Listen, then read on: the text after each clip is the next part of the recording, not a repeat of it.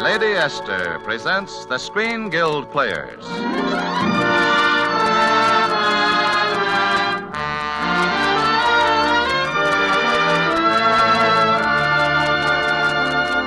The Screen Guild play tonight, George Washington Slept Here. The starring players... This is Jack Carson. And this is Carol Landis.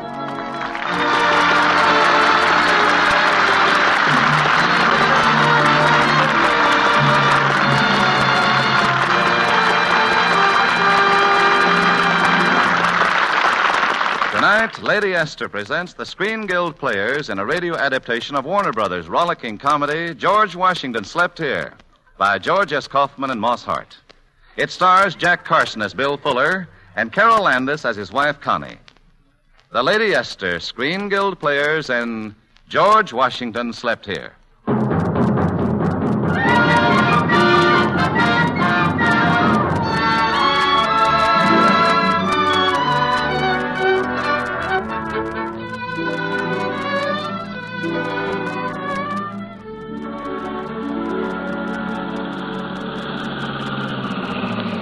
Here we are, Bill, miles from the city. Isn't it wonderful? No noise, no smoke. Well, I like this city. I even like smoke. Smoke makes a city seem so lived in. Ah, just smell that air. Smells like a damp dog. Oh, Bill, look, that's our new house. Our new house? Connie, are you telling me that moth-eaten, termite-ridden pile of rotten boards is our house? You mean without saying a word, you've taken our hard-earned money and bought that rabbit hutch? Oh, Bill. Connie, I think you've lost your mind. Ah, Bill, you're going to love this. It's hundreds of years old. Think of it, darling. George Washington actually slept in this very house. Yeah? With all those cracks in the walls, it's a wonder the wind didn't blow him out of bed. Ah, and look at this living room. 200 years ago, it was full of colonial soldiers. If only these walls could talk. Well, I can, and I want to go back to town. Oh, hello, Mr. Kemper. This is my husband. Howdy. I've been showing him through the house. Be careful of them upstairs floors, ma'am. One of them caved in last month. Just up and gave away. Bill, Mr. Kemper is the caretaker. I see. Have you been here 200 years, too, Mr. Kemper? Let's see now. I came here in, no, it was, no. Yeah. No, I haven't. Come along, Bill. Upstairs is the bedroom George Washington slept in just before going to Yorktown. Can't you just buy me a book on American history and let me read it on West 27th Street? Right now I'm hot and thirsty. Oh, Bill, I believe you're really angry. Angry? I could spit from here to Mount Vernon. Look at this goat's nest. Looks like half the battles of the Revolution were fought down there in the living room. Just wait till you see this place a month from now. We're going to remodel the whole thing, and Mr. Kemper is going to superintend it. I'm thirsty. I want a drink of water. Oh, Mr. Kemper. Yes, Miss Fuller. Where's the water faucet? Mr. Fuller wants a drink. No faucets in the house, ma'am. Isn't there any water at all anywhere? Well, there's the brook. Well, who's going to drink brook water? Fished you right good on it. I can understand that. This is a great spot for suckers. Look, Mr. Kemper, couldn't we just dig a well and find water? Nothing to stop you doing that. Only takes 30 to 60 days. Oh, goody. I'll just put the drink off a month or two. I really wasn't thirsty anyhow. It's a fine thing. A guy's either got to be a fish and drink in the brook or a camel and never touch the stuff. I think... Oh, Bill, look. Shame on you. You fell right through the ceiling. Just up and gave away, didn't she? Are you hurt, Mr. Fuller? No, I loved it. George Washington slept here. I know now what drove him to Valley Forge. Firing line is less dangerous than this 7-room booby trap.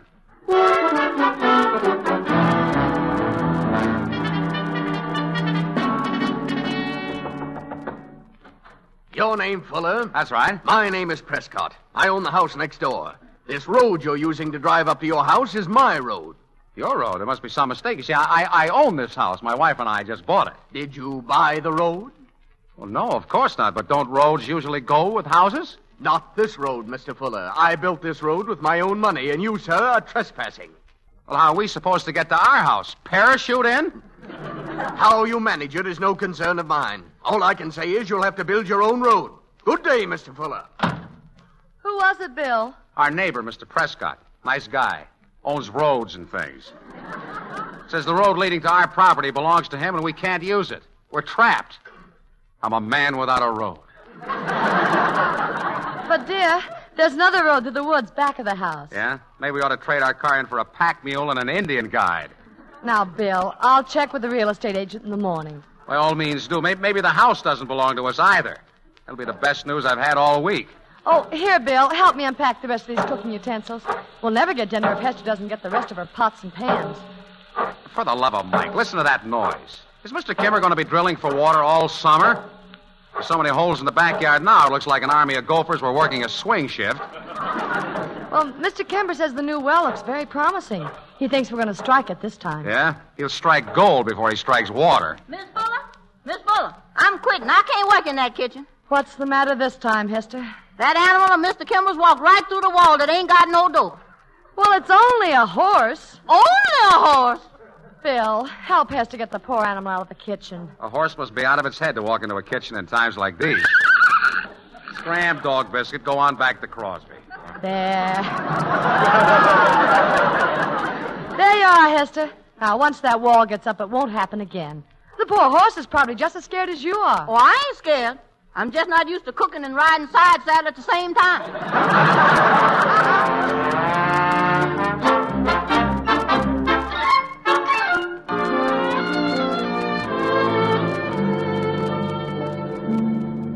Look, Connie, we've been in this country jail 30 days. No road, wall in the kitchen still out, floors that may turn into trapdoors any moment, and even the OPA couldn't put a ceiling on this house. But, Bill, it takes a little time to get everything all fixed up. Pardon me, Mrs. Fuller, but I ordered the gravel. Going to need another load, too. We figured $42, but the bill says around $135. Price of lime's gone up, too. Then there's the trees, you know. Trees? What do we have to do about the trees? Pay them for standing there?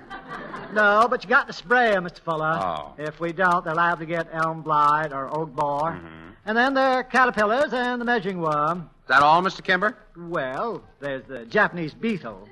Japanese... Does Mr. Prescott have Japanese beetles? No, just you. You mean all the way from Japan they came to pick on me? Was there anything else, Mr. Kemper? Well, we need a couple of truckloads of fertilizer. It's $45 a load now. 45... You know, when fertilizer costs more than sirloin steak, it makes you stop and think.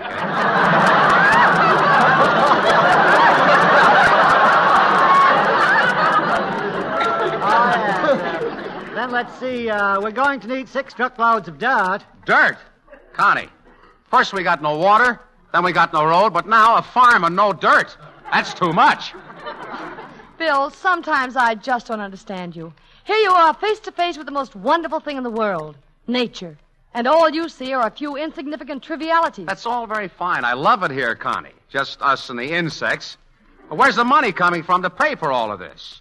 Look at this little note from the county. Extra assessment county poorhouse, $21.30. I suggest we pay that and move right in. Oh, Bill, at least you should feel better now that we have water. Just think, ever since early this morning, 40 gallons a minute. Mr. Fuller. Oh, hello, Mr. Prescott. What can I do for you? Mr. Fuller, you have just put a well down on my property. You're drawing my water. You know something, Mr. Prescott? I breathed some of your air today, too. Go on, sue me. Why, Mr. Prescott, See here, Prescott, we put no well down on your property. Don't tell me. Your property ends at the brook. Why don't you look at your deed first instead of having a man go out and dig wells wherever he wants to? You can't go around punching holes in other people's property. Well, even if the well is on your property, couldn't you, well, sort of allow us to use it? Mr. Fuller, this well you put down has tapped my spring. I just tried to fill my bathtub and nothing comes out of the faucets. Maybe it just runs on Saturday. There is no water anywhere in my house. You mean... Yes. Oh, No wonder we get 40 gallons to the minute. Well, Mr. Fuller, do you plug it up or do I have my men do it and send you the bill? I'll give you an hour to decide. Look, I'll pull the well out of the ground, saw it up, and stack it right in the middle of your road. Goodbye.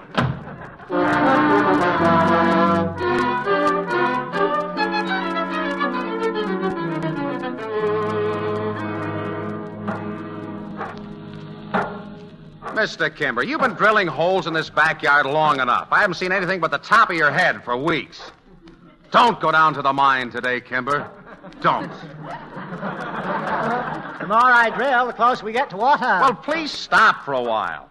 You're beginning to get that cave dweller look. Yes, sir. But you know, the water isn't looking for us. We're looking for the water. Mr. Prescott has probably drained all the water to stay away from this place. Just forget it.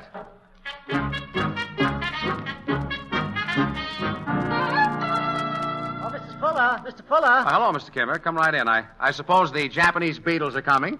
3 months too early for them. Oh. Afraid the new well is no good, Mrs. Fuller. Just struck a cemetery. A cemetery? Anybody we know? Well, you better keep trying, Mr. Kimber. We've got to have water. Look, Kimber. Yeah. Dig. Zoot, Mr. Fuller, zoot.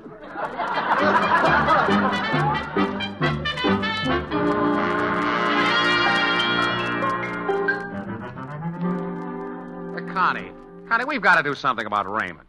I refuse to have that 12-year-old package of dynamite running around this house any longer. But, Bill, he's my nephew. Besides, Raymond's only been here 2 weeks, and after all, he's only a small boy. Couldn't you try to get to really know him better? Know him? He bit his initials in my leg, didn't he? He's not the type to know better. The only way you can know that brat is worse. But, Bill, it's just until my sister gets a divorce. That's the only thing that's holding it up now is the custody of Raymond. You mean neither one of his parents will take him? Hey, Aunt Connie, here comes that old flat-faced Mr. Prescott. The old jerk looks like he's got a push on. Oh. Mr. Fuller, this boy just threw a dead skunk in my swimming pool. I did not. It was alive. No. And this morning he put a sign, nudist camp, right in front of my gate. Oh, Raymond, if you don't behave, your Uncle Bill is going to have to do something about you. I know what I'd like to do, but it means the chair in this state. Why, I'd turn my dogs loose on you if you weren't leaving tomorrow. Leaving? But we're not going anywhere, Mr. Prescott. Oh, that's what you think. Mr. Fuller, it may interest you to know that your property is being foreclosed on Tuesday. Foreclosed? Exactly. I'm on the board of directors at the bank. At 12 o'clock Tuesday morning, Mr. Fuller, I'm buying your place. Connie, what does he mean? I don't know, Bill. We have the deed. You may have your deed, but you haven't got $5,000. Good day. Well, there was a letter from the bank, Bill, but I didn't want to bother you. Bother me? Just a letter of foreclosure, that's all. Oh. We seem to have paid for everything except the house. Oh, it's all my fault. What are we going to do? Sometimes if you write to Mrs. Roosevelt, the darndest things happen.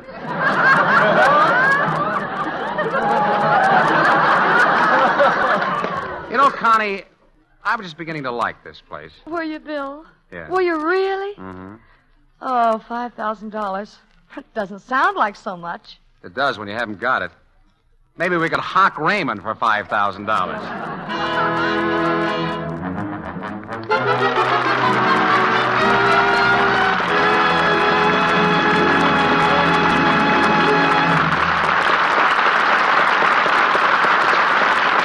So ends Act One of George Washington Slept Here, starring Carol Landis and Jack Carson. Before we hear Act Two, a word from our hostess, Lady Esther. I believe there's nothing that can do more to dramatize a woman's appearance than a fresh, lovely skin. For I've seen living proof of it so many times. I remember, for example, a rather plain, mousy little woman I met once at a dinner party. She had such a blemished, unattractive skin that it made her very self-conscious among people. And she begged me to help her, to tell her what to do. Well, I said, millions of women use my four-purpose face cream and seem to find it very helpful. You mean that's all I need, she said, just one cream? She seemed surprised, as though one cream couldn't possibly help her long-neglected skin. Well, I left the party soon after, never expecting to see her again. But I did see her just a few weeks later, and I could hardly believe my eyes. For she had taken my advice, had used Lady Esther face cream morning and night, and she had become positively radiant. Her skin looked so much smoother and fresher, that she seemed years younger than when I last saw her. And now that she was no longer self-conscious about her skin, she had acquired new poise, new confidence. It was reflected even in the way she walked and talked. Lady Esther Four-Purpose Face Cream had helped make her a very attractive woman indeed. So why don't you try Lady Esther Face Cream? It thoroughly cleans your skin, it softens your skin, it helps nature refine the pores, and it leaves a smooth, perfect base for powder. Millions of lovely women now use no other cream for their skin than Lady Esther Four-Purpose Face Cream.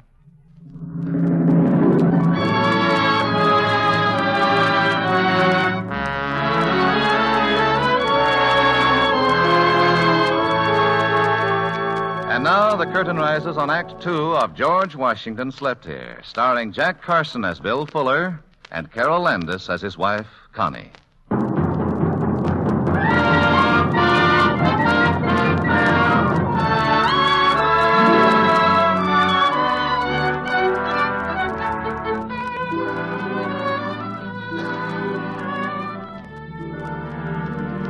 Oh, Mrs. Fuller, I forgot to give you this telegram. Only a telegram, Mr. Kimber? No locusts? No worms? No beetles? Oh, Bill, Ah, guess what? Uncle Stanley is coming. Uncle, when? Now, he must be on his way from the station. Of all the times. Oh, Bill, it'll only be for a couple of days. Oh, sure, just for the weekend. There isn't going to be any weekend, Connie. Don't you remember? We're leaving tomorrow.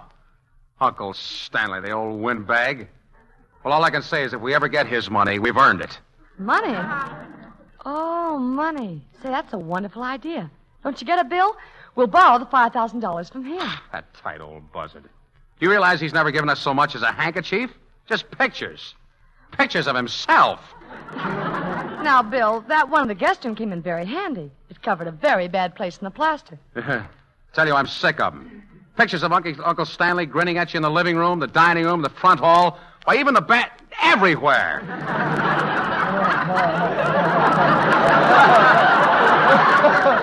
I'd like to find just one peaceful corner in this house where the old goat couldn't leer down at me. Hey, Bill, look out the window. Here he is now. It's Uncle Stanley. You old buzzard. Hello, children. Why, Uncle Stanley. Hello, you old buzzard. Welcome. Are we glad to see you? Constance, my dear. Hello there, Bill. Oh, Uncle Stanley, you look wonderful. Come in and sit down in this nice easy chair, Uncle Stanley. Make yourself comfortable. Thank you, Bill. Now let me see. Where's that little package I brought? Oh, yes, there it is. A little something for the house with my compliments. Oh, look, Bill. A picture of Uncle Stanley. Well, isn't that wonderful? Nice little place you have here, Constance. Yeah, George Washington actually slept here. You should have seen this place before we took it over. You wouldn't have believed anybody could have slept here. This place would have given Robinson Crusoe insomnia. Draw your chair closer to the fire, Uncle Stanley. Yes, here, let me get a cushion for your back, Uncle Stanley. Thank you. Are you sure you're comfortable, Uncle Stanley? Yes. Ah, swell. Well, by the way, Uncle Stanley, there was a fellow in our office, and he had an aunt that was going to leave him a whole lot of money, and this fella got into some trouble or other or something, and he finally had to go to this aunt and ask her if she'd give him some money. She was a darn fool if she did. Bill is trying to tell you something, Uncle Stanley. We're going to lose this house if we don't get $5,000 tomorrow. $5,000? Well, we wouldn't ask if we weren't desperate. You see, we both felt that if Connie could have just that much of her inheritance now, why... You see, Uncle Stanley, this house means so much to both of us. That's all very well, Constance, but people shouldn't go about buying things they can't afford to pay for. Surely, Uncle Stanley, a man of your means... That has nothing to do with it. I'm sorry, Uncle Stanley. It was my fault, not Bill's. But $5,000 can't mean very much to you, and it means an awfully lot to us. It's quite a shock to me, Constance. You're the first one in the family that's ever asked for money. As a lesson to you, I'm afraid I've got to say no. Uncle Stanley, I'm not going to let you say no. Please say yes, Uncle Stanley. Bill, Constance, I'm going to tell you something. I haven't got a plug nickel. Not a cent. What? I haven't got a cent. Went broke in 1929, clean broke. Oh, you're joking. No, I'm not.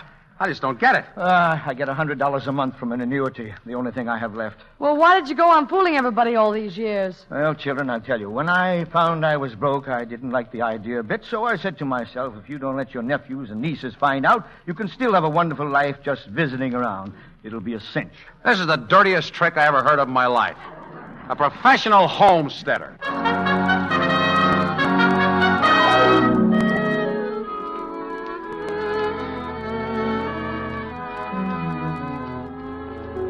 Oh, Bill, I'm going to miss this place terribly. Just little things. Walking upstairs to bed at night, putting around the place. Oh, I don't know, the whole feeling that it's yours, inside and out. Yes, sir, a little place in the country. Life, liberty, and the pursuit of the Japanese beetle.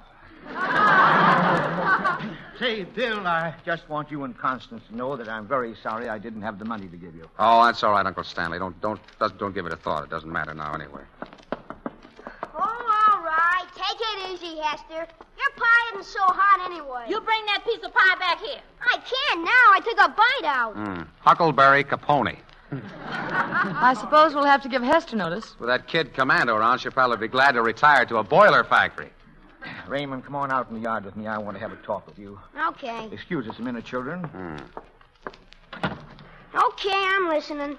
Well, you know that Aunt Connie and Uncle Bill are going to lose their house. Yeah, I heard about it. They aren't losing much when they lose that fire trap.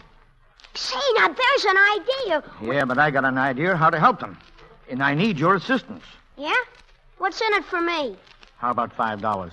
The fire'd be worth that. Make it 10 in cash.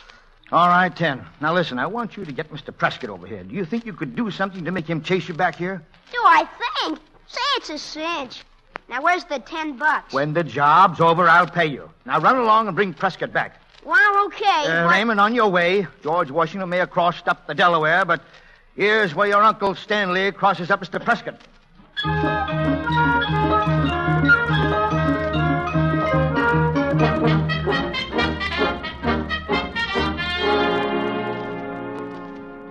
When you leave, where are you going to live, Mr. Fuller? Under a newspaper in Central Park. Look us up. Got a whole wheelbarrow of fertilizer out by the front door. What better do with it? Oh, just leave it there, Mr. Kemper. Maybe Mr. Prescott can take it home for his roses. Well, it's paid for. Seems just a shame not to... Help, he's just behind me. For heaven's sakes, who's just behind you? Mr. Fuller, I've stood all that I'm going to stand. That boy threw mud in my face. Why, Raymond. And all that fertilizer out there are paid for.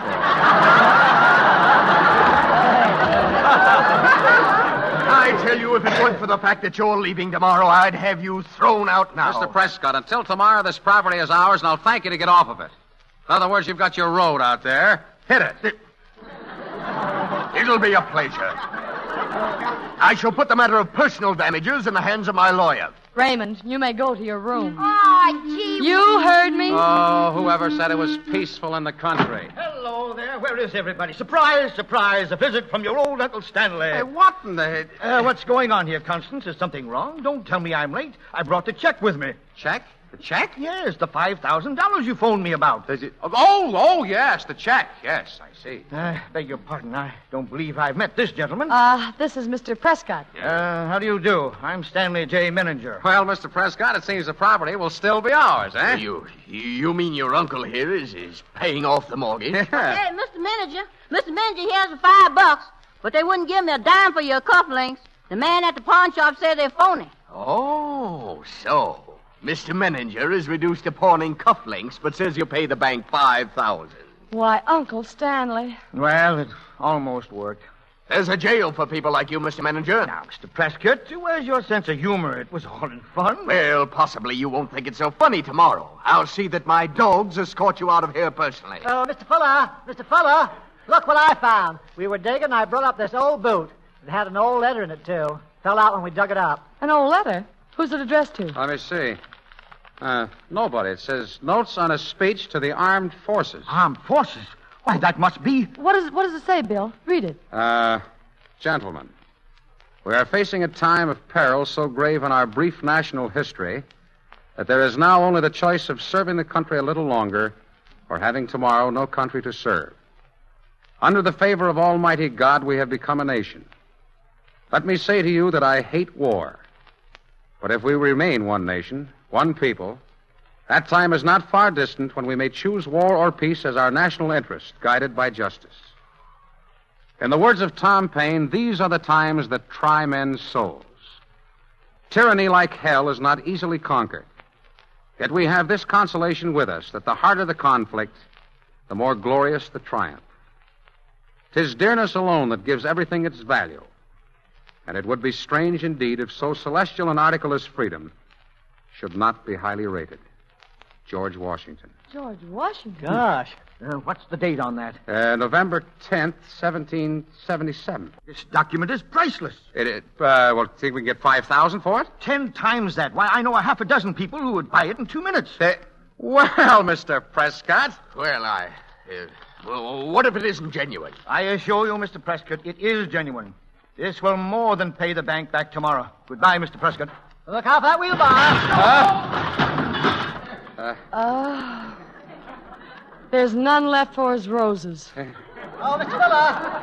Mr. Fuller. What? Close the door. They're here. Who's here? The Japanese beetles. Millions of them. Japanese beetles? Yeah, what'll we do with them, Mr. Fuller? Let General MacArthur take care of them. Come on, Connie. This is the end.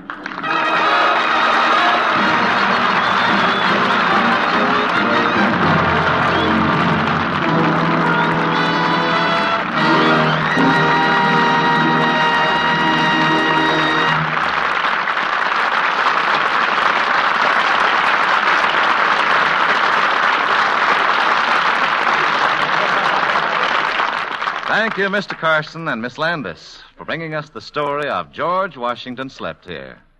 The Lady Esther Screen Guild players are indeed grateful that you could be our guests tonight. Thank you, Mr. Bradley. We're all aware of what fine work is being done by the Motion Picture Relief Fund and Clinic. And to know that the benefits from this program support that work makes our annual appearance with the Lady Esther Screen Guild players a real pleasure. We'll be back soon.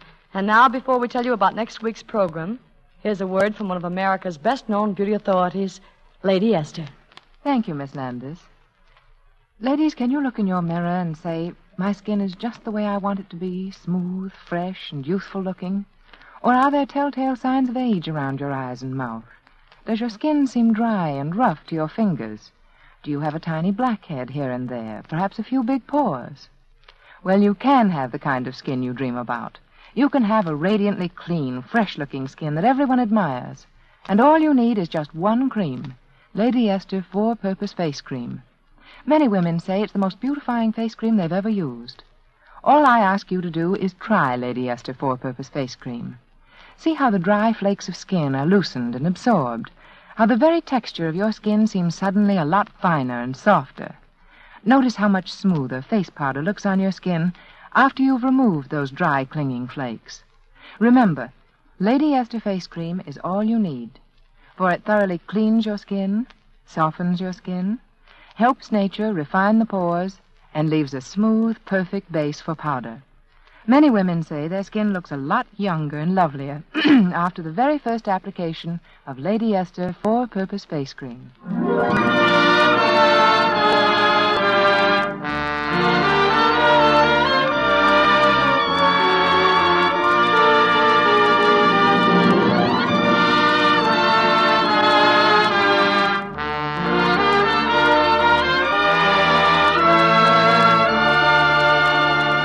Next week, the Lady Esther Screen Guild players will present Design for Scandal.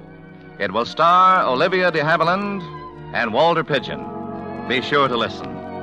Carol Landis is currently working in the 20th Century Fox production, Four Jills in a Jeep.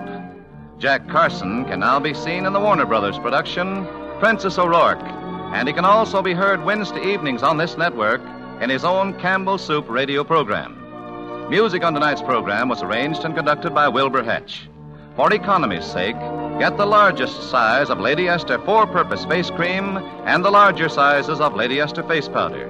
This is Truman Bradley speaking for Lady Esther, saying thank you and good night. This is the Columbia Broadcasting System.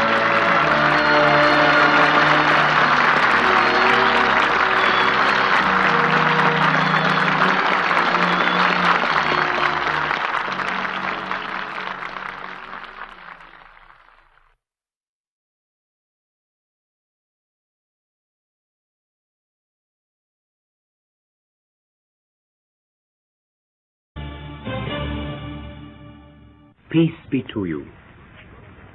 Now, there actually is such a thing in the world as authoritarianism. It is communism. What is the essence of authoritarianism? Well, I would say it was threefold. First, it subjects the mind to dogmas. 2, it makes fear the basis of obedience. 3, it destroys freedom of thought. Now, the church has none of these qualities. It could not have them. Because remember that our blessed Lord lived in the midst of authoritarianism. The people among whom he moved were under the power of the Romans. Furthermore, all of the Pharisees were authoritarian.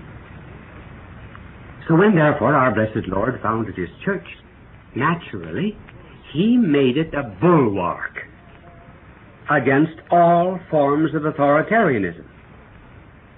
Notice how he even contrasted his church and what would be likened to communism. He said, "You know that among the Gentiles, those who bear rule, lord it over them, and great men vaunt their power over them. But with you, it must be otherwise. And whoever has a mind to be first among you must be your slave." Now, how did our Lord save us in his church from authoritarianism? We're going to contrast here the 3 characteristics of communism with 3 characteristics of the church. First, our blessed Lord established a church in which, 1, we do not obey a system, but a person. 2, in the church, the basis of our obedience is not fear, but love.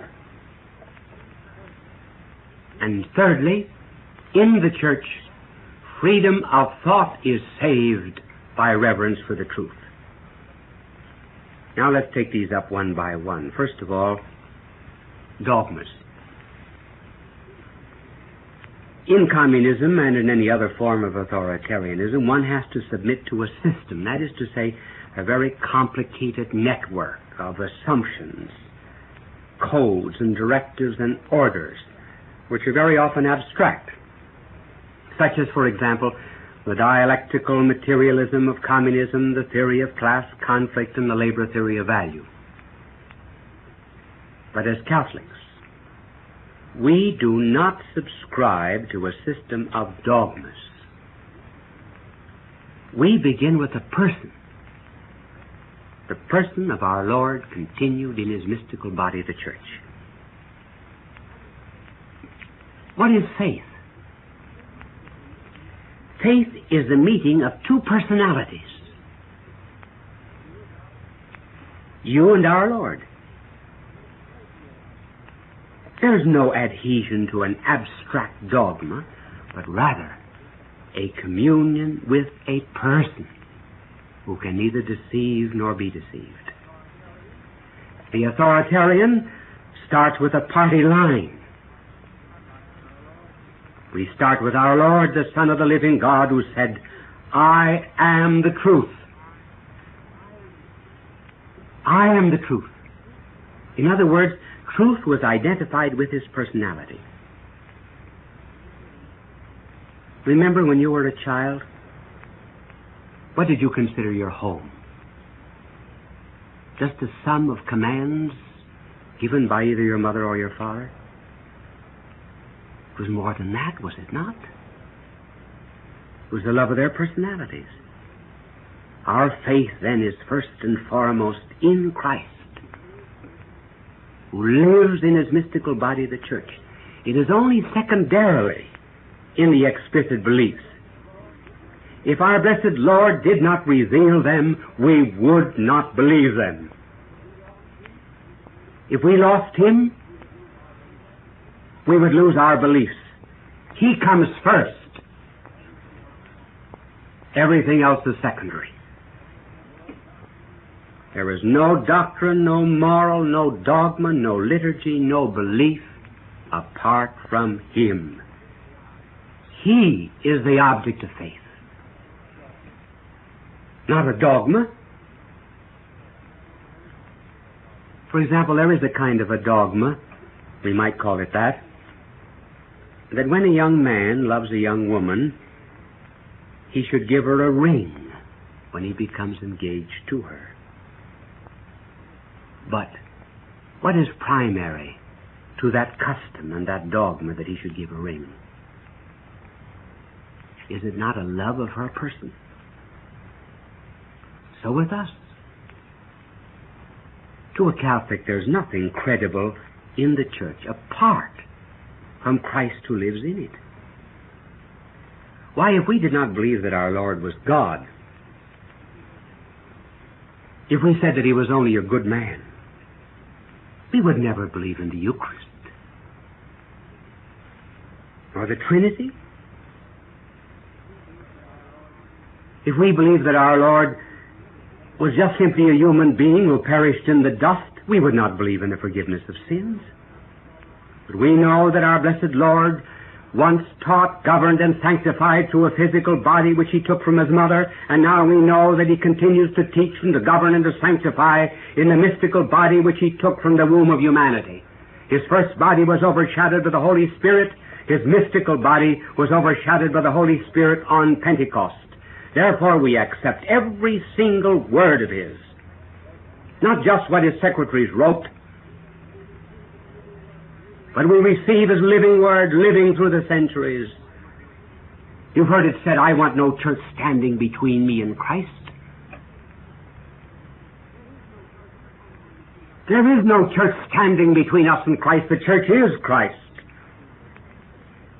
Why, he no more stands between... Or rather, the church no more stands between him and us, for example, than my body stands between me and my invisible mind. The church is what St. Augustine called the totus Christus, the whole Christ, and therefore is truth living through the ages. Oh, thank God for your faith. Your faith in the person of Christ, who is the eternal contemporary. Now that brings us to the other charge that is made, namely that if you belong to the church, you are subject to fear. It is true that in every single system of authoritarianism, fear is the basis of obedience. But because we start with the person of Christ, the basis of our obedience is not fear. It is love. You cannot love dialectical materialism, but you can love a person. And between our Lord and us, there's a bond of love. And these two are inseparable. That is why our Lord did not communicate to Peter the power of ruling and governing his church until St. Peter told our Lord 3 times that he loved him. The power to command in the church comes only from obedience to Christ. Therefore, the submission that we as Catholics make to the church is something like the submission that we make, well, to one of our most devoted friends. It's like the obedience of a son to a loving father. We do not feel any distance between our Lord and us. As a pupil becomes more and more attached to his teacher, the more he absorbs the truths of the teacher, so too we become more and more united to Christ, the more we love him, and also the more of his truth that we absorb. The more we know our Lord, the more we obey the truth manifested through his church, the less we fear. That is why Scripture says, perfect love casteth out fear. The more His truth is ours, the more we love Him. And when we fall away from the faith, God forbid, it is not like falling away from, the love of a book or a song or a trinket. It's falling from a friendship. It's falling from love. I really cannot imagine anything more cold and more enslaving, more paralyzing to human reason, more destructive of freedom than that thing to which millions of people are prostrating themselves every day, namely the terrible anonymous authority of they. They say they are wearing green this year. They say that Catholics adore Mary. They say that the hair will be worn shorter this year. They say that Freud is the thing. Who are they? Countless slaves and puppets are bowing down daily before that invisible, tyrannical myth of they. No wonder dictatorships arose to personalize that terrible slavery. These millions will not accept the authority of Christ who rose from the dead, who continues to live in the church. We know whom we obey. They do not know whom they are obeying. They cannot point to the persons or to the object behind that terrible anonymous they. But thank God we know. We obey our Lord in the church. And the very negative proof of the fact that it is love that binds us is in the thousands and thousands of letters that I have received in the course of years from persons who have fallen away from the church or who are outside of it because they entered into a second or a third invalid marriage. All of these letters express invariably a great unhappiness on the inside. A boredom, an ennui, a disgust, and an anxiety. Not because they have broken a law, but because they have broken a bond of friendship with the Sacred Heart. Their loneliness also bears witness to the truth that when there's no person to love, there's no certitude. There's only subjection. When there's a love of Christ,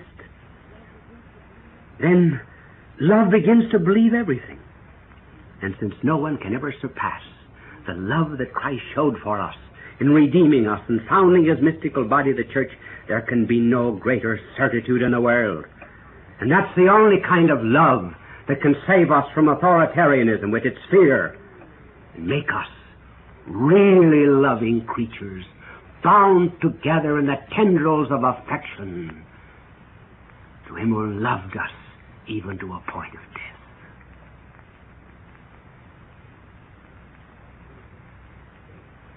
Now that brings us to the third point. It is sometimes said that the church destroys freedom of thought and almost annihilates reason. Actually, it is the contrary that is true. Authoritarianism destroys real freedom of thought. You see, you must always make a distinction between freedom from thought and freedom of thought. The devil has pretty much convinced the world that if you accept God's truth you are not free. In fact, if you accept any truth, you are destroying your reason. He is very much convinced, many souls in the world, that any limitation that is put upon a reason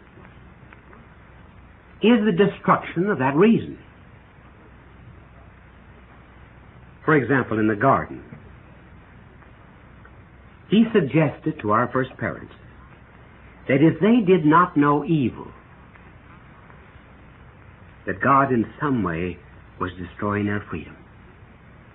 So he asked, why did God command you?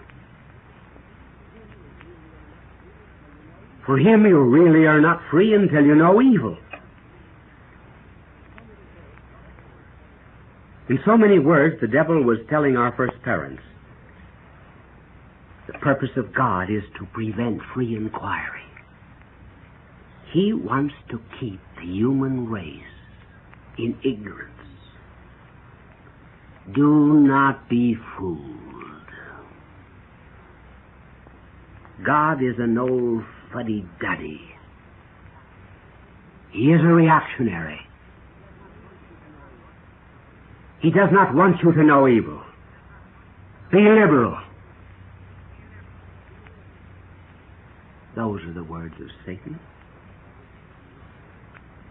So God is made to appear as the enemy of truth, in just the same way that a father who refuses to let his son, 5-year-old son, have a shotgun is said by the son to be denying freedom.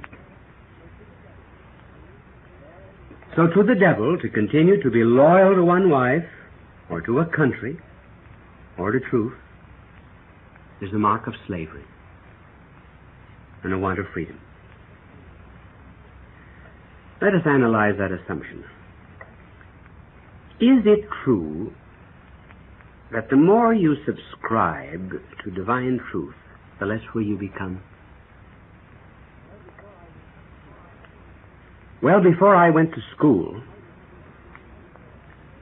I was free to believe, for example, that Shakespeare was born in 1224. But finally, I was told that Shakespeare was not born in 1224. That he was born in 1564. I'm saying that only from memory. I hope that I'm right. But at any rate, I was given an exact date. I found out that education in truth was really restricting my freedom to fall into error. Before I went to school, I also thought that H2O were really the initials of a spy. And then I fell into the hands of a reactionary teacher. He stopped all of my liberalism. Do you know what he told me H2O meant? He said it was the symbol for water. And thus, the more I studied, the less free I became to know error. What the world forgets, really, is that freedom is a word that is very much abused. We want to be free from something only for the sake of something. For example, I want to be free from communism in order to perfect my soul. I want to be free from hunger in order to develop the body that God gave me. I want also to be free from fear in order to be free for love. You notice that freedom from something is always a freedom for something.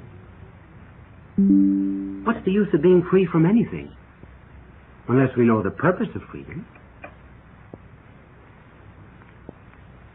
I heard once of a rich man who went up to a taxi driver, and he said to the taxi driver, "Are you free?" The taxi driver said, "Yes, I'm free." And the rich man left shouting, "Hurrah for freedom!" It was nonsense. Simply because the only reason of being free from something is to be free for something. Freedom, therefore, is not liberation from the truth. It is rather the acceptance of a truth. When are you really most free? When you know the truth about anything. For example, you are free to draw a triangle on condition that you give it 3 sides and not 33. You are free to draw a giraffe if you draw it with a long neck. If you do not obey the truth and the nature of a giraffe and you give it a short neck, well, you find that you're not free to draw a giraffe. You are free to drive your automobile in traffic on condition that you obey the traffic laws. You are free in the law. You are free in truth. You are free to pilot a plane on condition that you respect the law of gravitation. And you acknowledge the truth of aviation. Now, that's what our blessed Lord meant when he said, the truth will make you free. Now, our truth, therefore, in the church is a truth that has come down to us from Christ. And it is a truth that really is so very, very noble that when we begin to wander away from it, we lose our way. There's a tremendous satisfaction in having a map. And that is what the truth of Christ is like in the church. We may get off the road. We may get off it by sin. We may get off it by error. But as long as we got that map, we can get back on the road. There are indeed some people, once they get off the road, they tear up the map. That's a still greater tragedy. The church, too, really is very wise because it always teaches us both sides of a question. I taught philosophy in a university for 25 years, and I noticed that anyone and everyone who taught in the university always knew both sides of a question. For example, everyone in the Catholic university where I taught, everyone knew the opinions of the modern world in any given subject.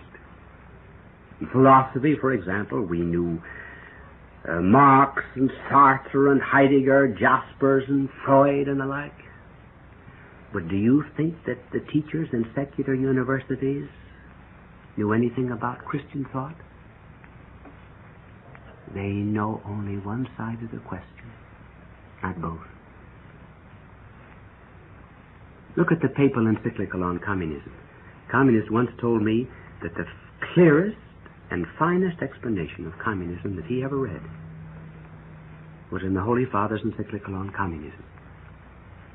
He gave both sides of the question. Look at that great work of philosophy and theology called the Summa Theologica of St. Thomas. Every single question that great mind teaches begins with a doubt and a difficulty. Then he answers it. We know both sides of the question. Those outside the church know only one side. And frequently, it's the wrong side. Our freedom, therefore, is not an independence of truth, but rather dependence in love. That's the joy of being a Catholic. Perhaps I can make it clear with this analogy. On an island in the sea, there were children. Around the island were great high walls. Inside of those walls on the island, children sang and danced and played. One day some men came in a rowboat to that island. They were reformers. And they said to the children, "Who put up those walls? Someone is restraining your freedom. Tear them down." and the children tore them down. Now, if you go back, you will find all of the children huddled together in the center of the island, afraid to play, afraid to sing, afraid to dance, afraid of falling into the sea. That is the church. The wall is truth. And as Christ in the church said, if the Son of Man makes you free, you are free indeed. God love you.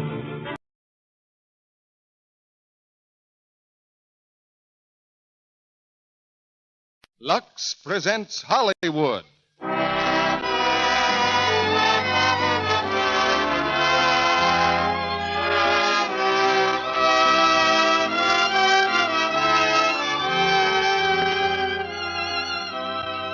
The Lux Radio Theater brings you Judy Garland, John Payne, and Adolphe Menjou in Morning Glory.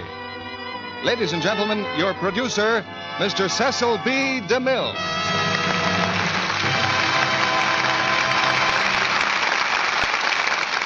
Greetings from Hollywood, ladies and gentlemen.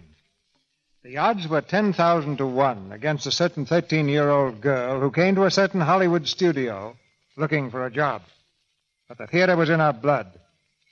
Her mother and father were vaudevillians. She herself had worked in a singing act with her sisters. And like every other trooper the world over, Judy Garland wanted to be a star. 7 years have passed, and the dreams of our little 10,000 to 1 shot have come true. Judy is a star. The latest evidence of that is the new Metro-Goldwyn-Mayer picture, For Me and My Gal. Because she's lived so much of tonight's story herself, we've cast her as one of the stars in Zoe Aiken's great drama of the footlights, the RKO motion picture, Morning Glory. And starring with her are 2 leading men, John Payne and Adolphe Menjou. Morning Glory is the saga of one stage-struck girl who had talent and a fighting heart. And because it's written in such warm and human terms, it becomes the story of all those girls who flocked to Broadway and Hollywood through the years. But with each girl, the story has a different ending. And here's another story that's developed an unusual twist. Some time ago, I told you about my adventures in washing my own woolen socks. Later, a newspaper cartoon gave a very graphic picture of the same activity. And consequently, my mail has been full of letters from men all over the country who turn out to be brothers under the skin. They use Lux Flakes, too. I thought at the time I took over the job that I was really some sort of domestic hero. But it appears that I have many companions at the wash tub, and all seem anxious to give advice to a fellow member of the club. Some insist that wire drying frames are the best. Others vote for wooden ones. I'm a wooden frame man myself. But the main point is, plenty of those suds that come only from Lux Flakes. And now the thrill that comes with the curtain going up as we present the first act of Morning Glory, starring Judy Garland as Eva Lovelace, John Payne as Joseph Sheridan, and Adolphe Menjou as Louis Easton. May I see him now, please? I've been waiting here for 3 years. I did have an appointment. Please, quiet. Mr. Easton can't see everybody. Come back at 3 o'clock. Quiet!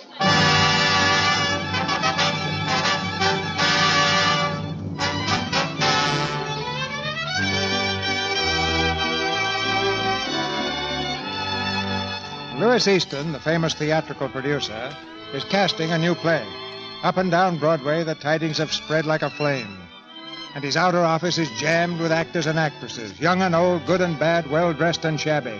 Among them, and obviously out of place, is Eva Lovelace. Eva is the product of a small college town and looks as though she might have won school honors in dramatics. She smiles brightly at the besieged secretary and speaks in her finest stage English. How do you do? My name is Eva Lovelace, and I'd like to see Mr. Easton, please. So would a lot of people. Did you get a call? Well, no, I didn't. You see, I've never met Mr. Easton. Oh, that's a shame, isn't it? What experience, please? Well, I haven't had any. That is not on Broadway. No experience? I see. Yes. That's why I'd like to meet Mr. Easton. Because if he's never seen me, then he doesn't know what I'm like. And that's rather important when you're casting to type, isn't it? Yes, rather. I'll put your name on the list. Thank you. Have a seat if you can find one. Thank you very much. I hear Rita Vernon's going to do the lead in this opus. That's a break. For her, Louis Easton. Well, she has a box office draw. Why, I don't know. What's the name of the play? Anyone know? Blue Skies. Joseph Sheridan wrote it. Look, there's Sheridan now. Quiet, please, quiet. There are only a few parts. Just a moment, please. Is Vivian Hall here? Yes, Mr. Sheridan. Will you wait, please, and Mr. Hedges? Right here, sir. Mr. Easton will see you in a moment, Hedges. Thank you. Now, we won't have time to see anyone else today. Sorry.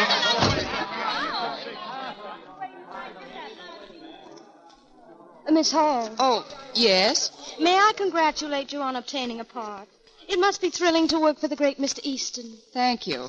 I don't believe I've met you. My name is Eva Lovelace. You've probably never heard of me because I'm just starting. If Mr. Easton takes me, this will be my New York debut. Oh, but I've acted ever since I was a child. Really? Oh, yes, just little theaters, of course. Amateur, but good. I suppose you've had a great deal of experience. Yes, I have. Aren't you cold in that suit? It's hardly warm enough for a day like this. Oh, well, I like to feel cold. It makes me feel strong. Oh, Miss Hall. Yes? You won't have to stay any longer. Come in tomorrow and we'll give you the part. Thank you. Mr. Hedges, do you mind waiting a few more minutes? Not at all. I'm used to waiting. Thanks. Mr. Hedges, did anyone ever tell you have an absolutely exquisite voice? Well, thank you, young lady. I could tell you were the real thing right off. I'm taken for English sometimes, too. That is, at home in Franklin, Vermont. May I sit beside you? Why, certainly. Thank you. Of course, I know your name is Hedges, but won't you tell me your full name? Because I want you to be my very first friend in New York. Well, it's Robert Harley Hedges. My, it's impressive. Mine's Eva Lovelace. And that's a nice name. It's partly made up and partly real. It was Ada Love. Love is my family name. I added the lace. You like it? A shorter name would be much more convenient on a sign. Still, Eva Lovelace in Camille, for instance, or Eva Lovelace in Romeo and Juliet. Sounds very distinguished, doesn't it? Oh, yes. You see, I don't want to keep my family's name because I shall probably have several scandals while I live, and I don't want to cause them any trouble until I'm famous. Then they won't mind. Yes, of course.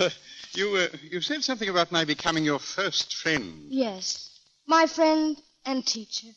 You speak so beautifully, and I know I speak so nondescriptly, but I wanted to ask you if you'll give me a lesson every day right off. Well... Oh, I want to pay. Not at once, because I have only enough money for a certain length of time. I've got to succeed before it's gone. But I had planned to go to the best teacher I could find and arrange to pay later. Of course, I should have to find someone who believed in me unequivocally. How? Unequivocally. Do you mean unequivocally? Yes, that's it. Merci, monsieur. You see, those are the things I've got to learn. Won't you give me a lesson every day and let me pay you later when I find a good part? But I live way uptown, and, well, my place isn't exactly a studio. Oh, that doesn't matter so long as it's quiet. And we can sit and smoke. Oh, I smoke, of course. Though in Franklin, it still isn't done in the best of families. Really? Oh, isn't that a picture of Ellen Terry up there on the wall? Yes, I played with her many years ago. Was she very lovely? Very. You've been in the theater a long time, haven't you? Did you know Sarah Bernhardt? Yes. She was the most wonderful of all, wasn't she? They were both wonderful. Bernhardt broke your heart. Ellen Terry mended it. I suppose I'll never be wonderful. Not wonderful like them. But I've got something wonderful in me, too. You'll see. You'll help me with all the great parts, won't you? Juliet, Lady Macbeth, Cleopatra. Someday my picture will be on that wall. Why not? You see that picture next to the door? Oh, yes, that's Rita Vernon. Rita Vernon. A few years ago, she was young and ambitious and unknown, like you. She made a hit in a small part, and now she's a star. She's in Mr. Easton's office now, isn't she? I heard someone say so. Oh, I'd love to meet her. I saw her once. She was so sweet. Yes, at times she's very sweet. She has a lovely disposition, very lovely indeed. You might as well know it and know it right now, Louis Easton. I'm sick of the whole thing. Sick of it, do you hear? I wouldn't care if I never played another part for you again. Rita, please. Stop throwing my vases around. Now sit down and calm yourself. You're giving me a headache. What do you suppose you give me? 3 trashy plays in the last 2 years, and now another one. Rita, that's not very complimentary to Mr. Sheridan. Oh, don't mind me. I'm just the author. Oh, I'm sorry. I didn't mean to offend you, Joseph. You have written me a couple of hits. Well, thanks. But I don't want light things anymore. I want drama, something I can get my teeth into. But Joseph wrote Blue Skies especially for you. I wouldn't know it from reading it. The man's part hogs the whole show. Oh, Lewis, why can't you get me something by what's his name? You know, the man who wrote the thing Catherine Cornell did last season. Molnar? Yes. Didn't you take an option on a play by him because Joseph was crazy about it? Yes, but then... Yes, he did. It'll be a great play when we find the right woman for the part, Rita. Right woman for the part. Why haven't you sent this play to me to read? Well, it isn't translated yet, Rita. I'm working on it now. That's right. I don't think you'll like it, Rita. I'll decide that for myself. What's the name of it? The Golden Bough. Now listen, Rita. I'll tell you what I'll do. I'll make you a proposition. You play Blue Skies for me. After that, you can pick your own play. Any play you like. All right. When can I see a script? Lewis, We'll send it to your department tomorrow, Rita. Tomorrow morning. But I tell you she won't like it. It's all wrong for her. Joseph, please. Rita isn't silly enough to play something she isn't right for. Are you, Rita? Certainly not. But I have an idea, Lewis, that I'll be just right for Golden Bough. Goodbye, darling. Goodbye, sweet. Lewis, are you crazy? Now, wait. Vernon can't play that part. It's sacrilege. I know, but I had to do something to get her to play Blue Skies. Well, you didn't have to ruin the Molnar piece. Quiet. Come in. Mr. Easton. Yes, what is it? Mr. Hedges, sir. He's been waiting quite a while. Oh, yes, send him in. Good morning, Mr. Easton. Hello there, Bob. Sorry to have kept you waiting. Quite all right. Have a seat. Now, the part's right up your street. You play... How do you do, Mr. Easton? I'm so happy to meet you. What? How did you get in here? Oh, this is Eva Lovelace, Mr. Easton. She was waiting outside, and we were talking, and... Well, I just made Mr. Hedges bring me in. I hope you don't mind, Mr. Easton, but if there's one person I've wanted to meet, it's you. I just reverence your work. Thank you. That's very kind. Miss Lovelace is, she's rather anxious to become an actress. Well, that's fine. Now, Bob, about the part. It's not long, but it's good. The father again? That's right. How about it? Delighted. Well, go and tell Seymour to make up a contract. Thanks very much, Mr. Easton. May I sit down here and wait, Mr. Easton? Wait for what? Well, until you're not busy so you can interview me. Well, I'm very busy right this minute. Oh, it's all right, Lewis. I'm all through now. Oh. Sit down, miss. Oh, thank you. What did you say your name was, Miss... Lovelace. Eva Lovelace. Do you like it? I could change it if you don't. No, it's all right. Oh, I'm glad. Have you been on the stage long, Miss Lovelace? Well, not on the regular stage, but I was in a lot of plays the Franklin Theater Guild gave at the Little Theater. The Little Theater? Yes, in Franklin, Vermont. You know the Franklin Players. Franklin Players. Oh, yes, of course. Franklin's where I lived until some time ago. The Franklin newspaper seemed quite sure I had a future. I play all sorts of parts. Hedda. You know Ibsen's Hedda, of course. The old woman in Riders to the Sea and Kitty and You Never Can Tell by Shaw. And then I play... Shaw? Oh, yes. Bernard Shaw, the one and only. You think Shaw's clever, Miss Lovelace? He's our greatest living dramatist. Is that so? Oh, yes. By the way, I had a charming letter from him the other day. I wrote him a letter and told him I was coming to New York and expected to be very famous and have a theater of my own so I could act his Cleopatra. I have his answer right here with me. It's never left me a moment since I received it. I even sleep with it under my pillow. Well, that's fine. Well, suppose you come back next week or so. Wait, Lewis. May I see the letter, Miss Lovelace? Of course.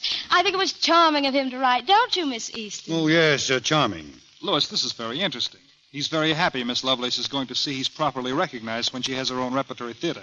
He hopes Miss Lovelace won't forget him. Oh, I won't. I've sworn it. There will always be a Shaw play in my repertoire as long as I remain in the theater. Of course, I expect to die at my zenith. My star shall never set. I've sworn that, too. And when the time comes when I feel I've done my best, I shall really die. By my own hand. Some night at the end of the play on the stage. The producer will love that, I'm sure. Miss Lovelace, I hope you'll excuse me, but I have a few appointments waiting. Of course, I know. And you don't think there's anything for me in your new production? Well, I'm afraid not. There aren't any young girl parts in this play. Well, perhaps an old woman then, or a middle-aged one. I can do both. There really isn't anything, Miss Lovelace. Oh, I'm sorry. Of course, money is no object with me. I'll play any part that appeals to me for $20. Oh, but I'll never, under any circumstances, play a part for which I do not feel a sincere congeniality. Well, that's very creditable. Now, Miss... No, money's nothing to me, absolutely nothing. I could have married for money if I'd wanted to. Edwin Talbot, the son of W.E. Talbot, one of the richest men in Franklin, wanted to marry me. You've heard of W.E. Talbot, the Chow Chow King. No, I don't believe I have. Funny. Why, Talbot's Chow Chow is famous, of course. Practically owns Franklin. But I think artists should be free. Free to live, free to love, free to... Miss Lovelace, please, Joseph, that appointment. We're late, very late. Sorry, Miss Lovelace. Well, I won't hold you any longer. Good day, Mr. Easton. Good day, good day. Just leave your number with my secretary. I will. And good day to you, Mr. Sheridan. Of course. I'll see you again, I hope.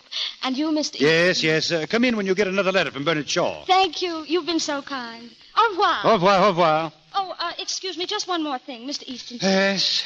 I've had voice training, too, singing, you know. I've never taken it very seriously because acting, straight dramatic acting, is my strong point. Yes, I'll keep that in mind. Thank you. Thank you. Au revoir. Au revoir, au revoir. Oh, Joseph, I wish you'd show a little more respect for my valuable time. What's the matter? But why encourage those people? I thought she was going to spend the day. You know, Louis, I think that kid's got something. Well, she's got nerve, if that's what you mean. Say, don't you think she might do the bit we had in the last act? What bit? The maid? Sure. Doesn't have to be acted. If she'll just get up there and speak, that's all we need. Why don't you let her try? Are you crazy? Why not? The girl's looking for a break. But she's a nut. She's wacky. Oh, no, she isn't. She's just trying to make an impression. Go on, give her the part. All right, I'll think it over.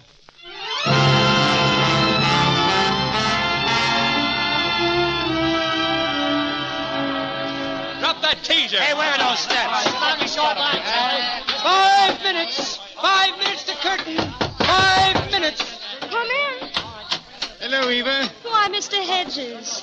Well, my dear, how do you feel on your first opening night? Nervous? Oh, dear, no. I feel as if at last I'm in my rightful sphere. Of course, I know I'm just a small cog in bringing a creation to life. I wouldn't say that, my dear. Oh, well, I only have 3 lines. That's true, but those 3 lines are very important to the plot. Yes. I realize the responsibility entrusted to me. And then I practically have the last line in the play, haven't I? Where I say to Miss Vernon, Mr. Frederick is calling long distance. Will you take it here, ma'am? Well, then there's only one more short speech, so it's really the finish of the play, isn't it? That's right. On stage, curtain. On stage, please. Well, here we go. Good luck, my dear. Good luck to you, Mr. Hedges, and thank you so much. Nonsense. What for? For helping an actress get started on her career. Let's hope it's a good long one, my dear. See you later. Yes, Mr. Hedges. Mr. Frederick is calling long distance. Will you take it here, ma'am? No. Mr. Frederick is calling long distance. Oh, Mr. Frederick is calling long distance. Mr. Frederick is calling long distance. Will you take it here, ma'am?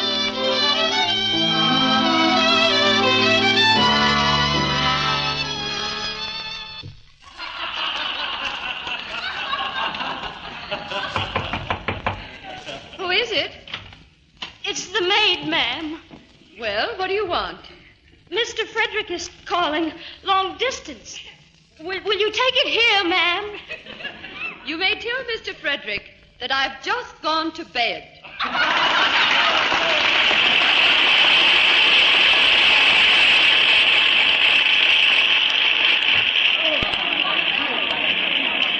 All right.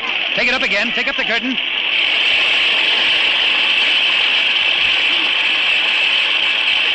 That's enough. Take it down. Well, Louis, it's over. It's over, all right.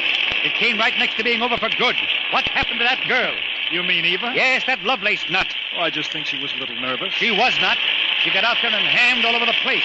Who does she think she is, Bernhardt? Louis, you'll have to do something about that maid. It was horrible. All right, Rita, all right. She simply ruined the tags. Miss Vernon, I'm terribly sorry, terribly. I don't know what happened to me. Don't speak to me. Oh, my nerves. Curtain call, Miss Vernon. Shut up. Louis, you've got to do something. Do you hear? Now, listen, Rita, I tell you I'll do... Don't tell me. Do it. Oh, Mr. Easton, I'm so sorry. When I got out there, I know it was bad, but the lights and the people... Yes, I know. I'm sorry, too. Don't worry, Eva. You'll be all right tomorrow night. No, she won't, I'm afraid. Oh, yes, I will, Mr. Easton. I'll work on it all day, and tomorrow night There won't be any tomorrow night, Miss Lovelace. Not for you. I have my star to think of. We'll have to replace you. Replace me, but Mr. Easton... Oh, Charlie, what happened to those boarders in the last scene? Fuse blew on Oh, it. Mr. Well, watch Easton. it tomorrow. Yes, sir, I will. Where's Jim Blaine? Oh, Mr. Easton. Tell him I want to see him, will you? Eva, don't cry. Here, wait, come here. No, please. Please don't say anything. Eva. Let her go, Joseph. There's nothing you can do about it. She's just an amateur, and not a very good one at that.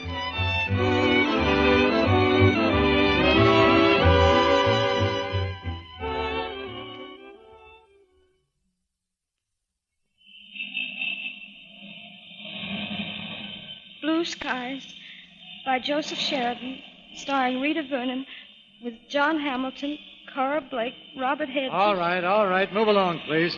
Oh, good evening, officer. Out kind of late, aren't you, miss? Yes, I was I was just standing in the lobby looking at the pictures. Well, suppose you stand somewhere else off my beat. I wouldn't want to run you in, miss. Oh, well, it's all right, really. You see there on the sign? That's my name at the bottom there. I'm Eva Lovelace. Oh, are you? Yes. You see, I'm an actress.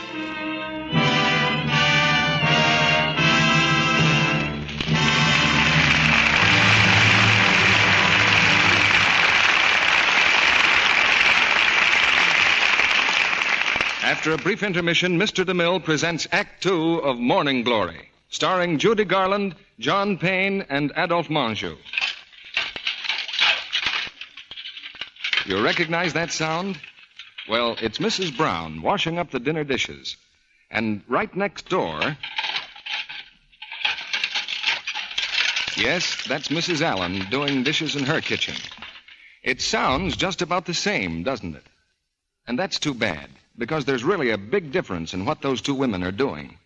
You see, one of them is using Lux Flakes for her dishes, and the other one is using, well, any one of a number of strong dishwashing soaps. One look at those two pair of hands tells the story. The Lux hands are soft and smooth. The others are rough and red and unattractive, typical dishpan hands. Yet those soft, smooth Lux hands do just as much dishwashing as the rough, unattractive ones. It's the soap that makes the difference. And changing soaps, changing from strong suds to gentle Lux Flakes, can change those rough red hands back to their natural loveliness. That has been proved by actual tests. It's worth a lot to any woman to have hands she's proud of. But do you know how little it costs to change from strong soaps to gentle Lux? You can do it for less than a penny a day. Get the thrifty big box of Lux Flakes first thing tomorrow and use it for your dishes every day. After Act Two, we've got a special bargain for all flower lovers. Have a pencil and paper ready. You'll want to make a note of this.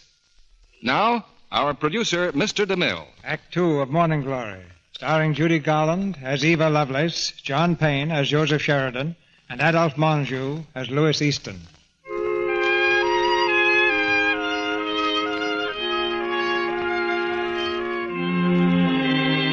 6 months have passed since Eva Lovelace failed in her Broadway debut.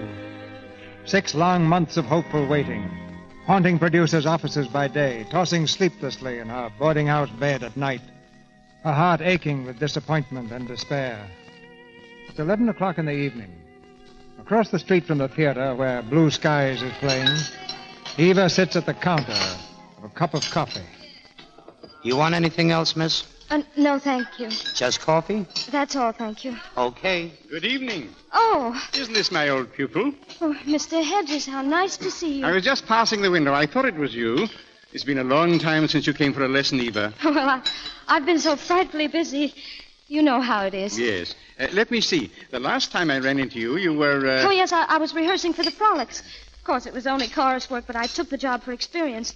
One needs all sorts of experience, and besides, there was a lull in the drama. Yes. Are you working now? Well, no, not at the moment, anyhow. Here's your check, miss. Here, I'll take that. Oh, no, you mustn't. How much is it, please? 5 cents. 5 cents? Is that all? Yes, I had coffee.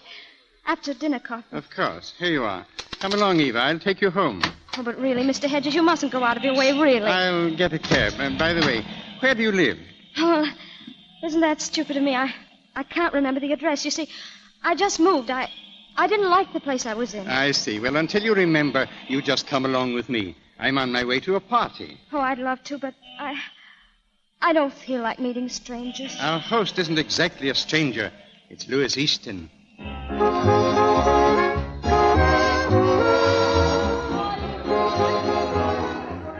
Are you sure you won't have any supper? Not just now, please. Perhaps later, Mr. Sheridan. All right. You know, it's nice seeing you again. You sort of dropped out of things, didn't you? I've often wondered about you. Well, I've been rather busy. Isn't this a delightful room, Mr. Sheridan? I like that etching. It looks like a whistler. Why, yes, it is. And that's a lovely pen and ink of Mr. Easton. He's very attractive, isn't he? Yes, very. I've thought of him often. I was sorry on his account I wasn't good in that part. Well, it's always rather hard getting started. Eva, my dear, I brought you some food. Oh, thank you, Mr. Hedges, but who cares about prosaic things like food? Oh, no, don't take it away. There you are, my dear. Looks awfully nice. Here, I'm taking care of this little lady. Am I right, little lady? Go away, Charlie. Go away. No. I discovered this little lady when she first came in. Here, little lady, champagne. Oh, another? Do you think I should? Sure, go on. I've never had champagne until tonight. Go on, drink up. Oh, it tickles, doesn't it? Tickles? She says it tickles. Hey, Charlie, beat it. Go on, Here, will my you? boy, you come along with me. We'll have a bite to eat. Tickles. She says it tickles. What were we talking about? I don't know. How long is Blue Skies going to run? Oh, about another month. Then we're going to take it on tour. And after that? Well, after that, Rita Vernon is going to play the Molnar part. Golden Bough? Oh, she could never do justice to that part. Well, what makes you so sure of that? Because she couldn't. Don't you see? She just couldn't. I know. I read the play. Well, of course, it hasn't been translated yet. Well, I read it in the original. Oh, sorry. Do you mind, please? Some more champagne. More? Well, don't you think I ought to? Well, that depends, I'd say, on what time you had dinner. What about lunch? Oh, lunch helps, too. Oh, look, there's Mr. Easton. Do you suppose he'd mind if I went over and spoke to him? No, I don't think so. Mr. Easton. Oh, Mr. Easton. Yes? Mr. Easton, do you mind if I sit here beside you? Not at all, Miss Lovelace. Thank you, Mr. Easton. I've got something to tell you. Mr. Easton, I shouldn't be surprised if I am a great actress. Oh, you think so? I shouldn't be surprised. Either I'm a rotten actress or I'm a great actress. I'm not just a pretty good actress. Sometimes I think I'm very, very bad. No good at all. But tonight I think I'm wrong when I think that. I feel wonderful, Mr. Easton. Not afraid anymore. Well, I'm glad of that. You see, I wasn't afraid, not for a long time. When I lost that part, I thought it must be because I was a genius. And geniuses always have a hard time. Then I began to get afraid. Maybe I'm crazy, I got thinking. Maybe I'm not a genius. And then I said it's better not to think. In this world where but to think is to be full of sorrow, it's better not to think because I'm almost thoroughly convinced I'm a genius again. Miss Lovelace, don't you think you'd better have some supper? No, please, listen, I want to tell you. I love your party, Mr. Easton. I love New York, except that Broadway is too commercial. But isn't New York a beautiful city? I love it. I love to walk and walk and look and look. In Franklin, if you walk very far, you're out on a country road with nothing but cornfields everywhere. Still, there's something about it, about those cornfields, that gives you a feeling of being great and lonely. I feel it now right here in my heart. I tell you, I know. I know I'm a great actress. I'm the greatest young actress living. And I'm going to go on getting greater and greater. Miss Lovelace, you're making a fool of yourself. A fool? That shows how much you know. You're talking to the greatest actress in the world, and I'm going to prove it. Listen to this. Listen. To be or not to be, that is the question. Whether 'tis nobler in the mind to suffer the slings and arrows of outrageous fortune. Eva, come outside, please. What are they laughing at? Hamlet's not a comedy, it's a tragedy. Keep quiet, do you hear? Eva. If you think that's so funny, maybe you think Romeo and Juliet's funny, too. Give me that shawl from the piano and everybody sit still. You're going to hear some acting. Now listen. Oh, Romeo, Romeo, wherefore art thou, Romeo? Deny thy father and refuse thy name. Or if thou wilt not, be but my sworn love, and I'll no longer be a Capulet. 'Tis but thy name that is my enemy. Oh, be some other name. What's in a name? That which we call a rose by any other name would smell as sweet. So Romeo would, were he not Romeo called, retain that dear perfection which he owes without that title. Romeo, doff thy name, and for that name, which is no part of thee, take all myself. Hey, the girl, all right. Child, What's the matter? Eva, what is it? it's my head. I feel so funny. I feel as if I'm going to... Hey, what happened? She's fainting. Get some water, somebody. Water, here. Well, that's one way of getting attention. Come on, Joseph, give me a hand. We'll carry her into the library. Put her down over here, that's it. She'll be all right. I'll have the maid come in and look after her. Come on. Poor kid, she probably hasn't had a square meal in a month. Or perhaps she's had just too much champagne. That time sometimes happens to people.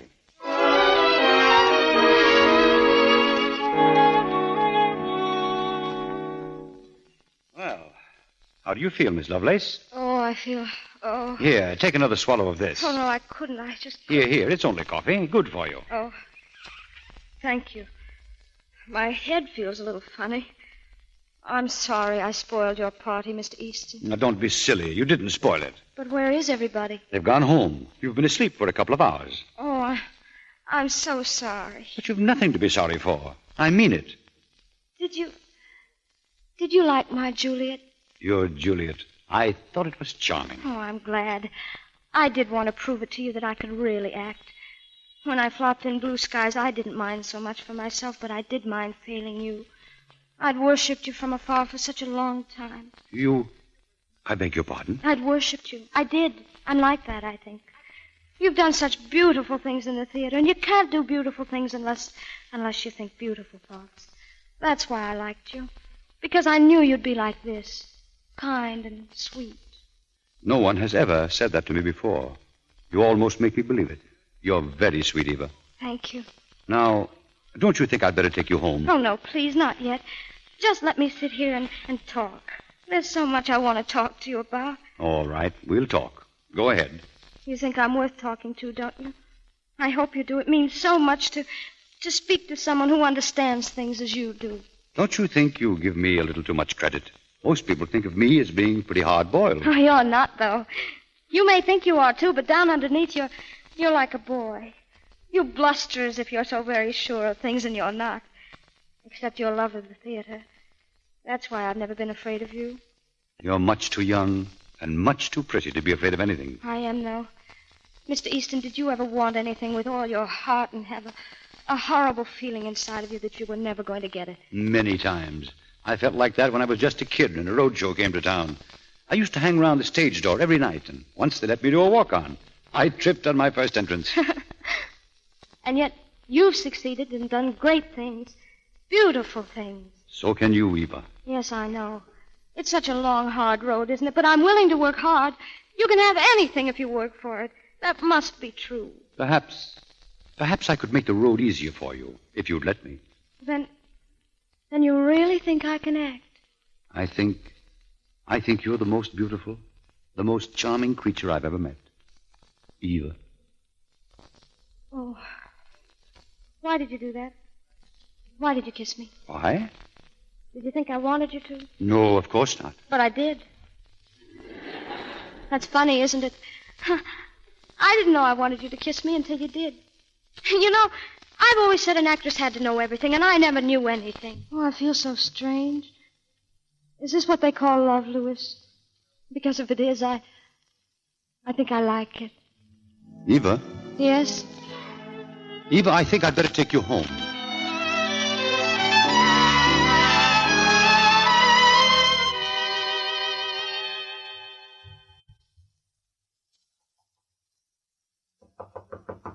Come in. Good morning, sir. Good morning, Harvey. Mr. Sheridan is here, sir. Oh. Come in, Joseph. Hello, Louis. How are you? Sit down. I'm sorry I had to get you over here so early, but I need your help. Well? I got myself a little involved last night. What, again? Yes, I don't know just how to handle the situation. You can get yourself into more jams, Louis. What happened? Nothing, really. Absolutely nothing. Just the same, I wondered if you'd see her for me and, tell her I've gone out of town or something. I'm very much embarrassed, Joseph. She's an awful little fool. Oh, she's undoubtedly that. She's got very romantic ideas. Not only about me, about the theater, too. I wish I'd never given her that part in the first place. I wouldn't be in this jam now. What part? What girl are you talking about? That girl, Eva. Eva Lovelace? Certainly. Who did you think I was talking about? Well, I didn't know. Well, the little fool thinks she's in love with me. Well, how about it, Joseph? I'd like you to see her for me. Sorry, I can't do it, Louis. Oh, come on. I don't feel that way about it. All you've got to do is to tell her that I'm out of town. Oh, that's very easy, isn't it?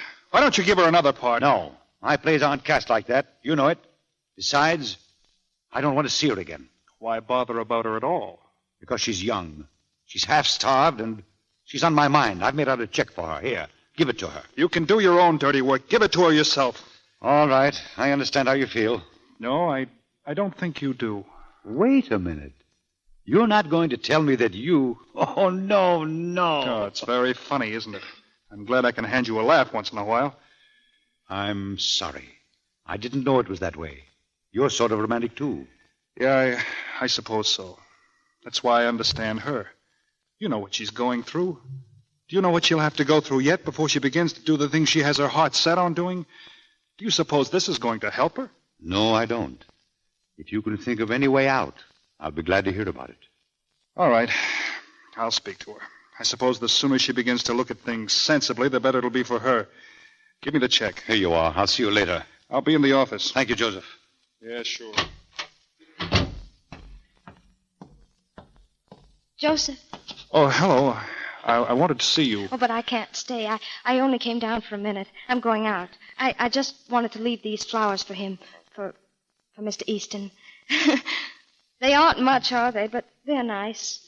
Tell him I brought them. Wait. You can wait a moment, can't you? Well, I want to go before I see him. Of course, it's only for a little while. It's just that there's so much in my heart, and I want to be by myself. You understand? Yes. I think I'll walk through the park alone, where I can plan a little. We'll do wonderful things together, Louis and I, and you'll help us, won't you? You know what it's like? It's like two rivers flowing through the same valley to the same sea, his life and mine. And now they're to flow together. Oh, I'll make him proud of me, Joseph, so proud. Eva, I want to tell you... It's strange how it's all happened. Yesterday I was alone and frightened, really a little frightened. And now... Of course, it isn't because his work is in the theater, or because he's important and can help me. Even if he'd never seen a theater and never wanted to see one, I think I'd feel very much the same. At least just now. I liked him the moment I saw him. You remember that day in the office? Years and years ago. And you've always been terribly kind to me, Joseph. Thank you so much. Goodbye. Joseph. Was that Eva? Joseph. What? Was that Eva out here? Oh, yes. What did you tell her? Where is she? Is she gone? Joseph. Oh, yes, she's gone. What do you care where she is?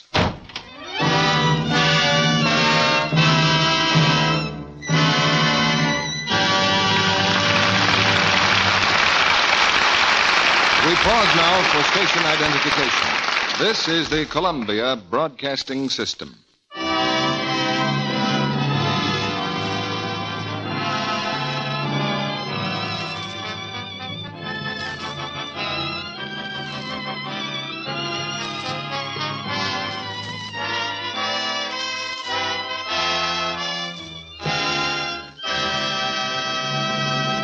Mr. DeMille and our stars Judy Garland, John Payne, and Adolphe Menjou will be back for Act 3 of Morning Glory in just a moment.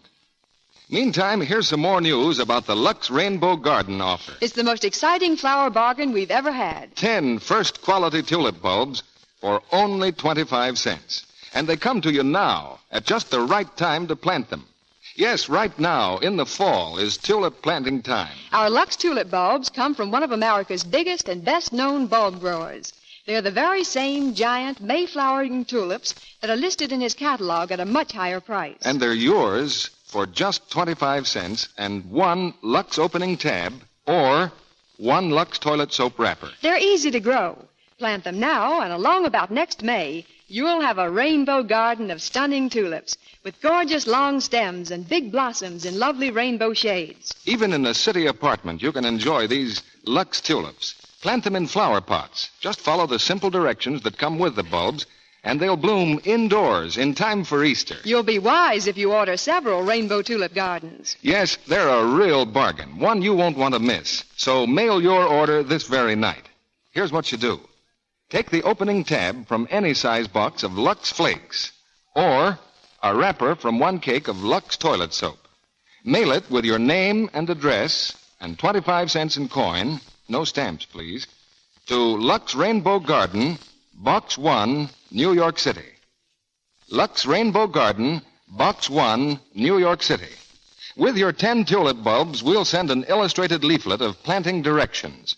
But please allow at least 2 weeks for them to reach you. And please be sure to include your own name and address. Order as many Lux Rainbow Gardens as you like, but be careful to send 25 cents in coin and either a Lux Flakes opening tab or a Lux toilet soap wrapper for each set of 10 bulbs you want. Your dealer has convenient order blanks. Remember, the address is Lux Rainbow Garden, Box 1, New York City. This offer is good only in the United States. Now, Mr. DeMille returns to the microphone. Curtain rises on the third act of Morning Glory, starring Judy Garland, John Payne, and Adolphe Monjou.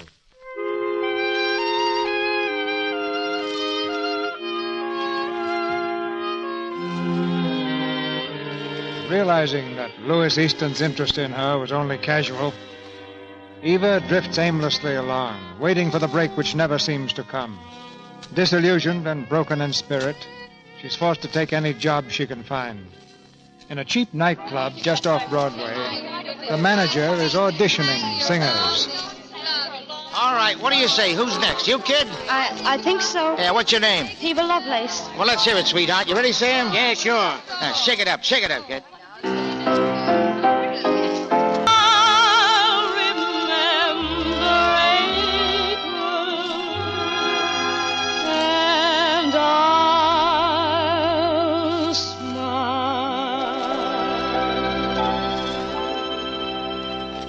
Okay, sweetheart, I'll let you know. Was it all right, Mr. Fine? Not bad at all. Is that the kind of stuff you do best? I think so. Well, I'll tell you the truth. I was looking for something a little harder. Oh.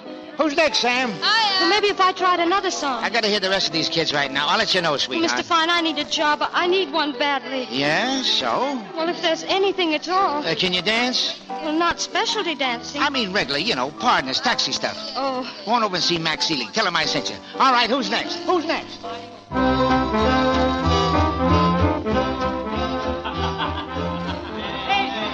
Hey, Eva, if that old Wilson shows up tonight, dancing with him, will you? Well, I thought I had to dance with anyone who asked me. Sure, but kind of make a play for him. I got a guy coming I'm kind of keen on. All right. Hiya, Dipples. Well, if it ain't the Fleet. Say, how about a light fantastic? This way, Fleet.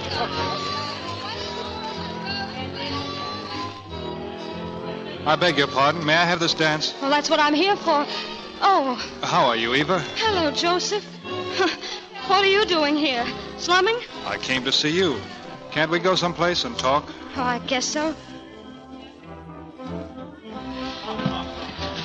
Sit down. Thank you. You'd better order something. That's part of my job, too. Waiter. Yeah. Scotch and soda, please. Right.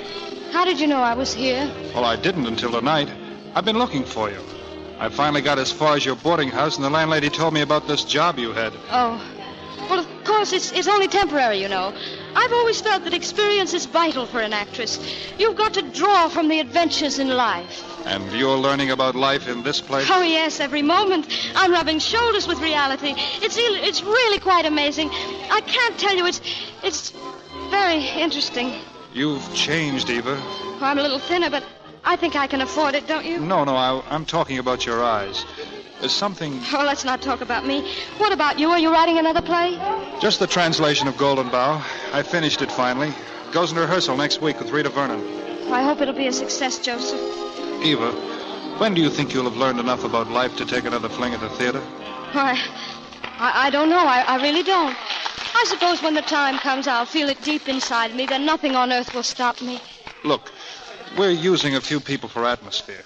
If you'd like to have something to do, I'll be glad to fix it for you. No, thanks. Oh, I know it isn't much, but it might be better than this. No. What do you say, Eva? Oh, well? It's no use, Joseph. It's no use. I just don't care anymore. But you will. You will, Eva.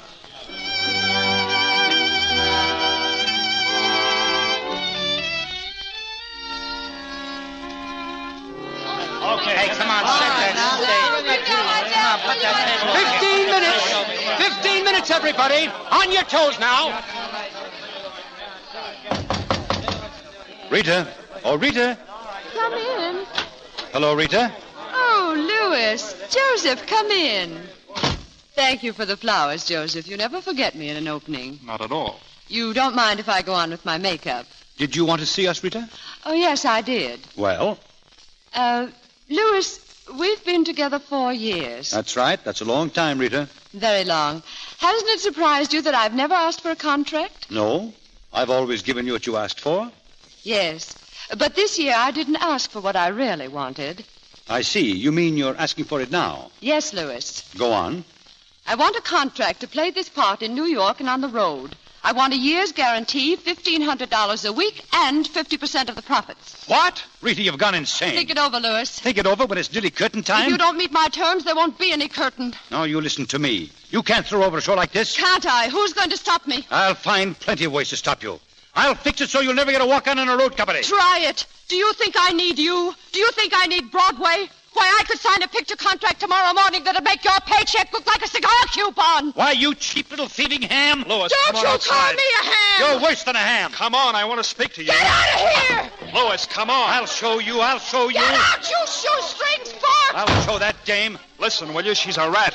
Did you bring me out here to tell me that? Don't give in to I wouldn't. I'd keep the theater dark before I do that. Oh, you would? Well, you're certainly generous with my bankroll. Listen, there's a girl right here in this theater I have a lot of faith in. Hedges and I have been coaching her as general understudy. She could play the Vernon part. You mean you'd trust her to open tonight? Anytime. Without a rehearsal? She doesn't need a rehearsal. She knows every line, every move, every gesture. She's letter perfect. Who is she? Eva Lovelace. Oh, for the love of... Go away. Go away. Now, look. I'm going back and talk to Vernon. But, Louis... She's got to be reasonable. She's got to. Rita, now listen. Get out! Get out! Very reasonable, very. I'd like to break her neck. Louis, if you'll only listen to me. Are you sure about Lovelace? I've told you. Seymour. Yeah? Get hold of that Lovelace girl. Get Ella to fit her in the Vernon costumes. Give her a dressing room herself and get me a script.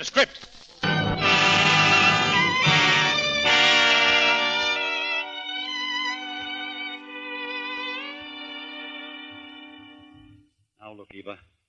We're risking an awful lot. You realize that. Yes. Joseph says you can do it. Can you? Louis. Let her tell me. Can you do this part, Eva? Yes. All right. Is that costume finished, Ella? Yes, sir. I'll have her second change ready when she comes off. Good. Mr. Easton. Coming. Hold the curtain a few more minutes. Yes, sir. Are you all set, Eva? Yes. We'll be waiting for you. Hurry. Oh, Joseph. Here. Let me see you. Joseph. You look beautiful. Wait, listen. I don't know whether I can go through with it. Eva? I told him I could, but I don't know. He'll be watching me every move. You've got to forget about him. I can't. I've never even spoken to him since that night, until he came in here. And it was just the same, but he's changed. Did you notice? He looks so pale and so tired. And I'm tired. I'm tired, too. It's just come over me how tired I am. Eva, listen. You've got to pull There yourself were times together. when I wanted to kill myself when I didn't see him or hear from him. Then I thought, I'll forget. I'll make up for everything by making myself a wonderful actress. You will be tonight. But suppose I'm not. Suppose I'm not wonderful. Then everything's gone. If I can't act, there's nothing else. I don't think I can act, Joseph. I don't think I can. Eva, look at me. This is the thing you've wanted and struggled for and suffered for. This is your dream coming true. Do you understand that? Everything you've done, everything that's happened to you has just been leading to this moment. The time you came into the office, the way you met Louis, the way you feel about him now. It's all part of it. Don't fail him. Don't fail yourself. Or me. You, Joseph? Curtain, are you ready, Miss Lovelace? Well, Eva? Yes. I'm ready.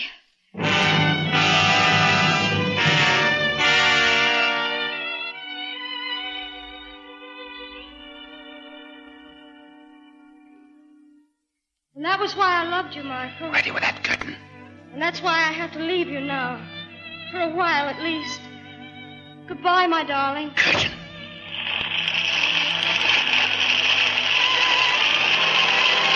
All right, take it up.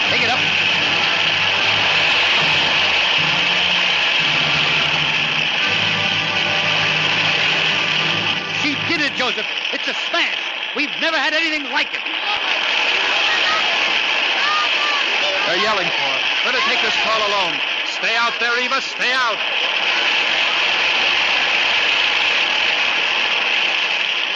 Oh, the girl's marvelous. Such a performance. She's better than Vernon ever hoped to be. Eva Lovelace, where's she been all this time?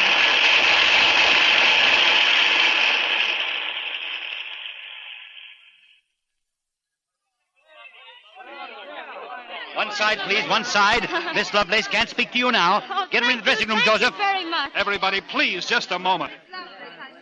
Why, that crowd would tear you to pieces. Eva, my dear, you are magnificent. Oh, Mr. Hedges, you taught me. The pupil is far, far better than the teacher. Miss Lovelace. Yes, Ella. May I congratulate you, Miss Lovelace? You were so beautiful, my dear, so lovely. Thank you, Ella. Shall I help you with your costume now? Oh, no, I want to wear it just a little while longer. Very well, my dear. Hedges, where's Joseph? Taking care of the press, I imagine. Shall I call him? Will you? Of course. Eva, I am at a loss for words. You were a revelation to me. Oh, I'm so happy, Louis. I can't tell you how it made me feel to think I'd never given you a chance before. Oh, but you did, remember? Yes, and I'm particularly ashamed to think I let you get lost the way you did. I should have taken better care of you. Oh, let's not talk about that, please. Well, I'm never going to let you get lost again. Never. Oh, Louis, I don't know whether to laugh or cry. We're going to do great things, you and I. A great play every year. Your name in lights. Why, it'll be the greatest partnership the theater has ever known. Partnership? Yes. Why, Eva, you're not going to pull a Rita Vernon on me so soon, are you? Oh, no, I just thought that... Oh, I'm such a fool, Louis. Such a silly, silly fool. I found him, Mr. Easton. He'll be in directly. Thank you. I think the press is waiting to see you too, Eva. Are they? They think you were quite wonderful, my dear. But I'm just beginning. I'm going to make you so much more proud of me, Mr. Hedges. I'm going to be so much more wonderful. My dear, so many people can be wonderful. Every year we see them, these young people who come to New York with the idea of conquering the world. It's amazing how many of them succeed, too, and then fail. Youth comes to the front.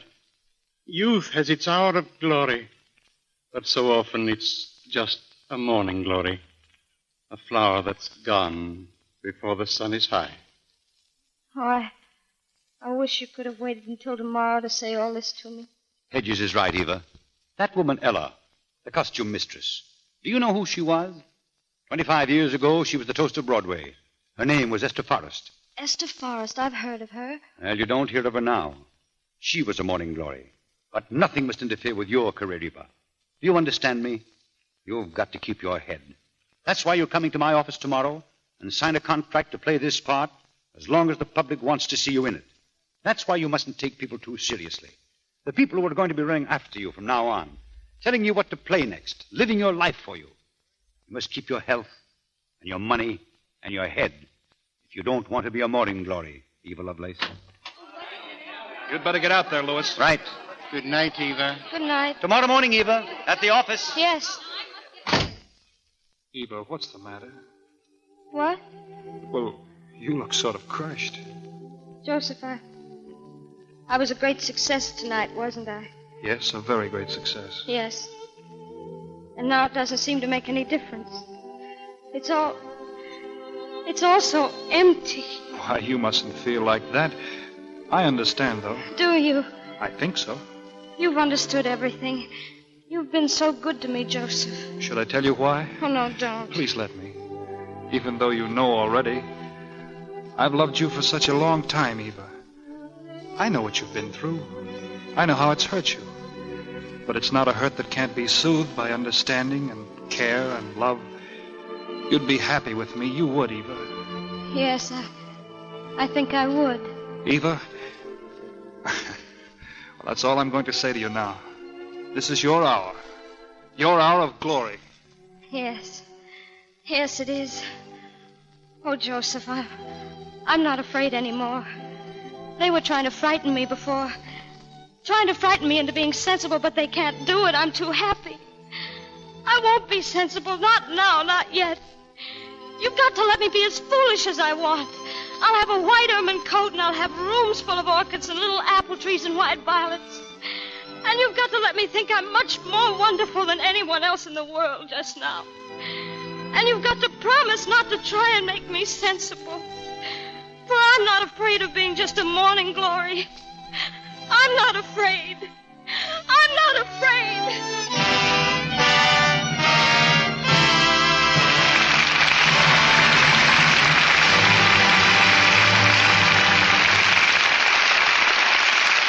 just a moment, our stars will return to the microphone for a curtain call. Now, here's an interesting thing I read the other day. A soldier needs 5 to 20 times as much clothing as one of his fellow Americans in civilian life.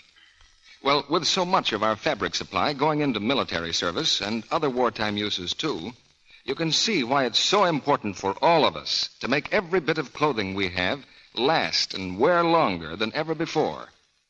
And that's why so many women today are giving their washables Lux Care.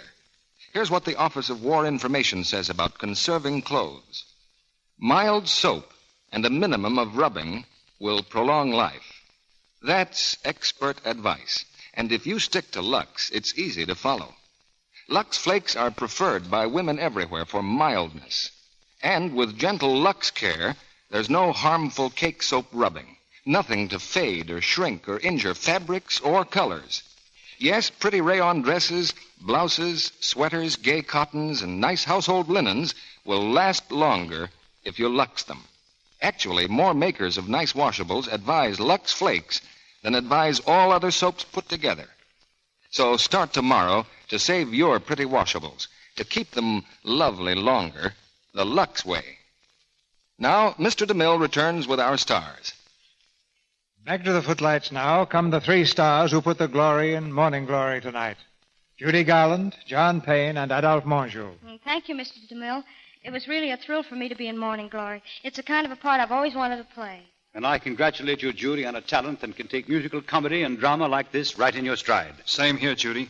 You know, CB, I personally don't see how Hollywood could ever get along without Adolphe Monjou to play the theatrical producer parts. It's practically a tradition now. Well, it's all right with me as long as I don't have to produce anything. That's a job I leave to CB. At last, a man who appreciates us. I'll give you an epitaph, Adolphe. Here lies the only actor who liked producers. That's pretty ungrateful, Adolphe. You sympathize with him, and the first thing he wants to do is to write your epitaph. Get me out of this, Judy. Sure. How about next week's play? What's it going to be? Judy, it's something to make everybody forget their troubles. Because next week, our play is My Favorite Blonde. And the stars are Bob Hope and Ann Sothern.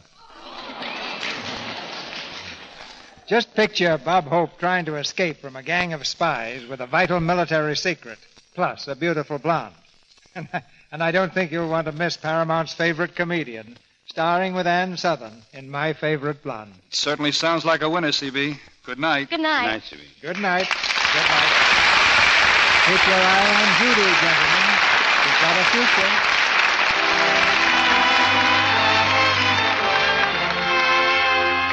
Our sponsors, the makers of Lux Flakes, join me in inviting you to be with us again next Monday night when the Lux Radio Theater presents Bob Hope and Ann Sothern in My Favorite Blonde. This is Cecil B. DeMille saying good night to you from Hollywood.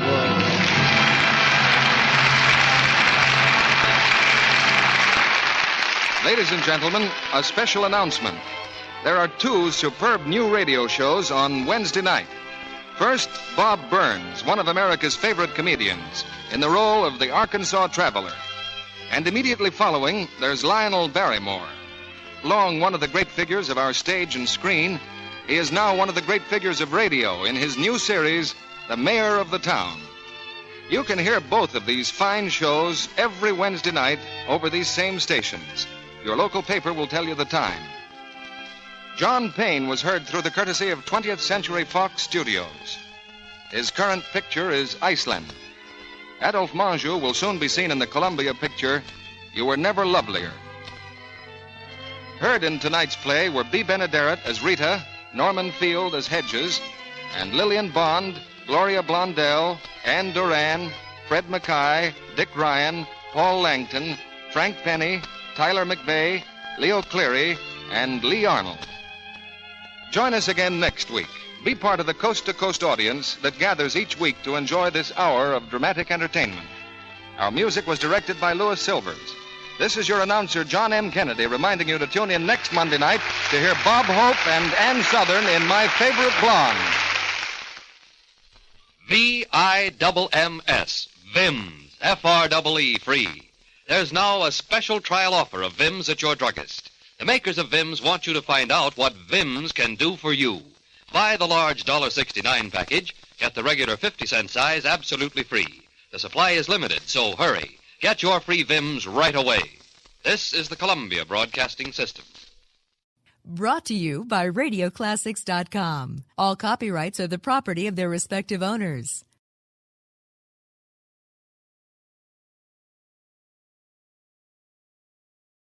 I present Monsignor Sheen. Friends, last Sunday we spoke of the first of the three philosophies of life involved in this war, the totalitarian. Today and next Sunday, we speak of the second, the secularist and materialist culture of the Western world. By the secularist ideology, we mean the attempt to preserve human and democratic values on a non-moral and non-religious foundation. The condemnation of secularism of the Western world is not a condemnation of the Western world. There is the same distinction to be made between the two as between a ship and its barnacles. The ship in its passage through the seas picks up barnacles which impede its free progress through the waters. Every now and then, that ship must be brought into dry dock to have the barnacles scraped away. The ship is good. The barnacles are bad. Now, Western civilization, or what we call democracy, may be likened to a ship. America, in particular, is a good ship. It carries the precious cargo of belief in inalienable rights and liberties. This ship of America is good. It carries the burden of the four freedoms of which our president spoke. Freedom of speech, freedom of religion, freedom from want, and freedom from fear. This ship of America is good. And it is freighted down with the cargo of the right of sanctuary.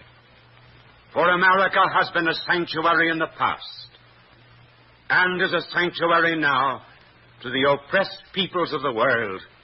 There's no other land on the face of God's earth has been a sanctuary. This ship of America is good, and it is freighted down with the precious cargo of all those fine and noble things which make you and me proud to call ourselves Americans. But in the course of sailing, this ship has acquired some barnacles. And these barnacles or superstitions, of which I shall speak, constitute what we call the passive or soft barbarism from within. And they are a danger to Western civilization, not quite as open as totalitarianism, but just as insidious. Today we shall describe three of these barnacles.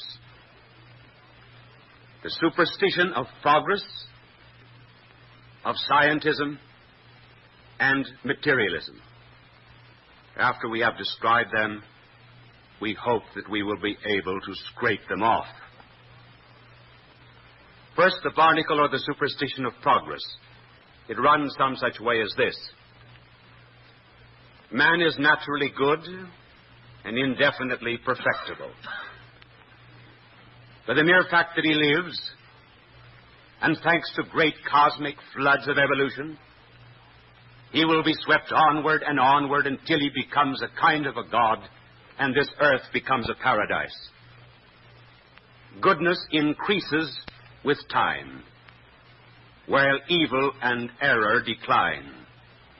Progress is automatic. Such is the superstition of progress. Now, why is it wrong? It is wrong because it confuses mechanical advancement with moral betterment. Progress in things is not necessarily progress in persons.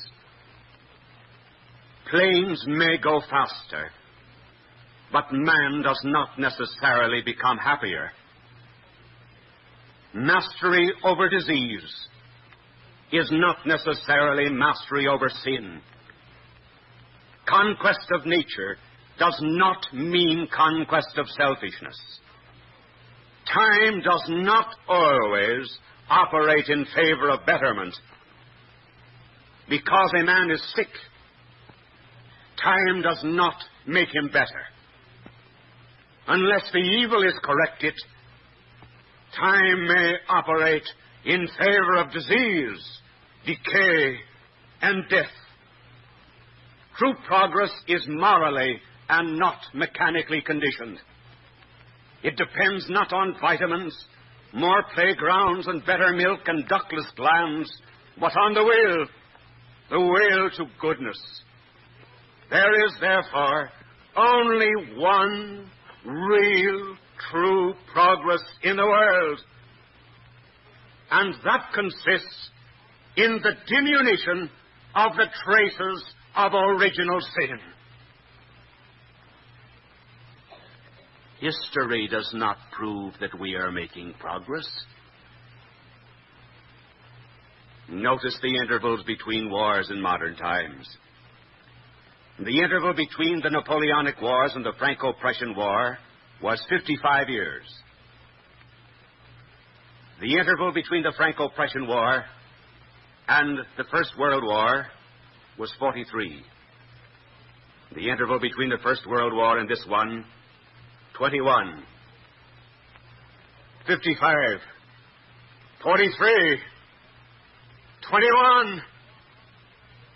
And each war more destructive than the other, and at a time when man had all the material conditions essential for happiness.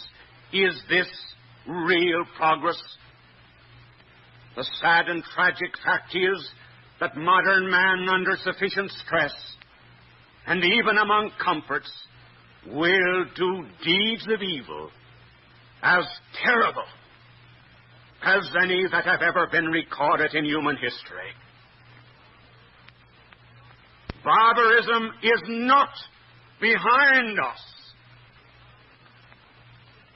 Barbarism is beneath us. And at any moment, it can emerge unless our wills, aided by God's grace, repress it. Our own mechanical ability to move quickly can go hand in hand with the power to do more evil. Let no one deny it. Our scientific progress has outstripped our moral progress. The myth of necessary progress has exploded. But because the evil in the world does not evolve right, does not mean, as they say, that there is no right. What it does mean is that we must put it right. And in order to do this, we may have to learn the lesson of the cross and the agony of Gethsemane. Maybe we had all better get back again to God.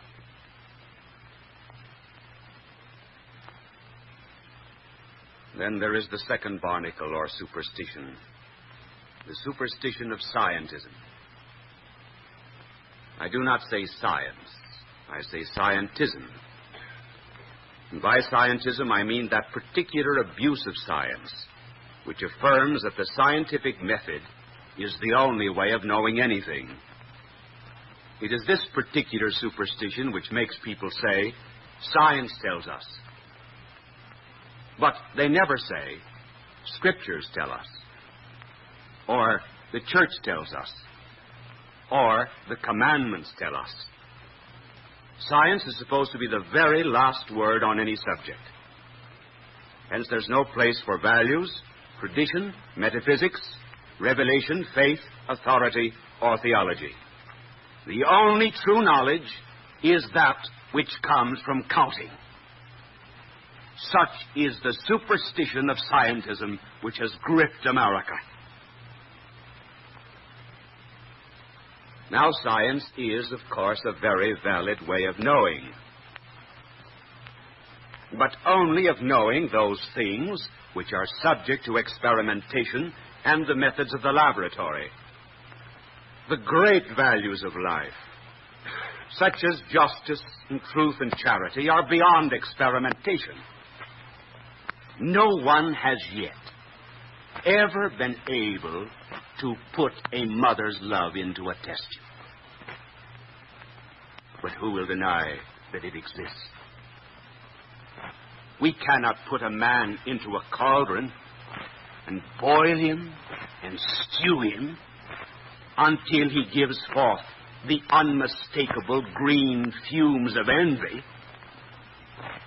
The great values of life are beyond the laboratory. And scientism of this kind is ruining higher education in the United States.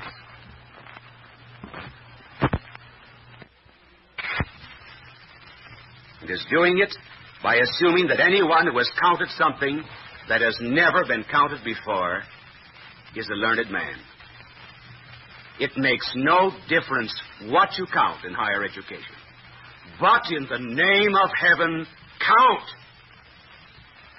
A certain Western university awarded a Doctor of Philosophy degree to a student who wrote on the thesis, "The microbic content of cotton undershirts." A Midwestern university has counted the ways of washing dishes. Eastern universities have counted the infinitives in Augustine, the datives and the ablatives in Ovid, the 4 ways of cooking ham, and another, to quote their own words, the psychological reactions of the post-rotational eye movement of squabs. Go into any Catholic school in the United States tomorrow and take out any child in the 1st or 2nd grade and say to that child, "Why are you here? Where are you going? What is the purpose of life?" And the child will be able to answer your questions. But ask this PhD student who counted the microbes and cotton undershirts why he's here, where he's going, what is his destiny. He would not be able to tell you. He would not have a 5-cent gadget in his house 5 minutes without knowing its goal or its purpose. And yet he will live 10, 20, 60 years without knowing why he is here or where he is going. It is not true that modern youth is revolutionary because he lacks sufficient economic advantages.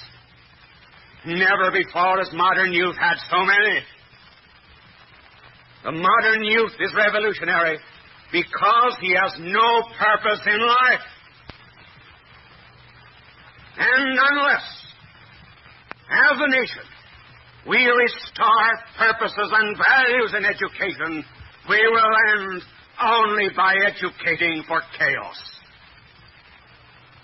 Oh, we are paying a terrible penalty for divorcing our science from God. Nature, which studies science, belongs to God. When man turns against God, nature or science turns against man, as Francis Thompson rather beautifully put it. I tempted all his servitors, but to find my own betrayal in their constancy, in faith to him, in fickleness to me, their traitorous trueness, and their loyal deceit.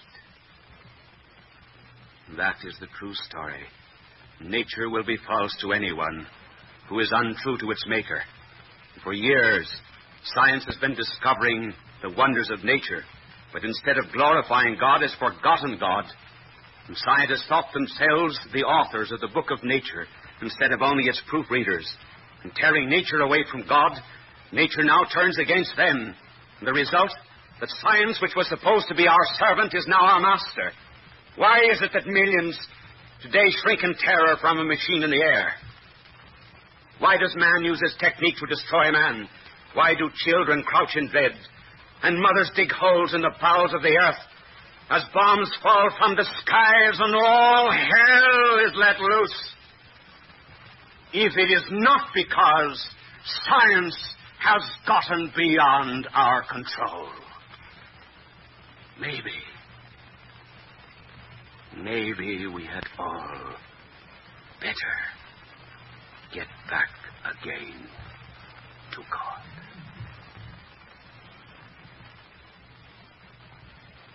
And the third barnacle or superstition is materialism. This superstition affirms that man has no soul, there is no future life, man is only an animal. As our modern psychologists tell us, he is a psychoanalytical bag filled with physiological libido. Or he is a stimulus-response mechanism, the end of whose life is the acquisition of money, the enjoyment of pleasure. There are no standards outside of the material. Now, it simply is not true that peace follows material prosperity. There is more frustration among the rich than among the poor. Sin and evil do not disappear with the advent of prosperity. Society can become inhuman while preserving all the advantages of a material prosperity. And if there are no standards outside of the material, how shall we judge the new acquisitive society which is arising,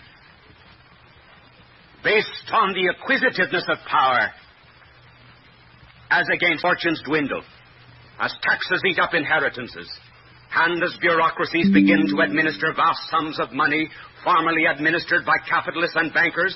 Envious, greedy, and lustful men will seek to become dispensers of that social booty. And who shall say that these new financiers of power are wrong? Given no other standard than that of materialism, wherein power is disjoined from conscience, and we lose the right to protest in the name of justice. Our world is sick of materialism. It is pathetic to hear people ask, what can I as an individual do in this crisis? These people who have been told that they are only animals, many of them feel like cogs and machines. They want to get away from it all. Some of them would like to climb back into catacombs. Like Jews in exile, they hang their harps on the trees and ask how they can sing a song in a foreign land without a soul. There will be a change. The millions of boys on the battlefronts of the world who are fighting for their lives and for great moral issues will recover their souls. Amidst wounds and death and fire and shell, they will get close to the meaning of life and to that something within them which really makes them human.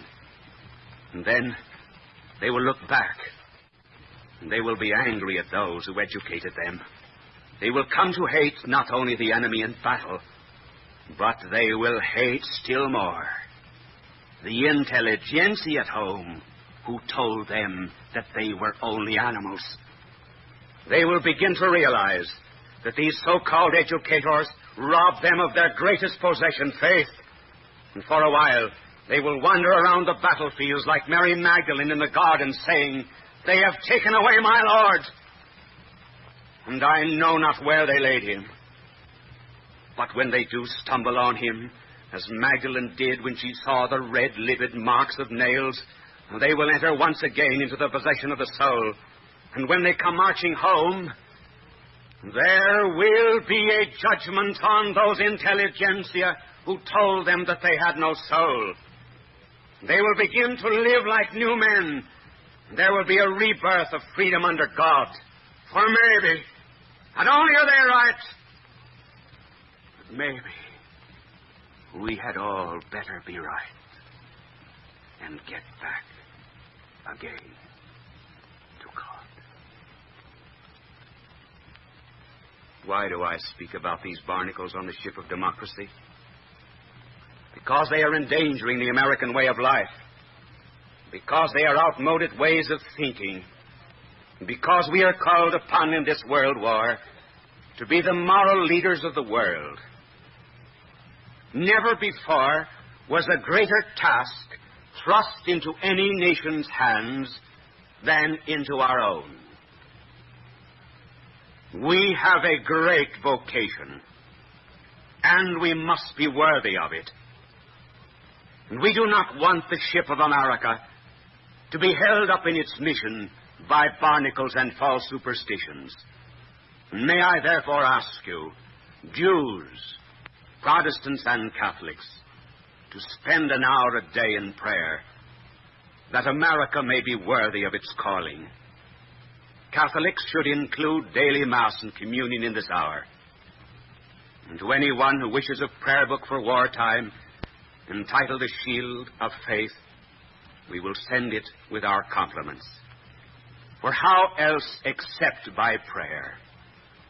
Realize the pledge of our President when he said, "The United Nations seek to work for the restoration of the international order in which Christ guides the hearts of individuals and nations."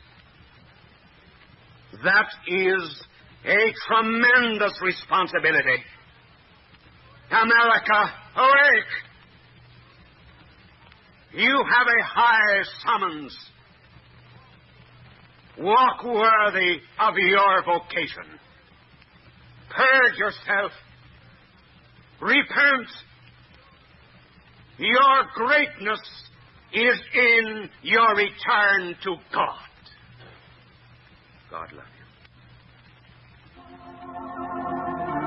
O Lord Jesus Christ, who in thy mercy hearest the prayers of sinners, pour forth, we beseech thee, all grace and blessing upon our country and its citizens.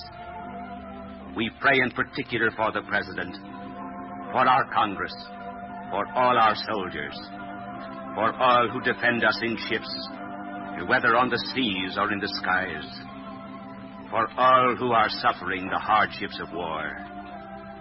We pray for all who are in peril or in danger.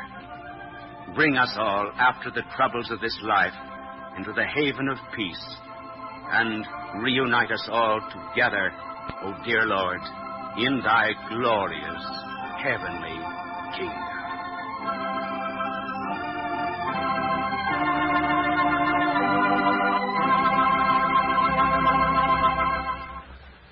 The address you have just heard was entitled Some Barnacles on the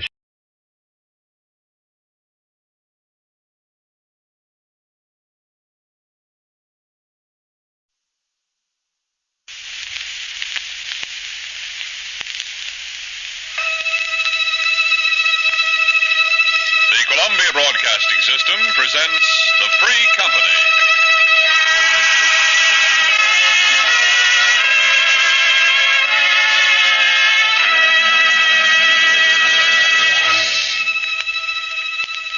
For what avail the plow or sail, or land or life, if freedom fail?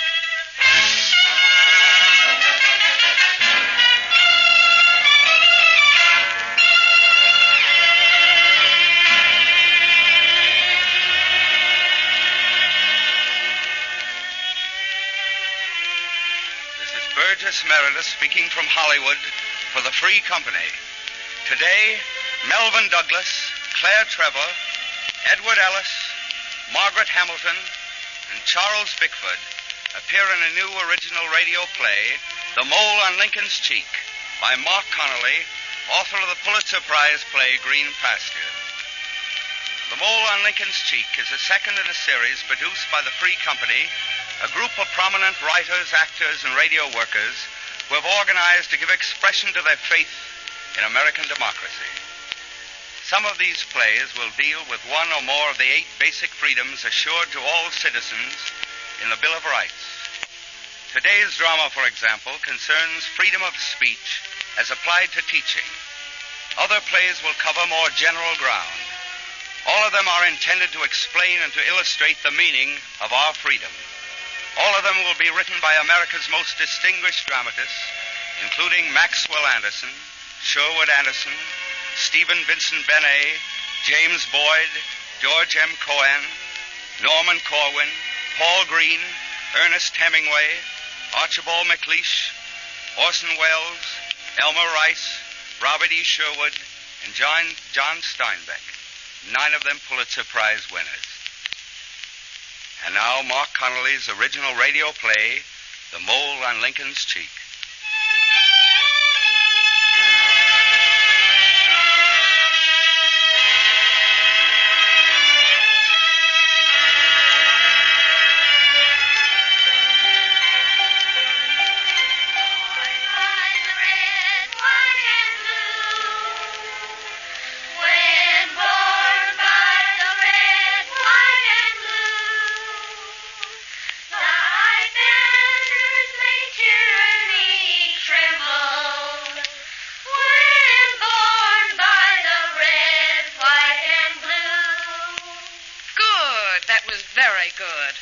Children, stay in your seats. The bell hasn't rung yet. Oh, I know it isn't easy to get used to school again and a new teacher, but I think tomorrow we'll all feel more at home together. I know I'm going to like being here, and I know I'm going to like you. And you can make it easy for me to like you by being good pupils. Now, that's not what I call being a good pupil. Do you think your seat is about to collapse? No, ma'am. Well, then sit back in it. Will you tell me your name again? Eddie Etheridge. Oh, yes. Have I been boring you, Eddie? You what? Have you heard one word of what I've been saying? Yes, ma'am. Well, then sit properly, please. You're not going to exit under your desk, you know. Remember, march out in order. Class dismissed. Oh, goodness.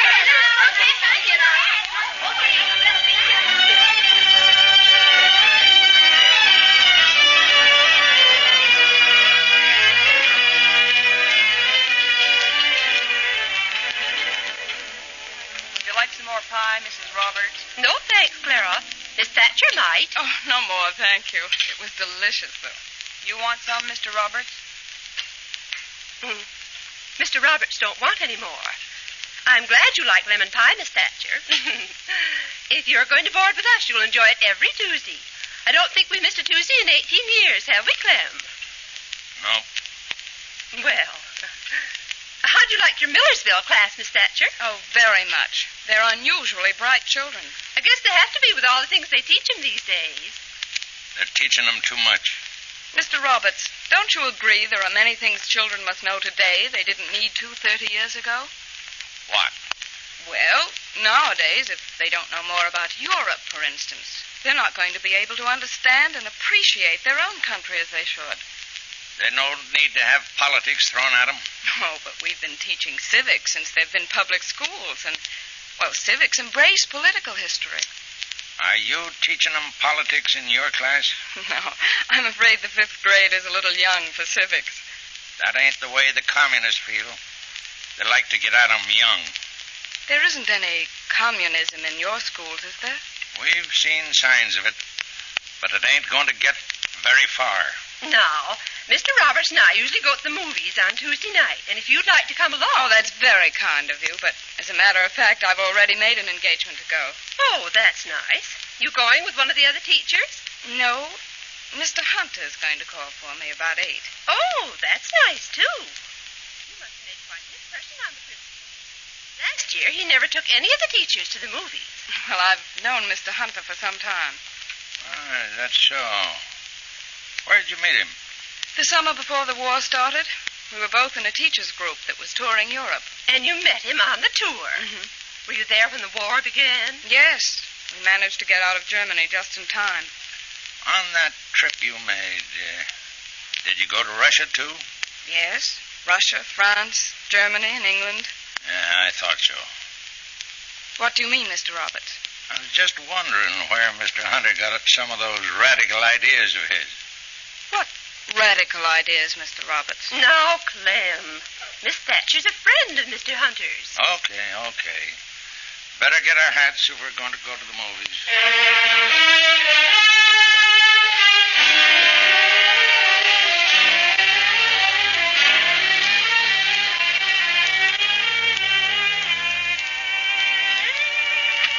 Good evening, Miss Thatcher. Good evening, Mr. Hunter. Were your ears burning a little while ago? Oh, why? Well, I don't think Mr. Roberts approves of you completely. No, I'm afraid he doesn't. If he ever learns you came here on my recommendation, I don't think your fine record in Bridgeton is going to help you. Well, he isn't very cordial now. You know, you don't have to live here, even if he is a member of the school board. Oh, no, sir. I intend to do a little work on him. You know, I'd really like to find out what's behind those fixed ideas of his. I'm afraid you won't get very far. You ought to see him at a school board meeting. Has he made trouble for you? When I became principal last year, Roberts almost stopped me from using the Clavering textbooks. But didn't you tell him that they were required reading in half a dozen states? Yes, but Roberts acted as though I'd brought the Clavering series personally from Moscow. Oh, goodness. I pointed out that Dr. Clavering was one of the most honored educators in America. I couldn't convince Roberts that he wasn't dedicated to poisoning the minds of school children. Well, but you got the books approved, all right. Yes. I hope I won't have him against me on anything this year. The 3 new board members are all friends of his. Well, you ready? Yes. You want to know what subversive activity I've planned? What? I intend to hold your hand at the movies, even if they ride me out of town on a rail.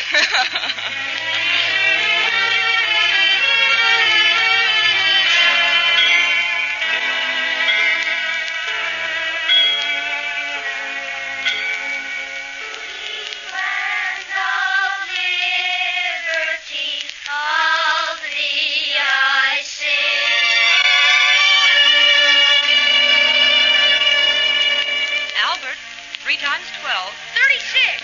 Eleanor, 4 times 7. 28.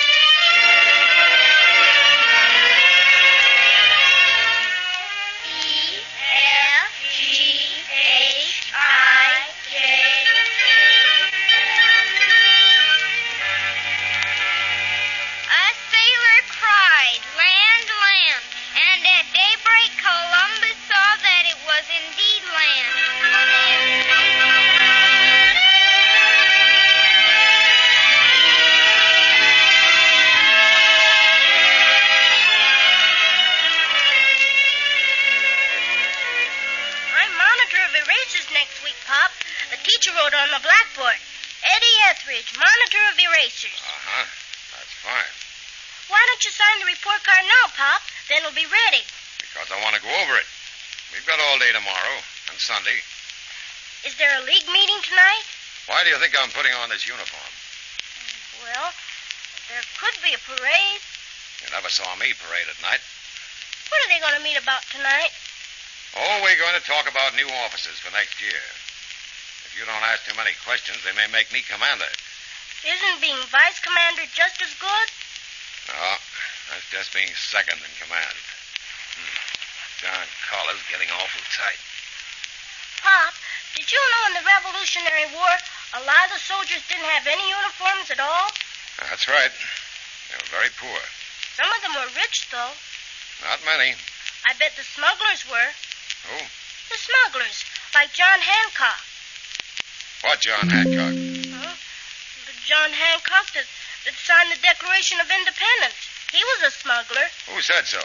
It's true. It's in the book. What book? The history book at school. John Hancock was one of the founders of our country. You remember what happens to you when you tell dream lies. But this isn't a dream lie. It's in the book. And Miss Thatcher had me read it to the class today. I've got it downstairs. I'll show it to you. You bet you will. Wait a minute. I'm going down with you. Get my cap out of the box.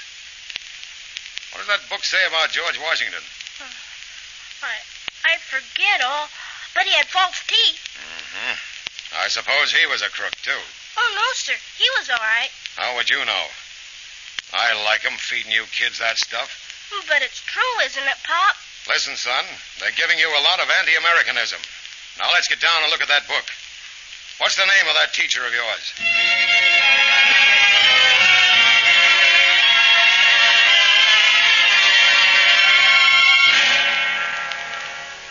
I'm here to tell you that you fellas don't know what's going on at that school.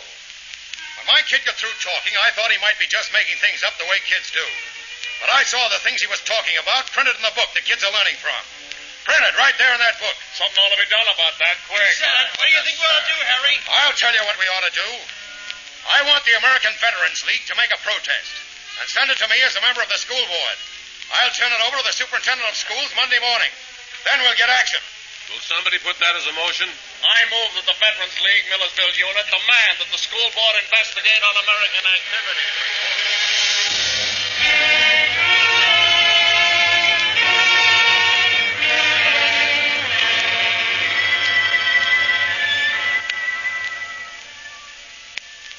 I'm afraid I can't have dinner with you tonight. Oh, why? I've got to go to a school board meeting. The witch hunters are riding again. In what direction? Toward a bonfire of the Clavering textbooks. But I thought you convinced them last year that... Now we've got 3 new members on the board. Each as reactionary as Mrs. O'Leary's cow. Put an unexpected truth in front of them, and they'll always kick over the lamp. Tonight, Mr. Etheridge promises to introduce some surprises. I want to go to that meeting. I don't think that would be wise. I'm going just the same. I've got a feeling I'm one of the surprises.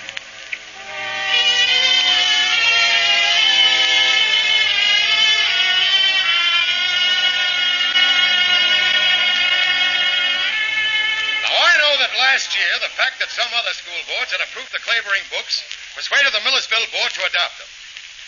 Gentlemen, I maintain this board has had something put over on it, and that we can't repair the damage a minute too soon.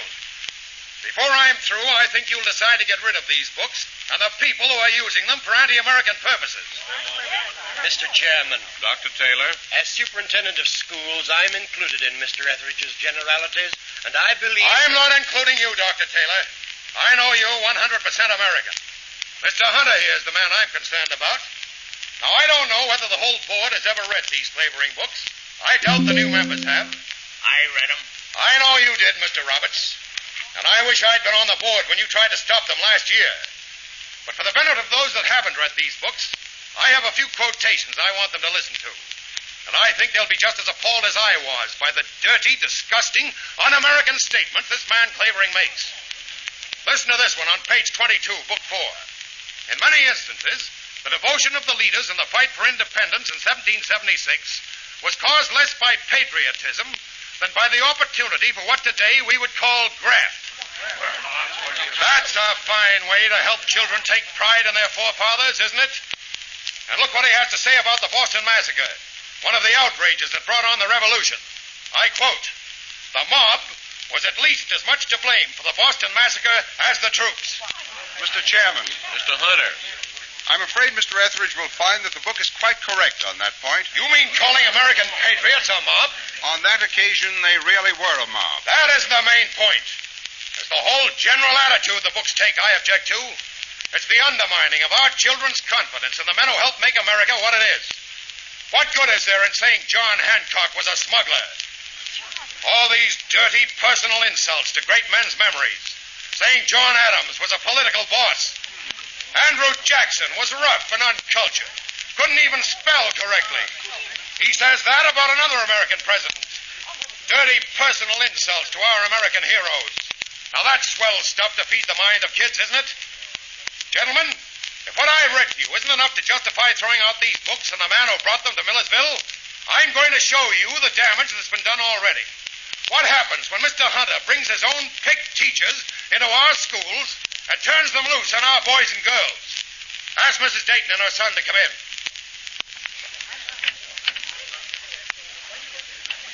Come right in, Wilbur. You come in too, Mrs. Dayton. This is Wilbur Dayton.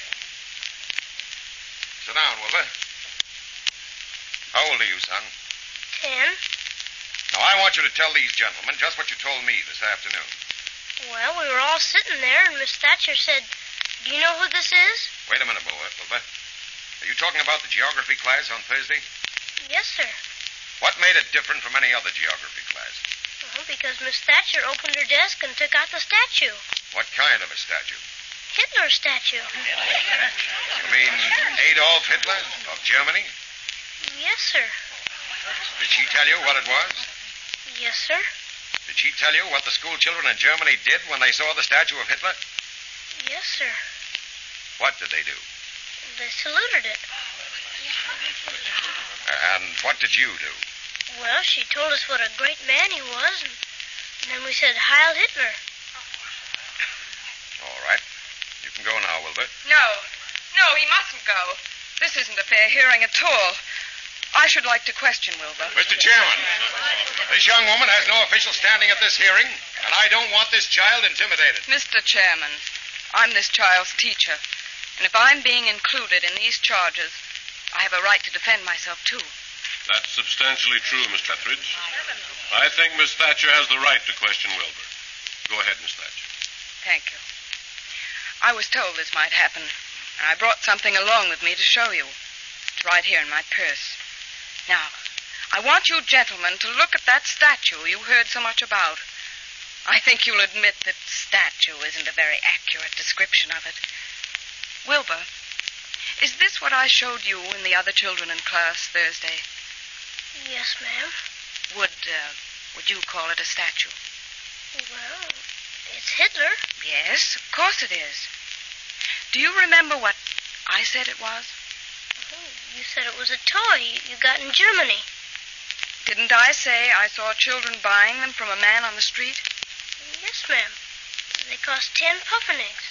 Didn't I say I wanted to show you the difference between the toys children play with here and the ones they have in Germany? Yes, ma'am. But she made you salute it, too, didn't she? Wilbur, did I tell you to salute it? Some of us did. Yes. And I'd like to show you, gentlemen, why they did. When you pull this string, you see the little arm goes up in the air in a kind of salute. Now, completely for their information, I told them that German children were led to believe Hitler was much more than just a human being. He was perfect and above all criticism. That they had to salute even this little figure of him. I know, because I saw it done. Before I said any more, half a dozen of them were raising their arms and saluting it, too. Isn't that exactly what happened, Wilbur? I guess so. You mustn't guess, Wilbur. Is that what happened? Yes, ma'am. And didn't we all laugh when you imitated the little figure and raised your arms? Yes, ma'am. When you and Eddie Etheridge said Heil Hitler, what did I do? Well, you laughed. And what else? You told us to stop. Well, just one more thing, Wilbur. Have you ever heard me at any time say that Germany was better than America? Or that anybody in Germany was better than anybody in America? No, ma'am. Do you remember what I said Hitler was doing to the children in Germany? That they had to obey him like mules. Did I say mules? Like donkeys. All right. Thank you, Wilbur. That's all I want to ask you. All right, you can go home now, Wilbur. Unless Mr. Etheridge wants to ask you some more questions. This still doesn't change the fact that the Clavering series is a menace to this town. And I move that we vote on the question of removing them. Very well, Mr. Etheridge. Is there any more discussion? Mr. Hunter, is there anything you'd like to say? There isn't very much he can say. It's black and white. Yes, Mr. Chairman, I think I would like to say a few words. The Clavering books were bought by this board on my recommendation. And I must go on record as saying that I've just as high an opinion of them today as I had when I urged you to purchase them last year. They deal honestly with historical truth. That's not the point. There's a lot of things that are true that you don't have to tell children. Mr. Etheridge, what do you believe is the purpose of teaching American history? Why, to instill patriotism. Well, believe it or not, Mr. Etheridge, the great army of decent school teachers in America want our children to be patriotic, too. But I think we have different definitions of a patriot.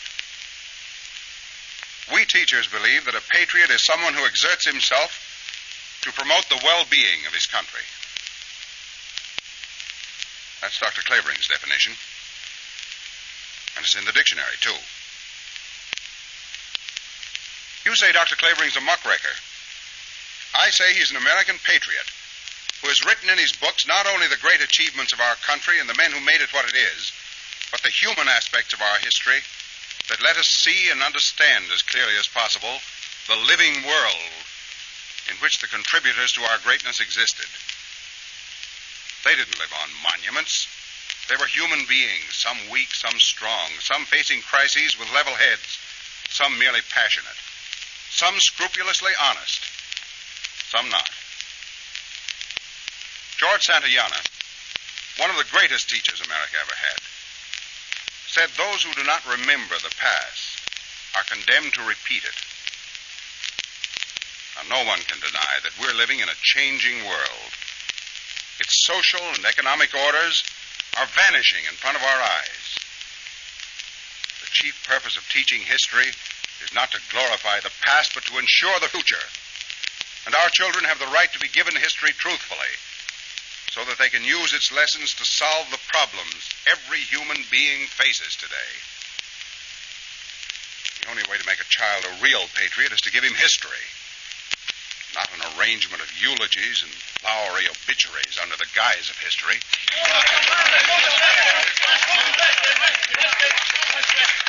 I'd like to have the floor. Go ahead, Mr. Roberts. Last year, I said the board ought not to buy the Clavering books because I'd been told how radical they were.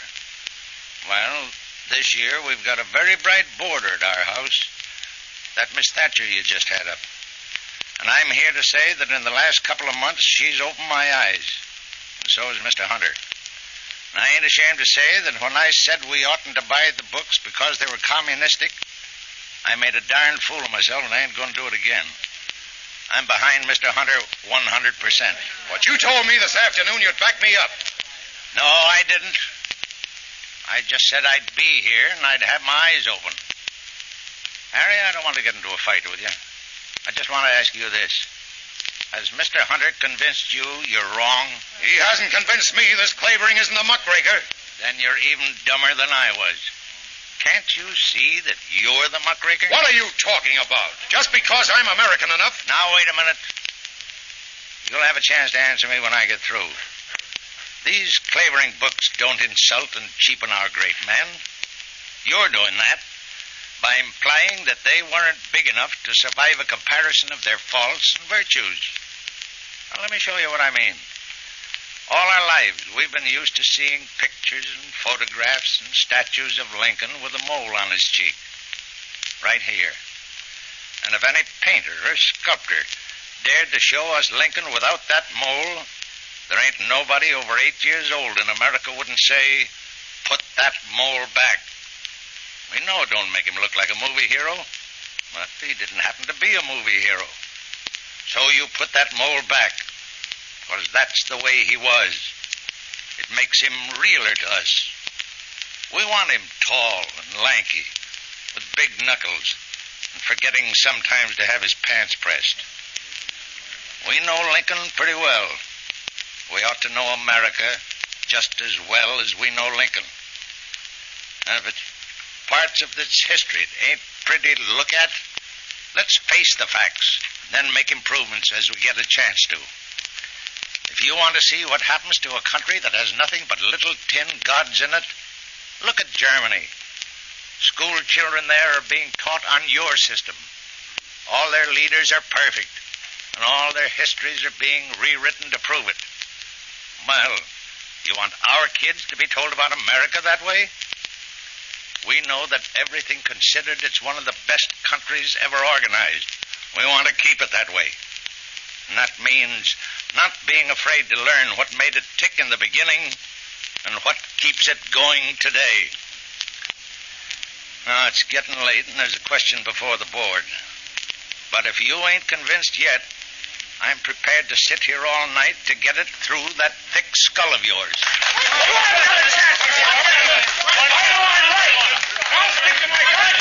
It is moved and seconded that the Millersville Board of Education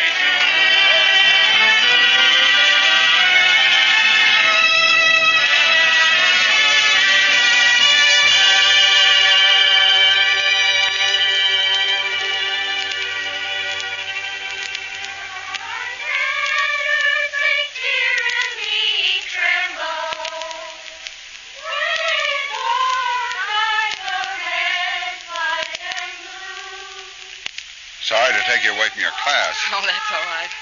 Did you see Mr. Roberts last night? No, but I talked with him this morning. He told me how they voted. Well, we're safe for another year. Yes, darling. We'll always be safe. As long as there are Americans like Mr. Roberts to keep his eyes open.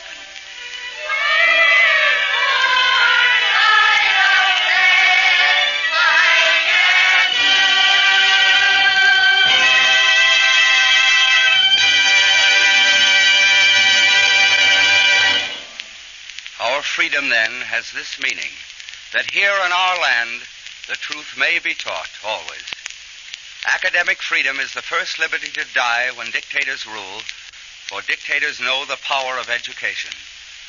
Let us, like Mr. Roberts in the play, keep our eyes open for truth. Let us resist any attempt to suppress truth or to distort it. Let us consider again the most powerful words ever spoken against the enemies of man, the lightning-charged words of Lincoln at Gettysburg. And let us renew in this threatening hour his high resolve that the government of the people, by the people, and for the people shall not perish from the earth.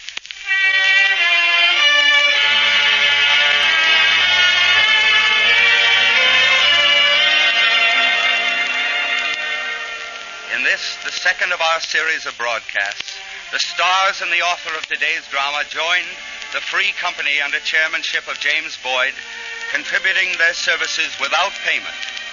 Lee Stevens composed and conducted an original musical score. The Free Company producer is Charles Vanda. To the Screen Actors Guild and to the American Federation of Radio Artists and to the Columbia Network, all who have combined to make this series possible, to all these people, with a word of a special thanks to Irving Reese, who directed, this is Burgess Meredith offering the sincere thanks of the Free Company.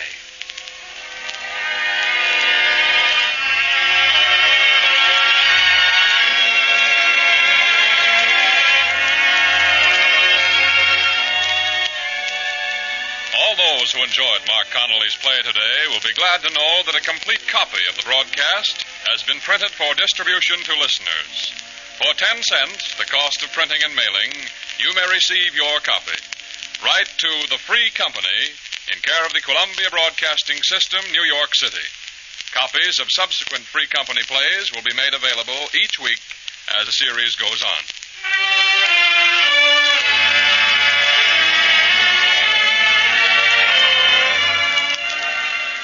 All criticisms of historical facts contained in The Mole on Lincoln's Cheek are based on authentic conditions. There is no flavoring series, but you will find the names of the actual textbooks containing the controversial facts used in the play in Howard K. Beale's Survey of Teaching, which he prepared for the Commission on Social Studies of the American Historical Association. Next week at this time, the Free Company presents An American Crusader by Robert E. Sherwood, author of Abe Lincoln in Illinois and There Shall Be No Night, starring Francho Tone and a distinguished company. This is the Columbia Broadcasting System.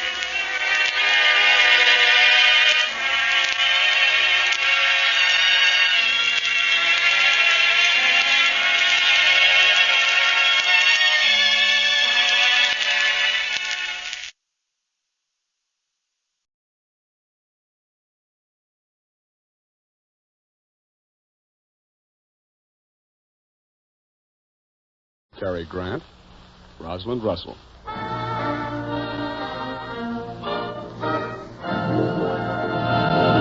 The Gulf Screen Guild Theater.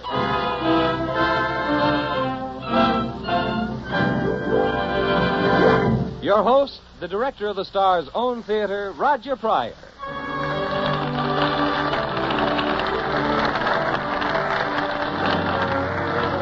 Good evening, everyone. Your neighborhood good Gulf dealer and the Gulf Oil Companies welcome you to the Gulf Screen Guild Theater. During the next half hour, you're going to hear a rollicking yarn about the craziest business in the world, the newspaper game. It's His Girl Friday, starring Rosalind Russell and Cary Grant, with music by Oscar Bradley's Gulf Orchestra with Frank Tours conducting. In just about 2 quick ticks of a watch, our 2 box office champions will come out of their corners fighting. While we're waiting for that to happen, I'd just like to remind you folks that today you're getting a lot more car for your money than ever before. And you might naturally think that the bigger the car, the more complicated the engine, the more care you'd have to give it. But thanks partly to your friend, the good Gulf dealer, cars today are actually easier to care for. Of course, there are some mighty important things to see to. Such things, for instance, as checking the oil, the water, and the tires. If things like that aren't done and done regularly, you may be in for a heap of trouble. That's why it's just plain common sense to stop at your local Gulf dealers. You see, he's trained himself to look after such things. Every month, he gets a special 8-page folder with information about the latest cars, how to care for them, what things to look for that might cause you trouble. So give him a chance to give you really top-notch service. Tomorrow, stop at the sign of the Gulf Orange Disc at your neighborhood Good Gulf dealers.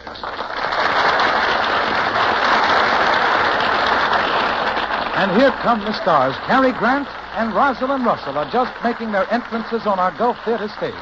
The house lights fade, and here are Rosalind Russell as Hildy Johnson and Cary Grant as Walter Burns. I'll play the part of Bruce Baldwin. And now, his Girl Friday.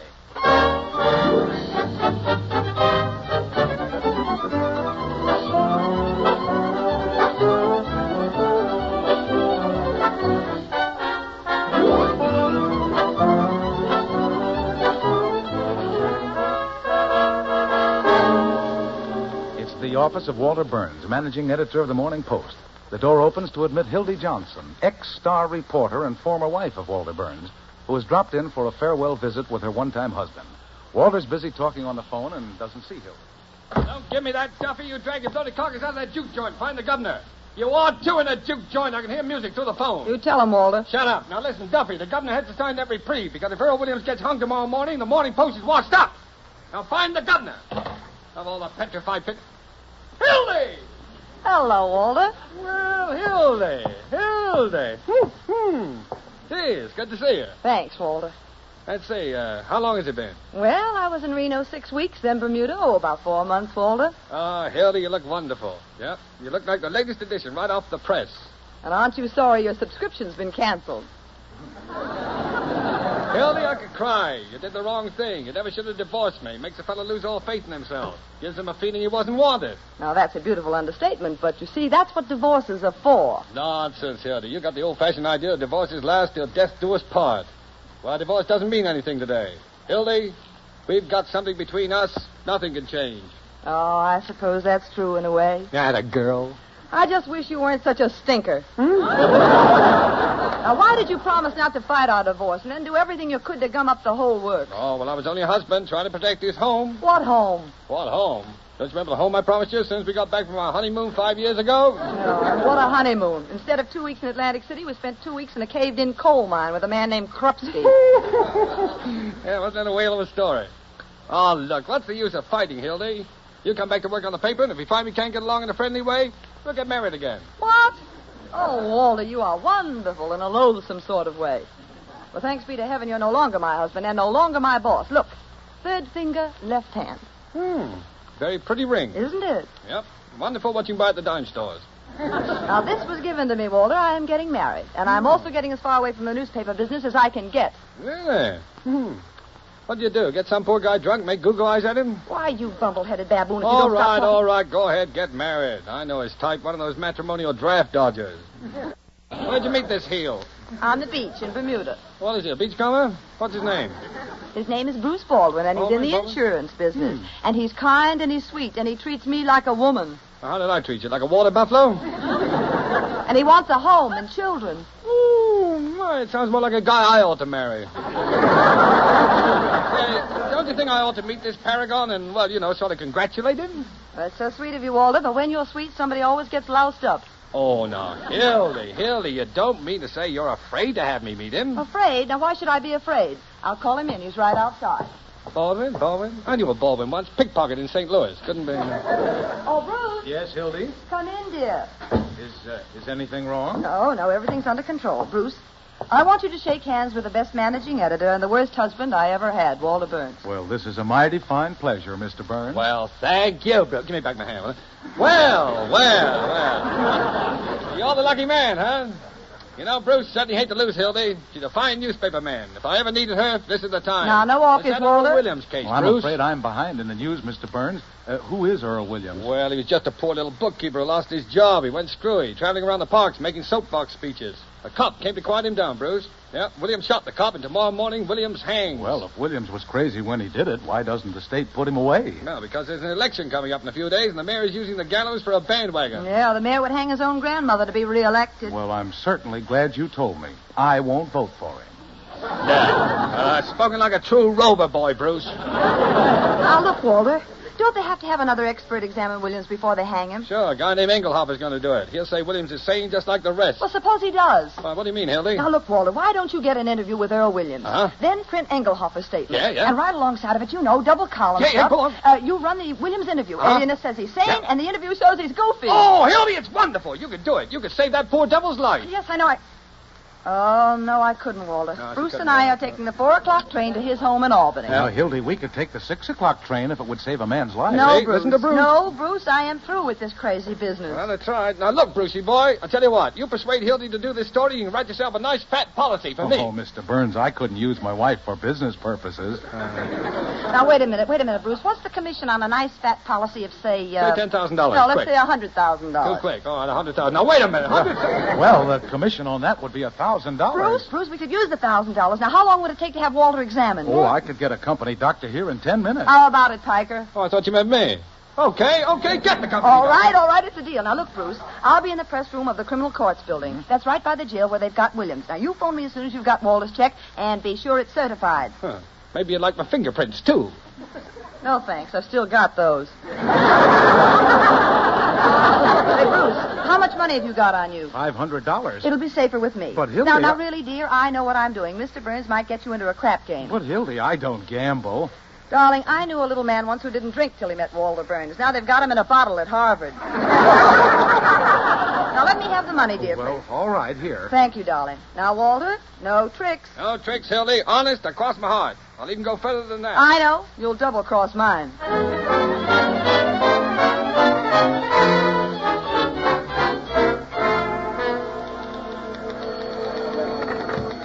Criminal Court's press room.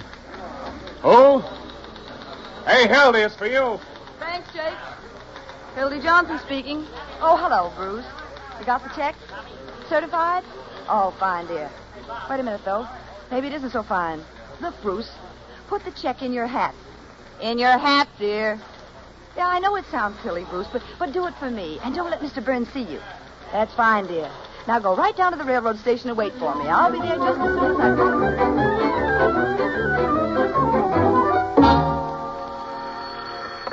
Hello, Walter Burns speaking. Who?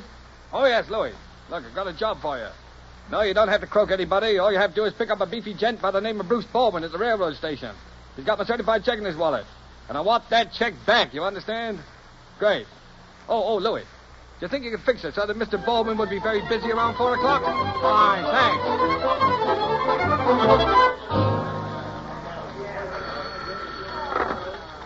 Hello, Hildy Johnson speaking. Yes, Bruce. Where are you? You're what? In jail? For stealing whose watch? His name is Louis. Now, listen, don't worry, dear. Just hang up and I'll get you out of there right away. That double-faced, triple-crossing, two-timing snake. I'll show him he can't. Hello? Hello, Walter. I've got some news for you. Now get this, you double-crossing chimpanzee. If I ever lay my 2 hands on you again, I'll hammer that monkey skull of yours so hard it'll ring like a Chinese gong.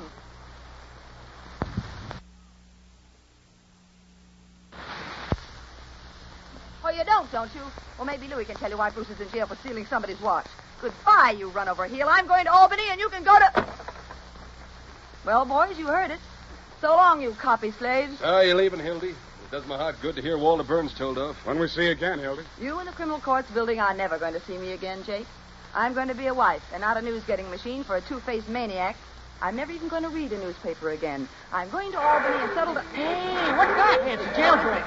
Hey, look, it's Williams. He's crawling along the edge of that roof there. Get out of my way. Hello, Murphy speaking. Give me the desk. Hey, Wait. Mike, get this. Earl Williams Walter, just... Hildy, shut up, you lughead, and get this. Earl Williams just escaped from the county jail. Yes, don't worry, Walter. Hildy's on the job.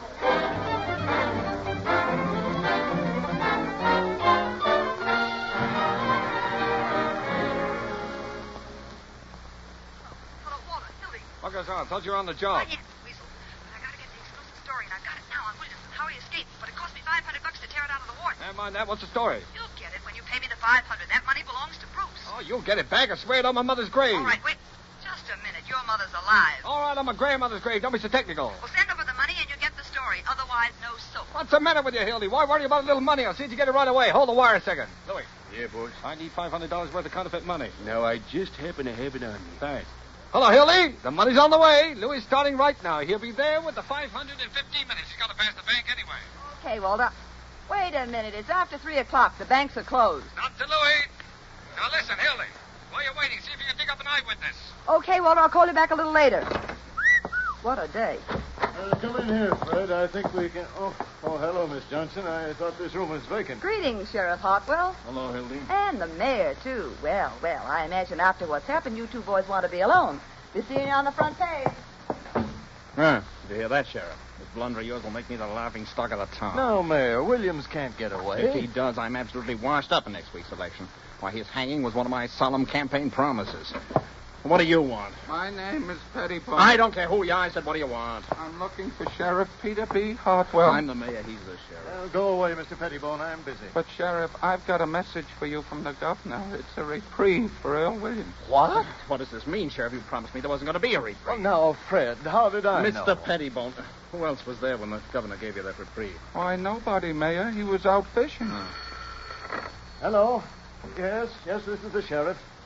What? Holy Moses. Fred, the rifle squad has Williams trapped right up on the roof. Cover up that mouthpiece. Listen, you, Mr. Pettibone. You never arrive at this reprieve. Yes, see? but I'm... Here's $100 that says you did. Oh, You understand? You never brought this reprieve. Well, I don't know whether my wife would Here, like you to... go to this address, and you forget you ever had a wife. You told the mayor sent you. Goodbye. Fred, the captain in charge of the rifle squad is still on the phone. Good. Well, what'll I tell him to do about Williams? You tell him to shoot to kill.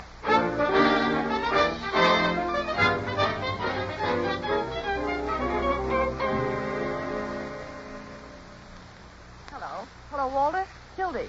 I'm back in the press room. I just called to say goodbye. Oh, you got the money? Yes, Louis brought the 500, and I'm going to get Bruce out of jail on the way to the railroad station. No hard feelings, Hildy? No, of course there's no hard... Walter. What's the matter? There's someone at the window. He crawled down from the roof. Walter, listen. Drop that phone. Williams. Stand back. Put that gun down, Earl. No, I won't. You're not going to shoot me, Earl. Why, I'm your friend. I don't believe you. You're going to tell them I'm here so they'll hang me. Earl, put down that gun.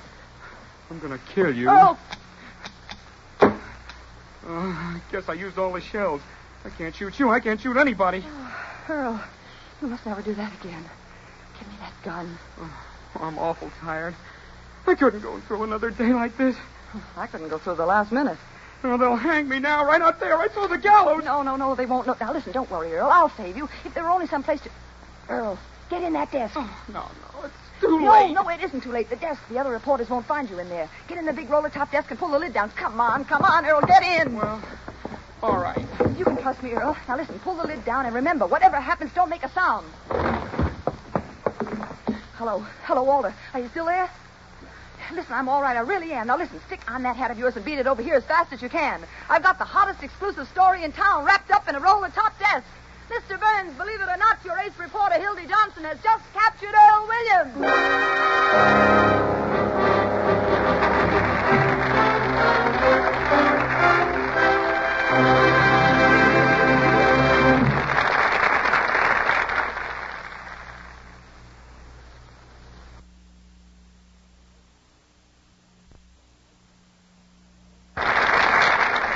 And that, folks, was Act One. Cary Grant and Rosalind Russell will be back following our usual brief intermission, which we will put to good use with some mighty helpful information. A man or woman who drives a car hears a lot of talk about motor oils, and a good deal of it can be mighty confusing. And yet, any motorist can easily determine just how good a motor oil actually is. You can tell with your eyes, your ears, and your pocketbook. Take Gulf Pride motor oil, for instance. Use Gulf Pride in your car, and your eyes tell you that Gulf Pride stays up to the full mark a long, long time. Your ears tell you that Gulf Pride helps keep your motor purring like a contented kitten. And your pocketbook tells you that Gulf Pride helps keep repair bills down with a capital D. That's because Gulf Pride motor oil is refined by the famous Alchlor process. a process that makes Gulf Pride more resistant to the chemical breakdown of oil that's caused by air. So, being more air-resistant, Gulf Pride forms less sludge, less carbon, less engine varnish. Naturally, then, it lasts longer, gives you finer lubrication, and saves you money. So next time, let your eyes, your ears, and your pocketbook be your guide and get Gulf Pride motor oil.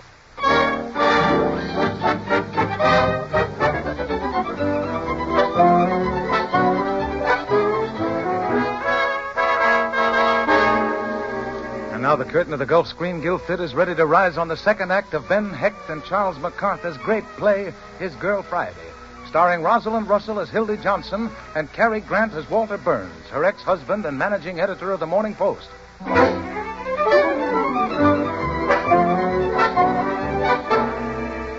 It's a short time later, and Walter, in response to Hildy's excited summons, has arrived at the press room of the Criminal Courts building. He's bending over the roll-top desk where Hildy has hidden the escaped Earl Williams. Hildy, having completely forgotten that Bruce Baldwin, her fiancé, is still waiting for her to get him out of jail, is pounding out her story on the typewriter. Give it all you got, Hildy, and gonna smear it over the front page. Earl Williams captured by the Morning Post. Hey, Williams, how are you doing in there? Let me out. I can't stand it. Keep quiet. I kept the blonde in there for 3 days. Once, what have you got to squawk about? Maybe he wants you to put the blonde back. Hello? Yep, Duffy. Duffy, here's your lead for that story. The blackest page in American history. You got that? Set it up. I'll shoot you the copy just as fast as Hildy pounds it out. And Walter, Duffy. I just happened to think. Hello, Duffy. You still there? All right, look. Send over Butch and a dozen strong-arm guys. I want to move Williams and the desk out of here. Walter, I've got to go. We'll load out the window with pulleys, you dope. Can you imagine that? Hey, Hildy, where do you think you're going? I've got to get Bruce out of jail. Are you crazy? How can you worry about a man who's resting in a nice, quiet police station while this is going on? Hildy, this is war. You can't desert me. I've got to collect Bruce and catch that train. We're getting married. You drooling idiot. There's 365 days in a year you can get married. How many times you got a murderer locked up in a desk? Once in a lifetime. Hildy, you've kicked over the city hall like an apricot. You got the man, the sheriff, backed against the wall. This isn't just a newspaper story. It's a career. And you stand there worrying about getting married. Gee, Walter, I never figured it that way. Aye, Hildy, they'll be naming streets after you. There'll be statues of you in the park. The radio will be after you. The movies. By tomorrow morning, I bet you there's a Hildy Johnson cigar. I can see the billboards now. It says, "Line up with Hildy Johnson." Oh, Walter, stop that hammering. We got a lot of work to do. Yeah, now you're talking. Now, as soon as Butch and the boys get here, we'll move Williams and the desk over to my office. Now, sit down that typewriter. Get the story rolling. All right, Walter. Can I call the mayor a bird of prey? Call him anything you like. Give him the works. What the blazes happened to Butch? Why doesn't he... Is that you, Butch? No, it's me, Bruce.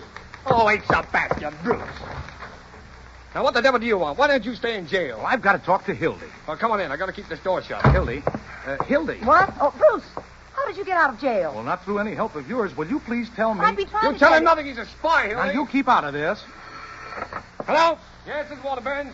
Hildy, what happened to you? A story, Bruce, a wonderful story. Now, wait a minute, Butch. What do you mean You know can't what I come had over? to do, Hildy? I had to wire home for $100. Really, I'm for bail. sorry, Bruce. Really, here's your $500 you gave me to keep. I'll explain everything later. Now, listen, Butch, I'm depending on you. Wait a second. Hildy, will you please get going on that story? Yes, Walter, excuse me, But, Bruce. Hildy, this isn't the money I gave Oh, you. I know. I spent that. I got this from Walter. Now, get this straight, Butch. You made tracks over here. Hildy, dear, I'm taking that 9 o'clock train. And don't forget to bring your gang. Are you coming to Albany with But me, I'm Hildy? pounding on you, Butch. Don't let me down. Did you hear me? I said, Bruce, are you please, coming? I'm trying to write. Why, Hildy.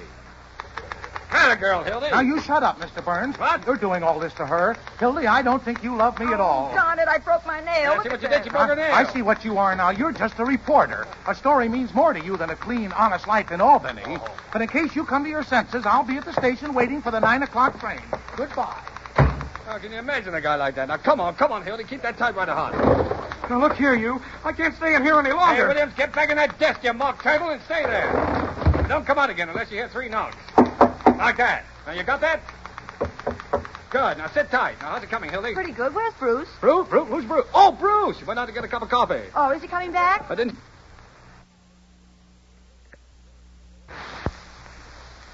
You hear what he said? Sure, he's coming back. Oh. Hildy, you'll be back any minute. Keep that coffee rolling.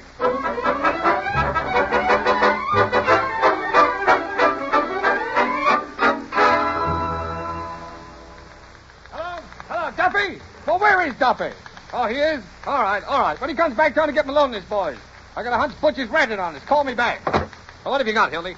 And while hundreds of the sheriff's relatives spread their reign of terror, Earl Williams was lurking just 20 yards away. All right, pick up your Meanwhile, teeth. the mayor, you double What have you got you in there swine. for? I mean, you backfiring Zach Otter. I just remembered. Remember what? Bruce isn't coming back here at all. He said he was taking the 9 o'clock train. Oh, well, in that case, he's gone by now. Don't sit there like a frozen robin. Get on with the story. What a sap I am. Yes, well, now you've had a nice rest. Get back to work. I'm not going back to work, Walter Bain. No, listen to me. I've still got 10 minutes to meet Bruce and catch the 9 o'clock train, and I'm going. Now, Hildy, don't open that door. I'm going to Bruce. Hildy, don't! Just don't try and stop me, that's all. Hello, Hildy. Oh, hello, Sheriff. We were just looking for you. Listen, Sheriff, I've got a train to catch. Better hold it, Sheriff. Yeah, she and Walter Burns are cooking up something. Now, wait a minute, boys. What do you mean by breaking in here like this? Oh, let go of me, will you? Ask her where Williams is. Hildy doesn't know anything. Hildy, I want you to talk. All right, what do you want me to say? What do you know about Earl Williams? What do you know about Earl Williams? No, I got ways of making you talk. Hildy, you're under arrest. And you too, Burns. Who's under arrest? Listen, you insignificant, square-toed, droop-snooted spy. Do you realize what you're doing? I'll show you what I'm doing. Burns, you're obstructing justice, and I'm going to see that you're fined $10,000. You'll see nothing of the kind till work. And I'm going to begin by impounding the Morning Post property. Is that roller-top desk yours? No. There. Why, of course it is, Hildy. Why lie to the sheriff? Huh? Sheriff, I dare you to move that desk out of here. Oh, why, yes, Sheriff. You just dare move it out. Now, I warn you, Sheriff, you touch this desk, you'll be sued. What was that? There's someone in that desk. No, it was just my knees knocking, Sheriff. You've got Williams in that desk. Stand back, everybody. Get out your guns, men. No, wait a minute. Don't shoot him. He's harmless. Williams is a dangerous criminal. Shoot right through the desk. No. Hold up it. Keep away from that pole. You want to get a scoop, you beetle-faced mongoose? Everybody aim at the center. When I say 3. Murder. 1, 2. Hello, Daily Bulletin. Hold the press. And... Williams! I couldn't stay on there any longer, Miss Hildy. Go ahead, Sheriff. I give up. Go ahead. Shoot me. He's unarmed, boys. We got him. Flash, Earl Williams captured in criminal court's press room. Handcuff him, boys. Flash, Williams in desperate struggle, but police overpowered him. Take him away, boys. I'll be with you as soon as I finish with these two. Come on, Williams. Now, Duffy, the Morning Post just turned Williams over to the sheriff. Oh, give me that phone, Burns.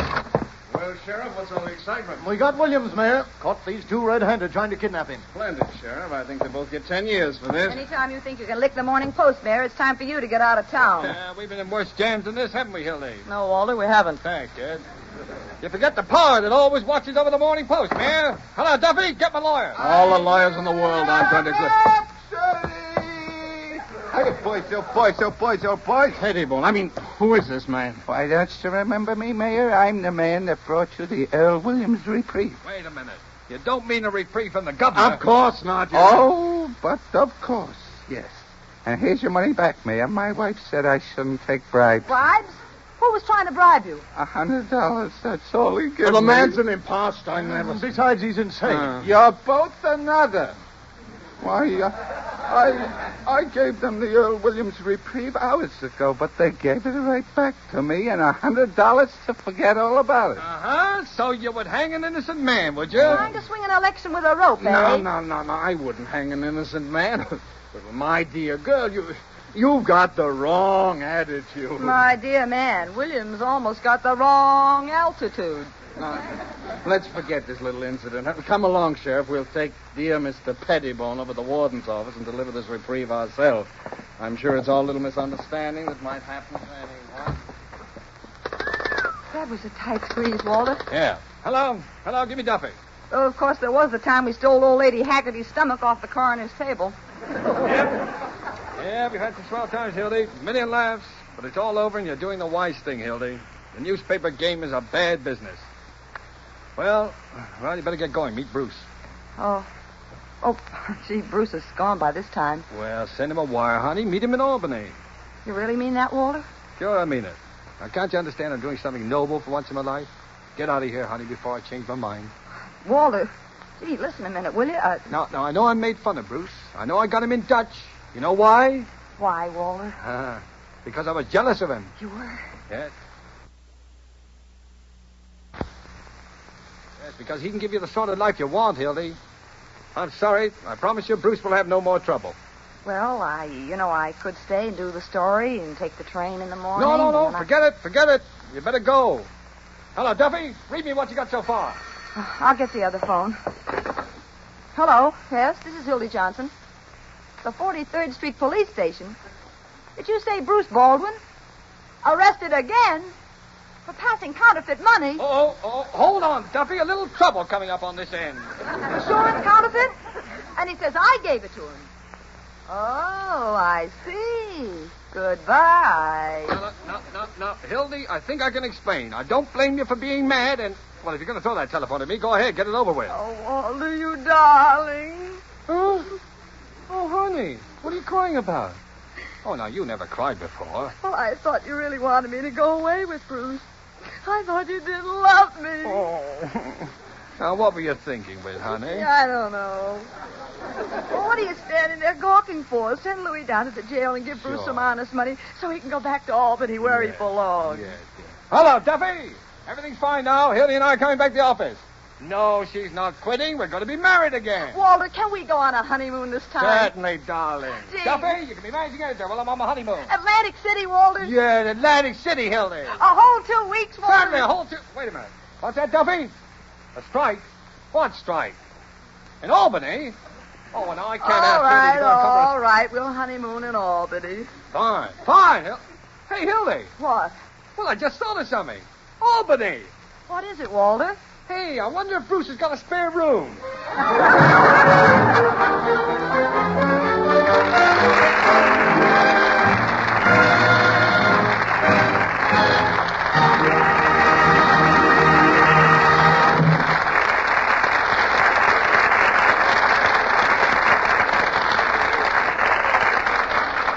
Thank you, Cary Grant and Rosalind Russell. It was swell of you to give up time from busy shooting schedules to do this performance tonight in the Gulf Screen Guild Theater. As you know, ladies and gentlemen, our stars contribute their performances here in the Gulf Theater, and the money which the stars would normally receive, Gulf gives instead to the Motion Picture Relief Fund, toward the building of a home for the less fortunate members of the picture industry.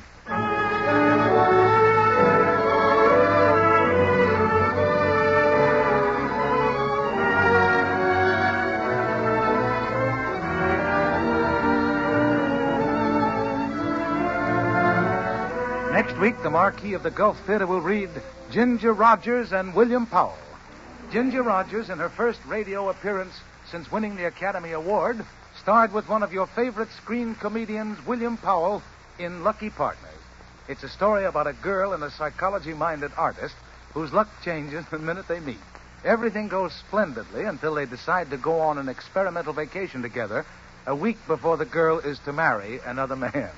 It's one of the funniest comedies of the season. There'll be music, of course, by Oscar Bradley's Gulf Orchestra with Frank Tours conducting. So tune in the Gulf Screen Guild Theater next Sunday night at this same time. It's William Powell and Ginger Rogers in Lucky Partners.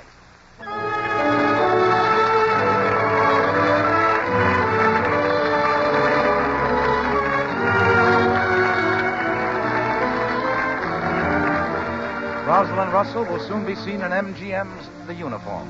Cary Grant's latest for Columbia Pictures is Penny's Serenade. And remember, you've a date to attend the Gulf Theater a week from tonight when we present Lucky Partners, starring Ginger Rogers and William Powell. Until next week, then, this has been Roger Pryor speaking for your neighborhood Good Gulf dealer.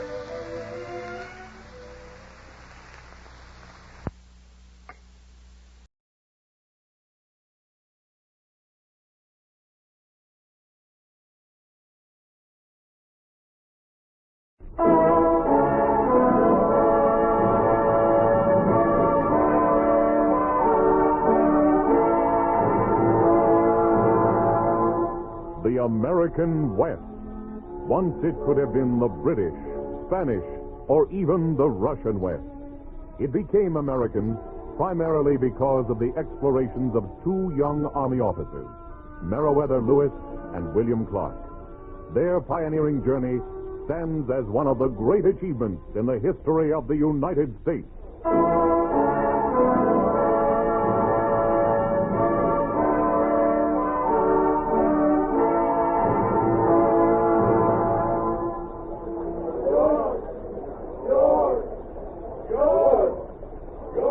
York, come out of there. You'll have those Indians swarming all over the boat looking for you. Captain Lewis, sir? Tell him I'm out hunting buffalo with Mr. George Drouillard. Tell him my master, Captain Clark, took me to the village to meet the big chief Black Cat. Captain Clark is coming this way right now, and you met Black Cat yesterday. But, sir, I don't want to go out there. We're spending the winter with the Mandans, and you may as well get used to them. You ought to be glad they like you. The winter, sir? I won't be able to stand it that long. All that flexing of muscle and lifting heavy men over my head to show how strong I am. They want you, York. Sir, I'm plumb tired out. Besides, I'm your servant, not theirs. Go on. You know you love all that attention. Get out there and make them happy. That's an order, sir? It is. All right, sir. But this time I'm only lifting little squaws.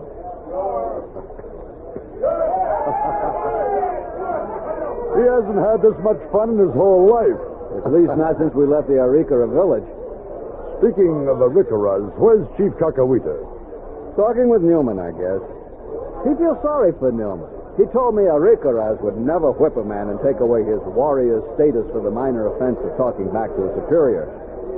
I tried to explain that Newman had also denounced the expedition, the army, the entire nation. But Kakawita couldn't see how that increased the offense. He simply doesn't have the same conception of nationality that we do. How'd it go with Black Cat? He'll hold a council for Kakawita. We may arrange peace between the Mandans and the Arikaras yet. I hope so. The only thing really bothers me, that agent of the British Northwest Trading Company, McCracken. He knows we know he's in the village, but he keeps on avoiding a meeting. The land is ours. Sooner or later, he'll have to come to us.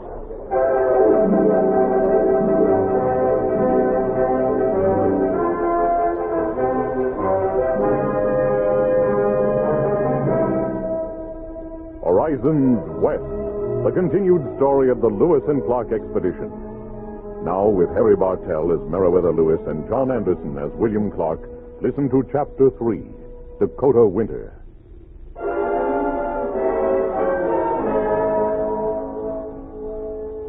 October 1804. The news that Lewis and Clark had outfaced and overawed the Teton Sioux preceded the expedition up the Missouri River, turning the belligerent Arikaras into genial hosts, and now the Mandans, who lived in the Dakota country, into stout advocates. Only the presence of the Britisher, Hugh McCracken, caused the two captains worry. Here was a man who might upset their plans, depending upon the extent of his dislike. In the cleared area before the rows of rounded earthen huts, a fire was crackling, and the chiefs and warriors of the Mandans had assembled. Kakawita, our Arikara friend, was in the center along with Billy Clark. As I took my seat beside Black Cat, chief of the Mandans, I saw Hugh McCracken standing beside one of the lodges. My people, listen. Men of courage and goodwill are among us. The white chieftains, Lewis and Clark, and their warriors of the United States. They will winter here. They will teach us their ways of peace through strength. They will bring us their traders to buy our furs and supply our needs. Now, hear the words of Captain Lewis. We come among you with greetings from Thomas Jefferson, Big Chief of the 17 states of America. We bring you protection and prosperity, only as long as they are fair and honorable will the traders of France, of England, of Spain, of Canada be permitted to deal with you. For this, we ask only friendship and that you live in peace with the other tribes. We have talked to the Arikaras, and they want peace. With us is their chief, Kakawita, who wishes to speak to his Mandan brothers. Let him be heard. My brothers, I have made much talk with my people and great white chiefs. Wise men have made us see reasons why there has been trouble between Mandan and Arikara. Each time we have made war, it has been because of evil counsel of Teton Sioux, who grow strong while we bleed each other. Let us resist Sioux deceit. Let us have peace. Let us smoke together. Those are fair words, Arikara. But what if this alliance is made and the Teton Sioux frown upon it? will you do as you have done before and kill us because you fear the Sioux? No! No! At last, our eyes are open. We will not fear the Sioux when we can come to you in friendship. Hear me, people of the Mandans. Accept the word of your brother. We, captains of the United States, will guarantee this peace. If the Sioux attack, we will punish them. My people, the great white captains have spoken. Pass the pipe. We will smoke.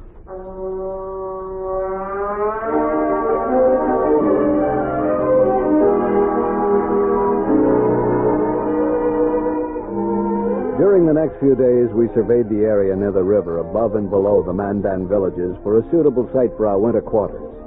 And Billy Clark and I decided on a location which was heavily forested with cottonwoods. Looks good to me, Meriwether.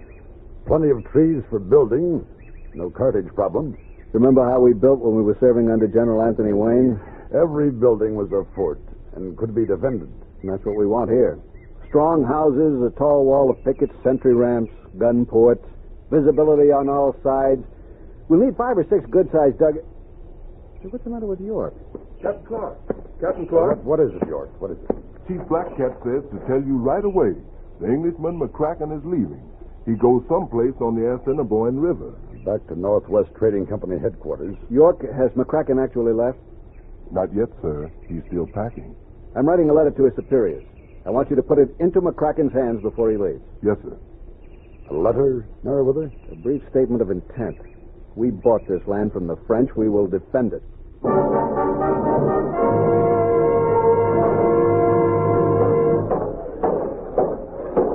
November temperatures in this north country were quite cold, down around the 0 mark, oftener than we liked. According to the Mandans, this was mild weather. It would get much, much colder. As cold as 40 to 50 degrees below 0. Despite this, morale among the men was high. They worked long, hard hours in a race against the weather, building a stout Fort Mandan, while Sergeant Gass and 10 others worked equally hard on the dugout canoes. It is fine morning, Captain Lewis. Akawita, how are you? I have been watching Sergeant Gass and his men. Making a big log into a boat is hard task. It asks much of the worker. He must be skilled, patient. He must always see a canoe before him, not a log. Sergeant Gass has all those qualities. So does your prisoner Newman, the disgraced warrior who will be sent downriver next spring when the ice has melted. He, too, has the fine qualities of the sergeant. Newman was given a fair trial and found guilty by a court made up of his fellows. You want me to nullify that? No, Captain. Merely observe him from time to time.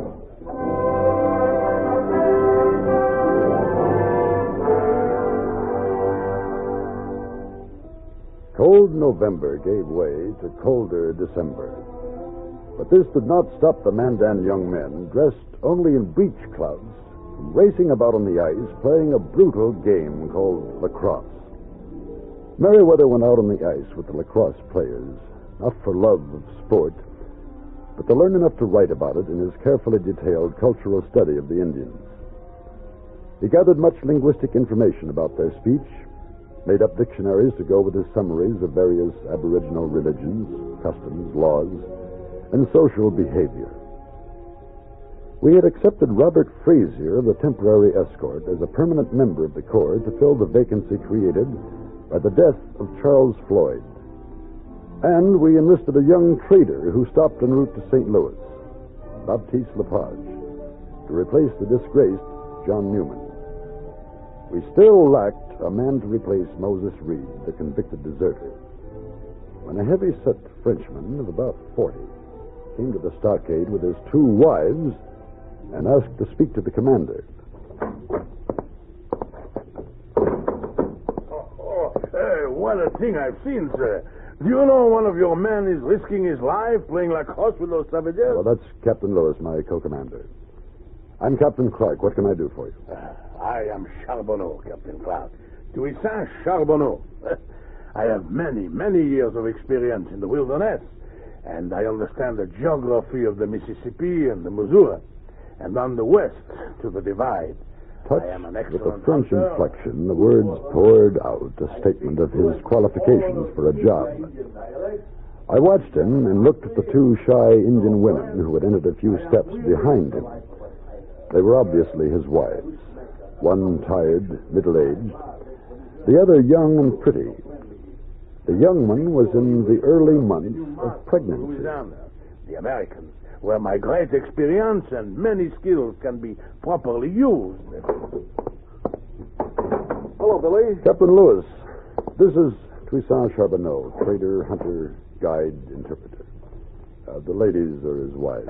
Delighted, Captain. Mr. Charbonneau wants a job. You told him we have all the people we need, didn't you? Well, I was about to. I'm sorry, but I heard you had no one who could speak Shoshone.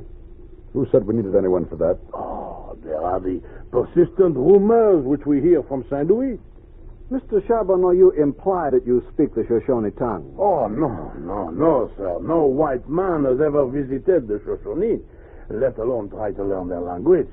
However, I can offer the next best thing in the person of my youngest wife, Sacagawea. She will accompany me. She speaks Shoshone because she is a Shoshone. I won her in a game of chance from the Gros Ventre some months ago. She also speaks English. Won her in a game? 5 years ago, a Gros Ventre raiding party took her from her own people.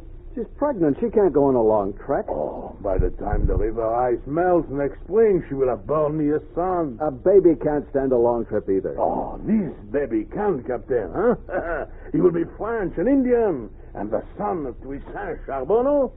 You'll work your heart out if you go with us. I'm not afraid of hard work. And, did I mention, huh? I'm an excellent cook. All right, Charbonneau, we'll try it. $25 per month, and keep. Also keep for Sacagawea, huh? Yes. Keep for Sacagawea.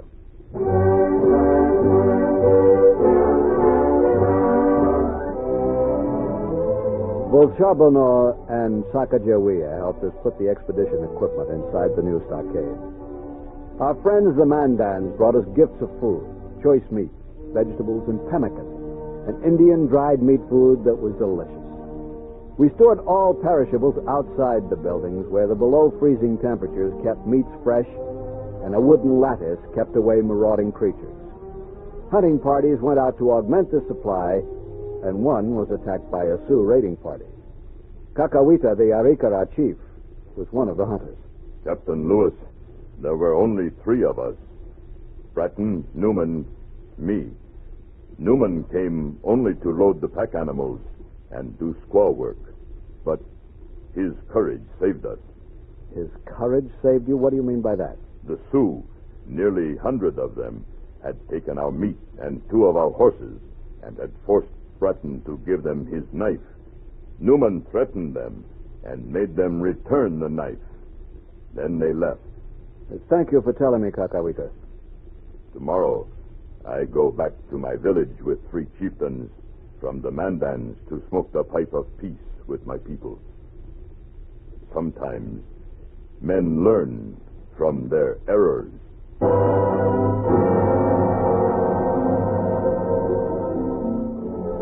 Kakawita and the Mandan ambassadors left for the Arikara settlements to the south of us, and Charbonneau and his wife Sacagawea moved into the fort. The second wife, Otter Woman, did not come along. Plainly, Charbonneau had sent her back to her people. After a few days of shy silence, Sacagawea began to answer questions from me and from Billy Clark, as long as her husband was present. Sacagawea, is it many moons from here to your people? Can you go there on the river in boats? It is many moons. Then comes the big falling of water over the steep bluffs, making much noise and a mist like rain. Yes, go on, Sacagawea. The big fall of water, there must be a portage for boats around it. Come in. Black Cat. Come in, Black Cat. Health be with you, my friend. Health be with you. What has brought you to Fort Mandan? I am deeply troubled. English traders of the Northwest Company are in my village. There is bad talk from one of them called La France. They threaten you? La France says the Americans lie to us. All American trade will be controlled by the Sioux. Do you believe that, Black Cat? No, but others may. Our neighbors, the Minatari, are already disturbed. Where will we find this La France? How many men does he bring? They are 7. La France is aide to the leader, Antoine Larocque. In their trade goods, they bring British flags and medals. Even now, this Larocque is on his way here to speak to you. Larocque coming here? It is true. You will excuse me, gentlemen. No, we won't, Charbonneau. Stay where you are. Now tell us why you're afraid of this Larocque. Oh, it is not fear exactly, huh? It is only that in past seasons I've worked for him. And he will be angry when he finds I have taken employment from you. You have a right to work for you, please. My friend, I must not seem to take sides in this. Not at present. You wish to go? Yes. Then go. You are a good friend. Thank you. Good day, my friend. We permitted Sacagawea to leave the room. Indeed, Charbonneau suggested it. And then the three of us sat back to wait for Larocque. Charbonneau, what sort of man is this Larocque? Young, adventurous, greedy for quick profit. In many ways, he is the typical French-Canadian who has joined with the English in the hope that he has chosen the winning side. Huh? He fancies himself clever and urban, which he really is not. Captain Clark, or is it Captain Lewis? Both of us are here. Come in, Larocque. You expected me. You know my name. Ah, now I understand.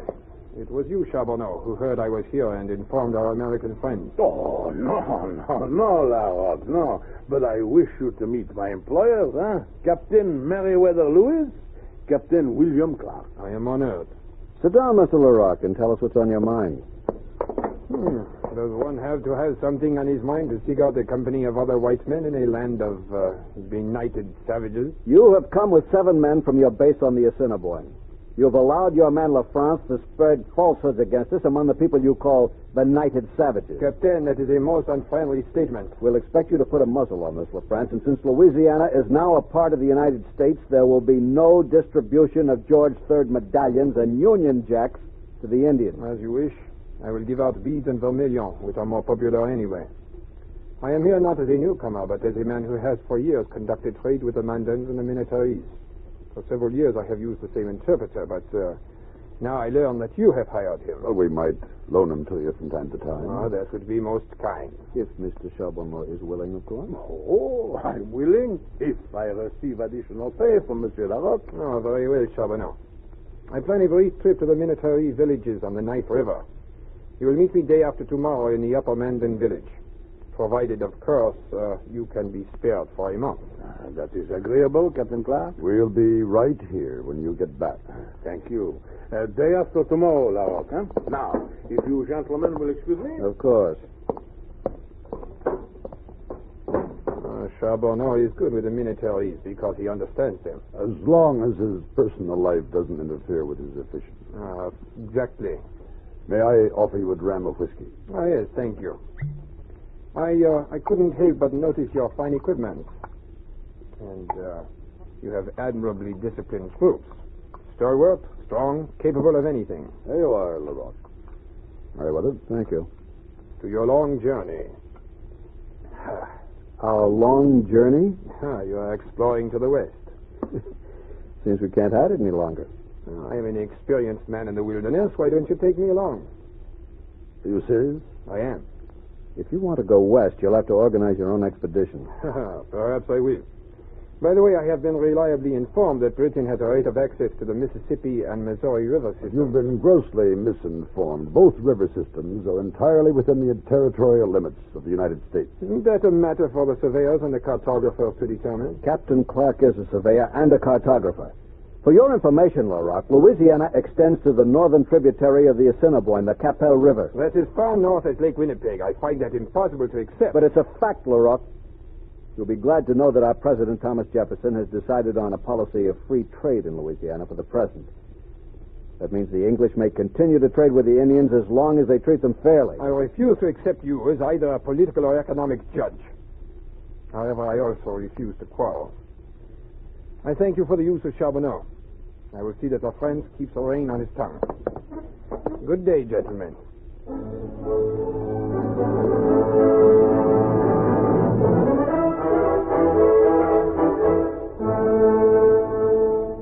Charbonneau went with Larocque and his traders, and during the month that he was gone, weather took hold of the fort. Even my big active dog Scannon preferred to stay indoors. On Christmas Day, celebrated with extra rations and a salute from the swivel guns, it was so cold that the river ice groaned, cottonwood boughs boomed like musketry, and the guard had to be changed every hour to keep the men on duty from freezing to death. And then one windless, icy day in early January, Charbonneau returned. Unsmiling, nervous, he approached Billy and me in our workroom. Gentlemen, may I speak to you both? Of course. You look worried. My friend, Larocque, says he asked to join the expedition, and you refused. He's a good man.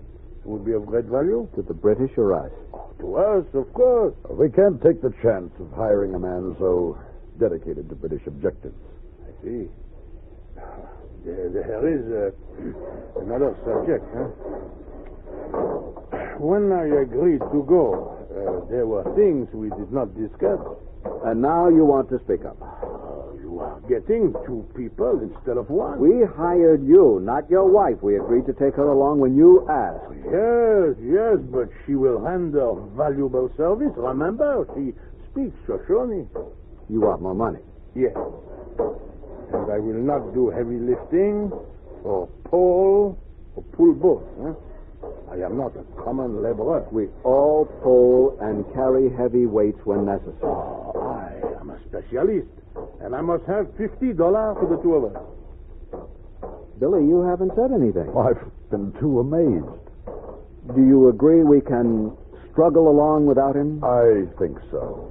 Charbonneau, you're fired. You have until noon to get your gear out of the fort. But what will you do when you reach Shoshone country? Use sign language. Now get out of here. I actually believe he's so important he can dictate to us? Either that or Larocque paid him to do it. That could be an act of harassment, something to make our progress just a little bit more difficult. Who is it? Charbonneau. Come in. I am back. So we see. I wish to say that, I spoke hastily, heedlessly. Oh, I cannot take my wife out into this cold. I wish to remain. Very well. But if pulling or towing or heavy lifting is called for, you will do your share. Yes, more than my share. We're taking you back because of your wife. Because of Sacagawea? We don't want her out in the cold.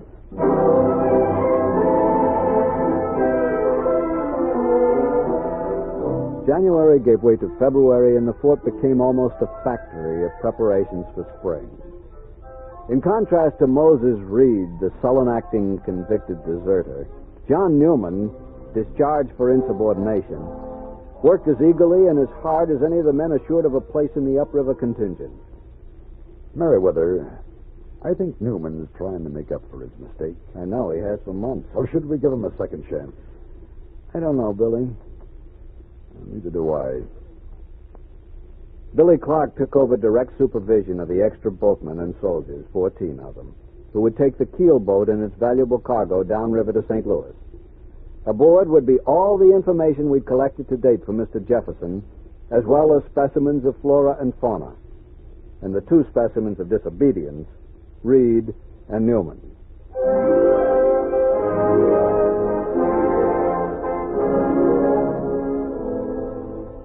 In February, a troubled Charbonneau brought Sacagawea to us. She was undergoing labor pains. Although Meriwether and I had considerable practical experience in medicine, this would be our first attempt at obstetrics. Sacagawea was long hours in labor, and we began to worry about losing her. Until George Drouillard recalled an old Indian method of bringing on the birth. In the village, we secured rattles from the tail of a diamondback, pulverized them into a powder. With some skepticism, I mixed the powder in water and gave it to Sacagawea to drink. And within 10 minutes, she delivered the child. Here, look at him, Sacagawea. Him, Sacagawea. Boy! Sacagawea named the boy Baptiste. Billy, immediately fond of the bright-eyed little fellow, nicknamed him Pompey because he was such a soldier about getting born. And then winter began to soften into spring. The ice broke up. Noisy formations of birds began to fly north. On a gray day in March, we gathered on the bank of the river for the departure of the keel boat. A number of the Mandans came to watch. Also Larocque, who took in everything with the greatest of interest. Then John Newman leaped out of the boat and came to us. Captain Lewis, Captain Clark, I'm sorry. I tried to show you how I felt. We know, Newman. I want to go on with you. Please, sir? We're going into the unknown. We can't be sure of what we'll have to face. A man who cracked under strain once could do so again. I'm sorry, we can't take it. But, Captain... You heard the order. Now back in the boat. Yes, sir. That was a hard decision to make, Meriwether. There's so much at stake, I had to turn him down. Well, you were right.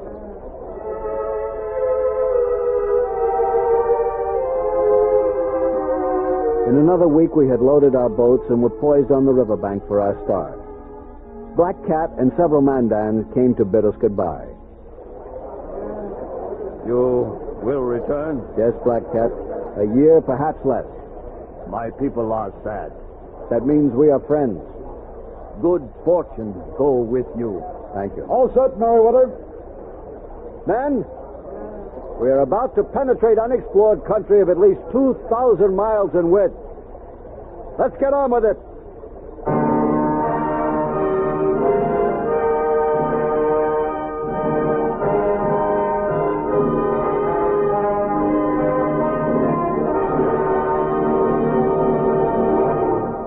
You have been listening to Horizons West, the continued story of the Lewis and Clark expedition. Chapter 3, Dakota Winter, starred Harry Bartell as Meriwether Lewis and John Anderson as William Clark. Featured in the cast were Sebastian Cabot, Helen Gerald, Bill Keane, Cliff Holland, Howard Culver, and John Cedar. Our story was written by Carl A. and William Tunberg and directed by William Lally. Sound patterns by Gene Twombly. Michael Rye speaking. This is the United States Armed Forces Radio and Television Service.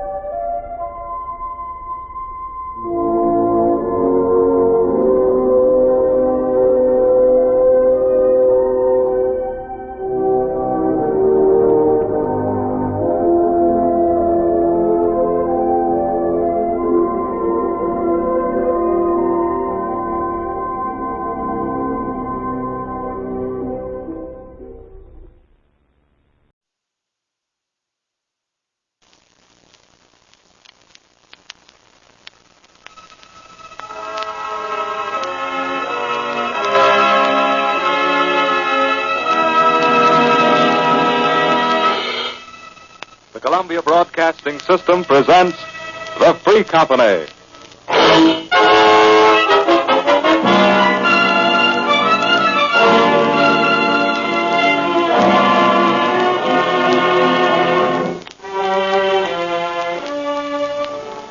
avail the plow or sail, or land or life, if freedom fails.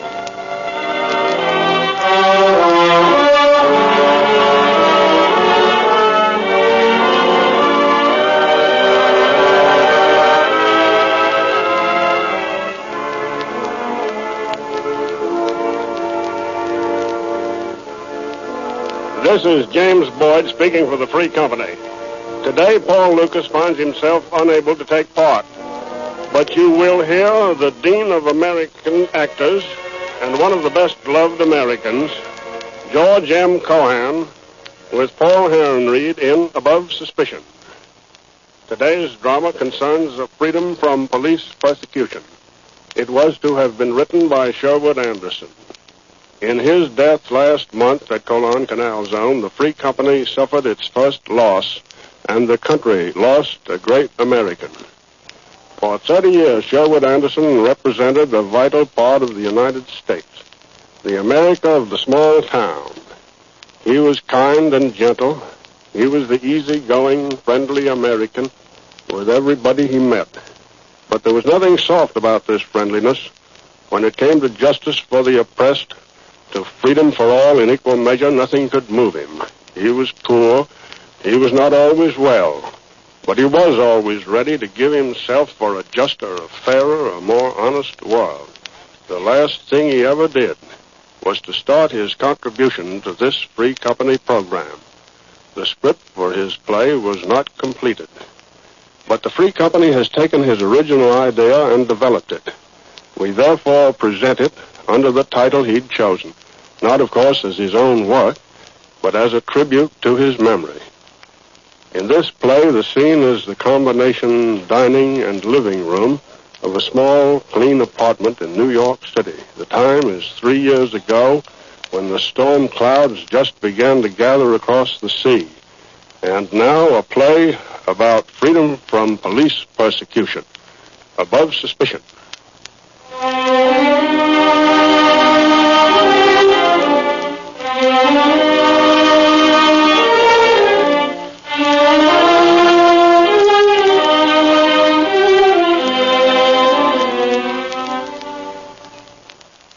So, Trudy, now we put clean napkins in the napkin rings. Okay, Mama, here's the napkin. Thank you. And now by every napkin we put a little flower. So. Gee, that's pretty, Mama. It looks like a birthday party. Yeah, we are making a little party for Fritz. Now, please bring the spoons. Okay, Mama. When will they get here? As soon as Fritz gets off the boat, Papa will bring him. They come now. Go on, Trudy, set the table. What's Fritz like? Oh, I don't know. Do I call him cousin? Yeah, cousin or Fritz. How was he my cousin, Mama? You know that I came to this country when I was a little girl like you? Yes, I know, only you had pigtails. Yeah, not brown, fluffy hair like you. Long, yellow pigtails. Well, when I came here, in the old country was my sister Trudy. We gave you her name. Why didn't she come with you? Because she was married already. And so like you are my child, Fritz is my sister's child, only older. That is a cousin to you. No, the box must be on the left side. Oh. Oh, now I must go look at the steak. You can set out the glasses. The big beer glasses. Mary! Yeah? Come here, watch Trudy while she sets the table. She wants to do it all by herself. Oh, okay. Mary, I have a cousin. Yeah, I know this, Fritz. Have you a cousin? Sure, 10 of them. What are they like? All kinds. One's a bank cashier and one's in jail. In jail? What did he do? He was a bank cashier, too. The best-looking member of the family, Bill was, so it had to be Bill. Oh, well. What does Fritz do? Nothing, I guess. He's pretty young. Huh, when I was 16, I'd had 5 jobs already. Lost them all. Hurry up there, hurry up. Mama, Mary has 10 cousins. Is that so? Oh, Papa and Fritz should be here now. Mary, you want to chop the vegetables for the salad? Sure, anything you want. Mama, Mary has a cousin in jail. Did you know that? Oh, I really don't know anything about her. I just saw her at the market and asked would she like to help out for dinner today. But ain't that awful, in jail? Well, if she admits it, I guess she's honest. Listen, it's them. It's Papa and Fritz now. Now, Trudy, listen, please don't ask questions. Yes, Mama. Well, Mama, here we are. Here he is, right here. Grüß Gott, Tante. Oh, also, das ist der Fritz. Willkommen, Fritz. Ich freue mich ja so. Willkommen in unserem Haus. But we shall speak in English. I do speak it. I should say he does. He speaks it pretty near as good as I do. And this is Cousin Trudy. How do you do? Hello, Fritz. Well, come on, folks. Now, let's all sit down. Here, Fritz, here, you sit over here. Thank you. And, Mama, I'm hungry, I am. Well, I hope so. We are having a real old-fashioned dinner, just like the old country. All right, Mary. Mama, can I have beer? When it comes, yes, a little, just to drink Fritz's health. Do you have for me? Yes, we can start, Mary. Okay. Can I have coffee kuchen? Can I have waffle strudel? And then can I have... A little. Now, be quiet. Fritz, how are you all? How is my sister? Oh, she's well, Aunt Anna. She sends her love. And your good father? He's well, Aunt Anna. He sends his respects. Fritz, how is the boat? Oh, it was a fine ship. All our new ships are fine ships. Yes, sir, and this one was a whopper, too. You know, for a while I thought I'd never find this boy. Not knowing what he looked like or anything, you know. How did you find him, Papa? Oh, I found him right under his right letter on the pier. And Mama, Mama, who do you think was the customs inspector going through Fritz's bags, huh? I couldn't guess. You know everybody. Yes, well, it was all out of Rhinelander. You remember? They used to live next to us down 14th Street? Yeah. Yes, I hadn't seen him in years. Say, Fritz, what got into you with Otto there, anyway, huh? Pardon? You know, Mama, I found Otto was talking the old country language to Fritz, and Fritz here, he didn't say nothing. He just looked kind of scared. To talk to officials, please. That is not wise. Well, you sure didn't give him anything to get hold of, I'll say that. Say, boy, you ain't trying to run nothing through the customs now, are you, huh? None of them Dutch cigars, no diamonds, no narcotics or something? No, I could not violate the law. I've nothing to declare. Papa, stop teasing Fritz. Fritz, pay no attention to Papa. He's always like that. Papa's a tease. Papa's a tease. And you too, Trudy. Don't tease Papa. Now, Fritz, now we shall be serious. Tell me some more about my sister and your father, yeah? They are well, Aunt Anna. She sends her love and he sends his respects. For so long now they have not written. Sometimes that is best, for the good of the state. State? What's the state got to do with it, huh? The state has to do with everything, naturally. Jumping Jehoshaphat.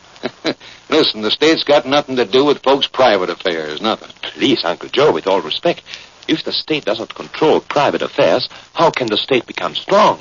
Oh, it'll become strong, all right. You know, it might become too darn strong, I'll say. And I also say let the government mind its own dot-blasted business, and I'll mind mine. That's the way I feel. Excuse me, Uncle Joe, again. I speak with respect. But with us, no one would speak so of the state. And so our leaders say, we shall become strong, the strongest of all. Well, now, son, you know, there's been lots of nations claim that, and they've all had to climb down in the end somehow or other. The end? Excuse me, but who knows the end? Well, of course, nobody knows the end. Nobody knows the end of anything, I guess. But that's why I figure that what we do today stacks up so big. What we do today in my country is big. You shall see, please. We grow strong. All right, you grow strong. Now, what for, huh? So that we shall win. Already the Ruhr we take, Austria we take. What we need we shall take. That is what our leaders say. Yes, well, son, I don't say it can't be done, or that you won't do it, but after all now, what is there in it all? Papa, don't begin to talk politics. You always get indigestion when you talk politics. No, now, Mama, now, please, now, let me finish. Now, what's the idea of giving up freedom, food, and happiness for an end that we don't know anything about? Well, now, I say this. I say if we hang on to the things that a lot of folks have died to get for us, then we know we got something good. Now, don't that make sense, huh? Excuse me, please, Uncle. I cannot agree. Well, all I mean is that any government at all that takes away freedom and happiness on any excuse at all, in the end it costs them more than it's worth. Papa, stop arguing and eat. Me? I'm not arguing. I'm just telling Fritz here. Here, Papa, have more steak, yeah? What is it, Judy? Mama, how did Fritz learn English? Fritz, how did you? In school. In our school, we learn all things that will be useful. We learn English and marching and running in gas masks and the history of our country. Is that any fun? With us, school is not for fun. It is for the state. Why did you come over here, then? Well, because I cannot run in the gas mask. I have sometimes a little cough. Oh, are you not well? Oh, it's nothing. Merely a a bronchitis. The state says that here I shall have more milk and butter. Well, that is all. Then I shall return. Well, speaking of the government now... Papa, nobody is speaking of the government. Well, I am right now. I'm speaking of the government. Now, wait a minute. Now, you take this administration, for instance. Now, they've got no experience, and they've got no horse sense. Uncle Joe, with all respect, please. Well, look at the relief racket. Well, they're just a bunch of chiselers. And look at this... Uncle Joe, please. Now, son, please, don't interrupt me now. Just a minute. What do you know about it, anyway? You don't know a darn thing. Now, you listen to me. You know, they don't buy votes the way the crowd used to down at the City Hall. They just hire them now and put them on the government payroll. That's No, what I they do. protest. Oh, shucks, boy, what do you know? Let me tell you something. Before we know it, the entire country will be living off the government, and there'll be about only one taxpayer left to support them. And by gravy, I shouldn't be surprised if I happen to be that taxpayer, too. But talk is dangerous. Dangerous, Lord. I wish it was. The trouble is, nobody pays any attention. Again, all I hope is that the people wake up before the country's stolen right out from under them. That's what I hope. It's dangerous. It's stolen. Always the country is stolen. Did you ever think the government was any good, Papa? Oh, yeah, sure I did. From what I hear, the Second Grover Cleveland administration was all right. Papa, eat. I'm eating. But all I say is, Fritz, that I may not know much about politics, but I do know a bunch of goggle-eyed, long-haired professors when I see them. And I know a lot of things. Papa, look at Fritz. Here, boy, here. What's the matter with you, Fritz, boy? What are you looking for? In the corner, sometimes they put dictaphones. Dictaphones? Gad, I wish they would put some dictaphones here. I'd pay all the expenses to have the record sent right straight to the White House. That's what I'd do. Then they'd know what was going on then. We'd get some results then, eh, Mama? Huh? There's no dictaphone. But you know this woman? What woman? Who? She in the kitchen. Oh, I don't. Do you, Anna? No, I just got talking to her at the market. I told her I wanted a little help for dinner. We'll fix it up. Aunt Anna, you bring a stranger into your home? Someone you do not know? I know all about her. She's always changing jobs, and she has a cousin in jail. In jail? Well, I'll be darned. What's she in jail for? For being a bank cashier. And she's in love with him, I bet. You see? They have someone she loves. And so they have her. She must do what they say. Oh, boy, I don't know what's getting into you, Fritz. Well, she looks to me just like a pleasant, lanky, no-account old girl, that's all. You hush. You'll hurt her feelings. Now, look, here's the beer. Mama, can I have some? Yes, just a little. And Papa will make the toast, just like in the old country. Yeah, Papa? Yes, well, I can't pronounce it very well, Fritz, but Mama's taught it to me pretty good at that. Yeah. And, boy, I want to tell you that I sure do mean this when I sing it. Now, here goes, now. Ein, zwei, drei. Ein Prosit, ein Prosit, sehr gemütlich. Go on, Mama, now keep on. That's it, listen to her. That's ein Prosit, ein Prosit, finish sehr gemütlich. No, ein, zwei, drei. Super. I want to tell you something. This has been some meal. Now, it's some meal. Everybody's eating but Fritz. Excuse me, please, but today I have not an appetite. It is perhaps a change from the boat. Oh, never mind, Fritz. Now, you excuse me for a minute. Papa and I are going across the street. It's the Bernolfo's wedding anniversary. We'll take them some of these cakes. Trudy, you stay here with Fritz. Oh, Papa, will you give Mary $1 and tell her to wash the dishes before she goes, yeah? I heard you. They're all washed and put away except them down the table. Well, here you are. Here, Mary. Here's your $1. Well, thanks, Mr. Smith. Much obliged. Well, much obliged to you, Mary. So long, Mary. Pleased to meet you. Same here. Goodbye, Mary. Much obliged. So long, folks. Mary, can I clean up? Sure, you can carry these dishes into the kitchen. Here, you take them now. Okay, thanks. Well, Fritzy, how you doing? You didn't eat very much. I wish you to understand. These people, they are nothing to me. Ain't they your cousins? An accident. I've never seen them before. Well, what's wrong with them? They look all right to me. I wish to point out that I took no part in the conversation, in the political discussion. You betcha. You sure didn't have much to say for yourself. You acknowledge that? Well, you kind of joined in some. But not to agree. Well, for heaven's sake, I don't know. You're all talking all together there. So that is all you have to say. That would be your report. Hey, Hey, I don't get you. Looks to me like one of us don't understand English so good. Well, okay, I gotta be moving. But please. To me, naturally, this is important. Hey, look, some other time, kid. When I have $1, I burn to spend it. Oh, what do you know? The kids put away the dishes. So long, Trudy. So long, Mary. So long, Fritzy. Fräulein, please, I beg. Hey, let go of my hand. Who do you think you are? One of them fresh guys or something? I beg your pardon. Granted. So long. Fräulein, do not include me with the others. Fräulein! I put away all the dishes all by myself. Can these rooms be seen from elsewhere? Well, the Raffertys across the area can see. He's a cop. Pardon? A policeman. A policeman? Can we see the entrance to this building?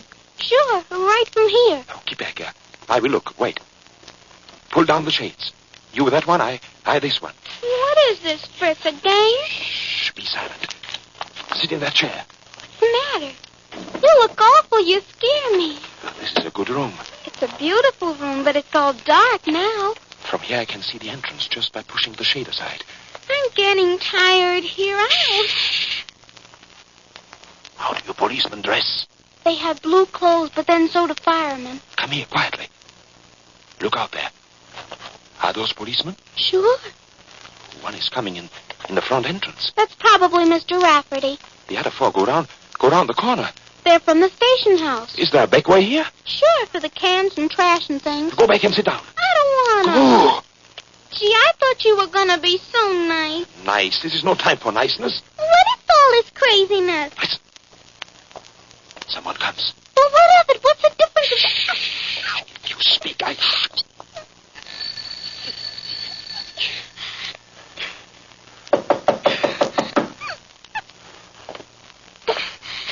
Let go of my arm. You hurt me. I'm sorry. Oh. I was nervous. But they have gone. But it will come again. I must think. Is there here a gun? A gun? No, it's not allowed. There must be a gun. All dangerous radicals have guns. We must find it and dispose of it. If it is found, it will be worse for us. Papa's never had a gun. And who's a radical? Papa's a legionnaire and an elk. Elk? An elk? What's that? Oh, why must I come here at such a moment? Other papers. Oh, we should look. We should burn them. Nothing must be found, no proof. Why do you ask me to such a place? Who are you? Is it a trap? No, you're foolish. You're crazy. You don't know what can happen, but I know. I've seen such people at home. They think they will be safe, but sometimes it happens to them. But I will save you. If I can, you are my people. Whatever they do, I shall say nothing. Now we must wait. Perhaps they will go away. No, they never go away. Listen. They come again. Sit still. Oh, Papa! You fool! Rudy! Here. What is this here? Papa, he was choking me. What? Why, you ornery whelp. Say, listen, I got a mind to pin your ears back. What's the meaning of this, huh? Joe, I beg, please. I wished only to save you, to save us all. To save us? Police. There's been one here once. I thought they were coming back. Trudy would not keep quiet. We must move. They came while you were gone. Trudy, who came here? Who came? I don't know. Fritz wouldn't let me open the door. Hey, boy, you must be sick. I'm not sick, but I've seen. What's the matter? Anna, make them understand. Understand what, Fritz? What's wrong here? The room is all dark. Fritz pulled down the shade. This boy here was choking Trudy. Oh, you don't know, you don't understand. Fritz, please tell me. Listen, Aunt Anna. Yes. Once I was like you. Once I lived with Father and Mother, and we were happy.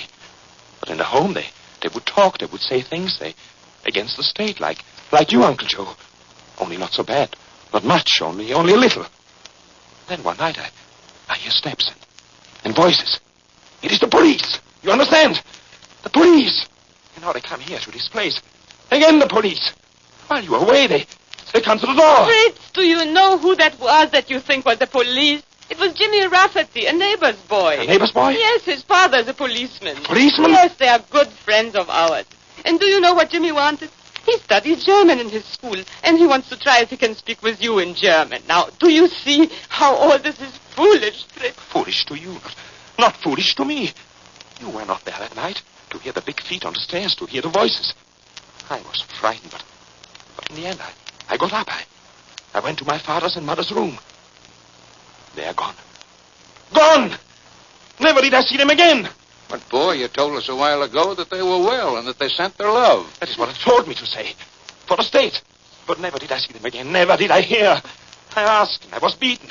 Look at my face, you see. They said if I ask any more, it would be bad for them. That they would be beaten. My beautiful mother will be beaten. No, Fritz, no. She will be beaten, my beautiful mother. They will make her cry. Fritz. My mother. And Fritz, please, it is not my so. Mother Here, will be beaten. Fritz, he's all so different. You must believe me.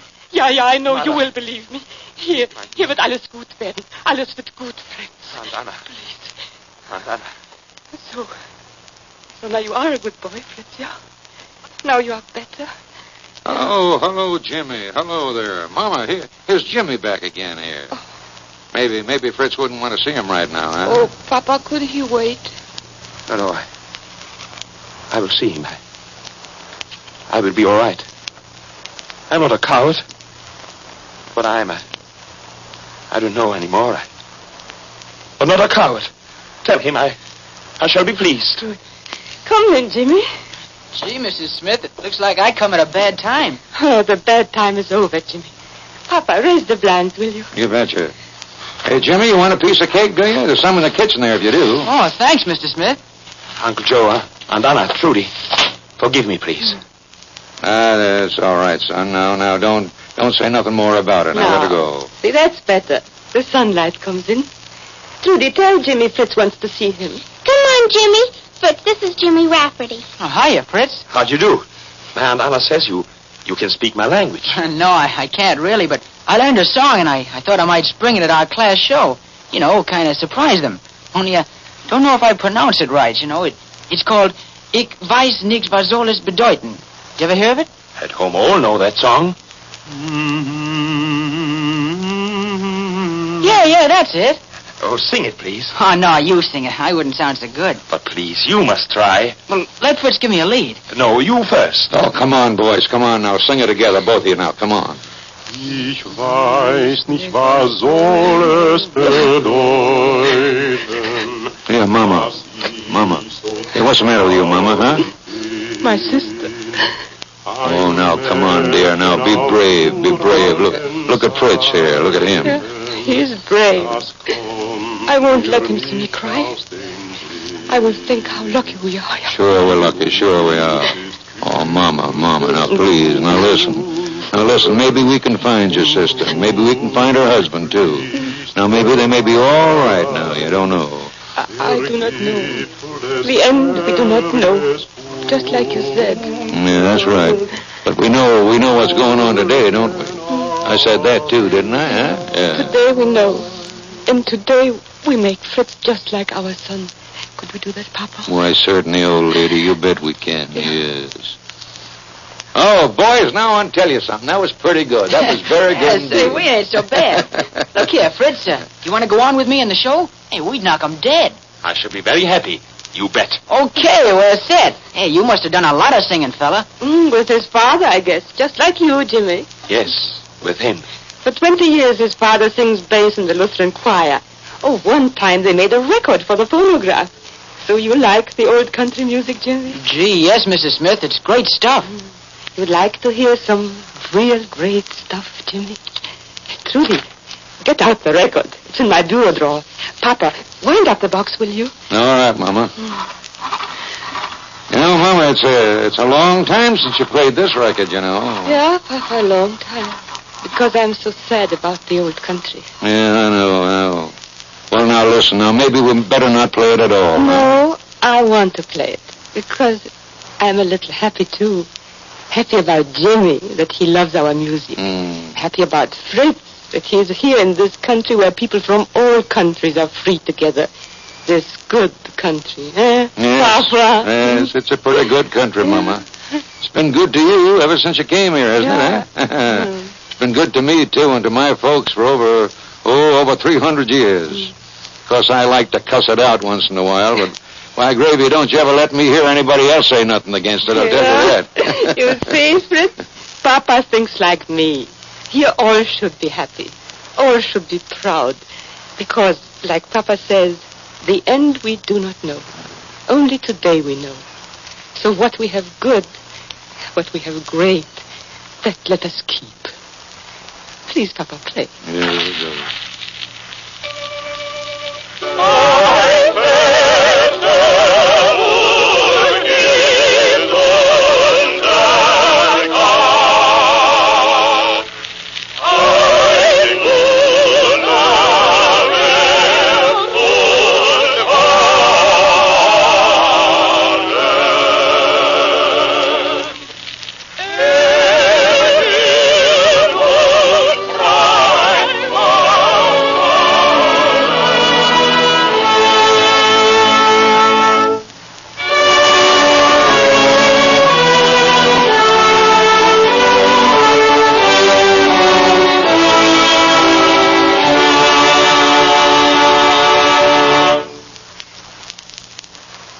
This is James Boyd speaking again. Before our revolution, Pitt, the Prime Minister of England, speaking of the right to be free from oppression by officials, was saying, "The poorest man may in his cottage bid defiance to all the force of the crown. It may be frail, its roof may shake, the wind may blow through it, the storms may enter, the rain may enter, but the King of England cannot enter. All his forces dare not cross the threshold of that ruined tenement." That respect for the individual which forbids the king to enter is the basis not only for the freedom shown in our play today, but for all the freedoms preserved in our Bill of Rights. It is our way of life. And as we bring to a close this Free Company series about that American way, the Free Company remembers its plays on freedom of speech, of the press, of assembly, of religion. It remembers the whole body of our American beliefs. And it says, "Here we stand on our great principles, on our deep, strong beliefs." And the Voice of America answers, "Here we stand."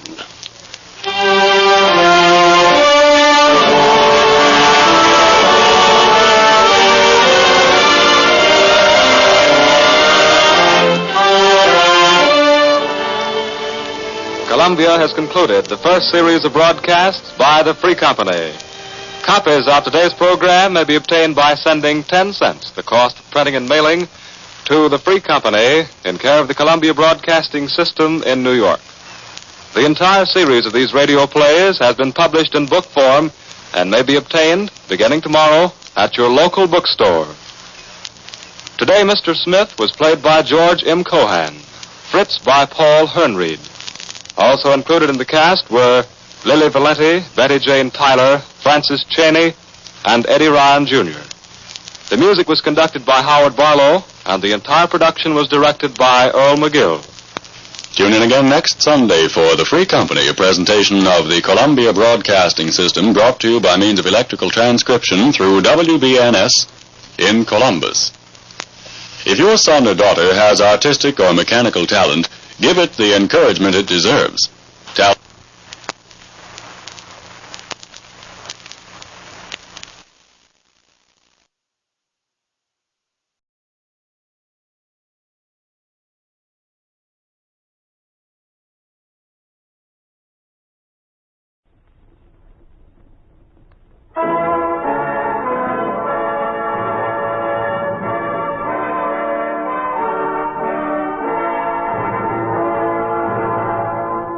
The American West. Once it could have been the British, Spanish, or even the Russian West.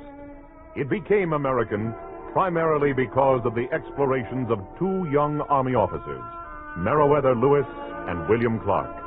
Their pioneering journey stands as one of the great achievements in the history of the United States.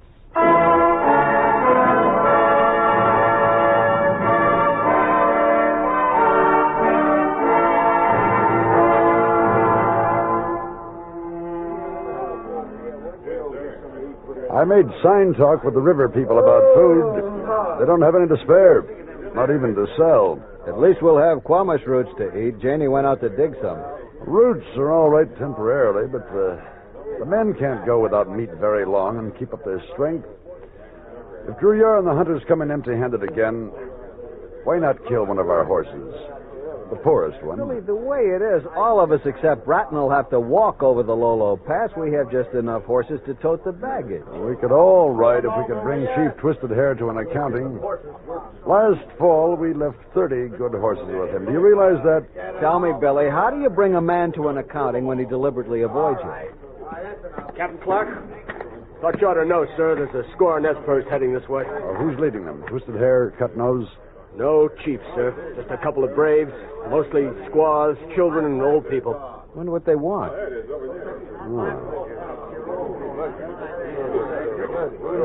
Remember me? Wait a minute. Let me think. Kamkamish, warrior. You fix leg. You pull heart straighten out. Give stinging water to rub on. Of course. Now I must fall. You're the one who learned white man's talk from traders down the Columbia, yes. It's good. Kamkamish, tell everybody how you make him well. You great medicine man.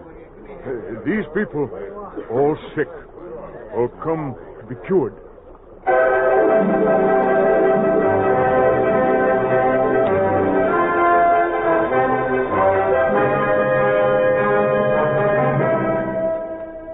Horizons West, the continued story of the Lewis and Clark expedition. Now with Harry Bartell as Meriwether Lewis and John Anderson as William Clark, listen to Chapter 10, Decision at Traveler's Rest.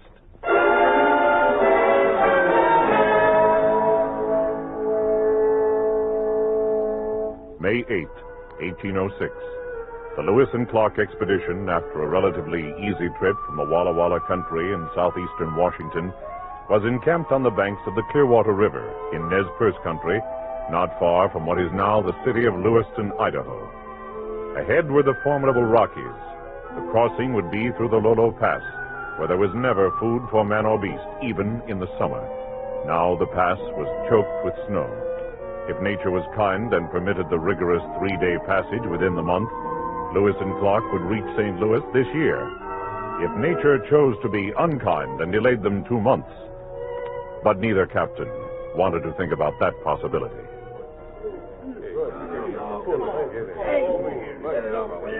The Indians looked at Billy as if he were a miracle worker and prepared to display their ills. He got out his medicines and his instruments.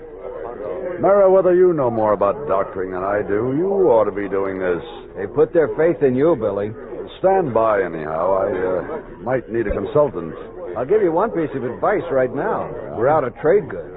We can't buy any necessaries from these people, not unless they pay you for doctoring. I'll remember. Kamkamish, who's first?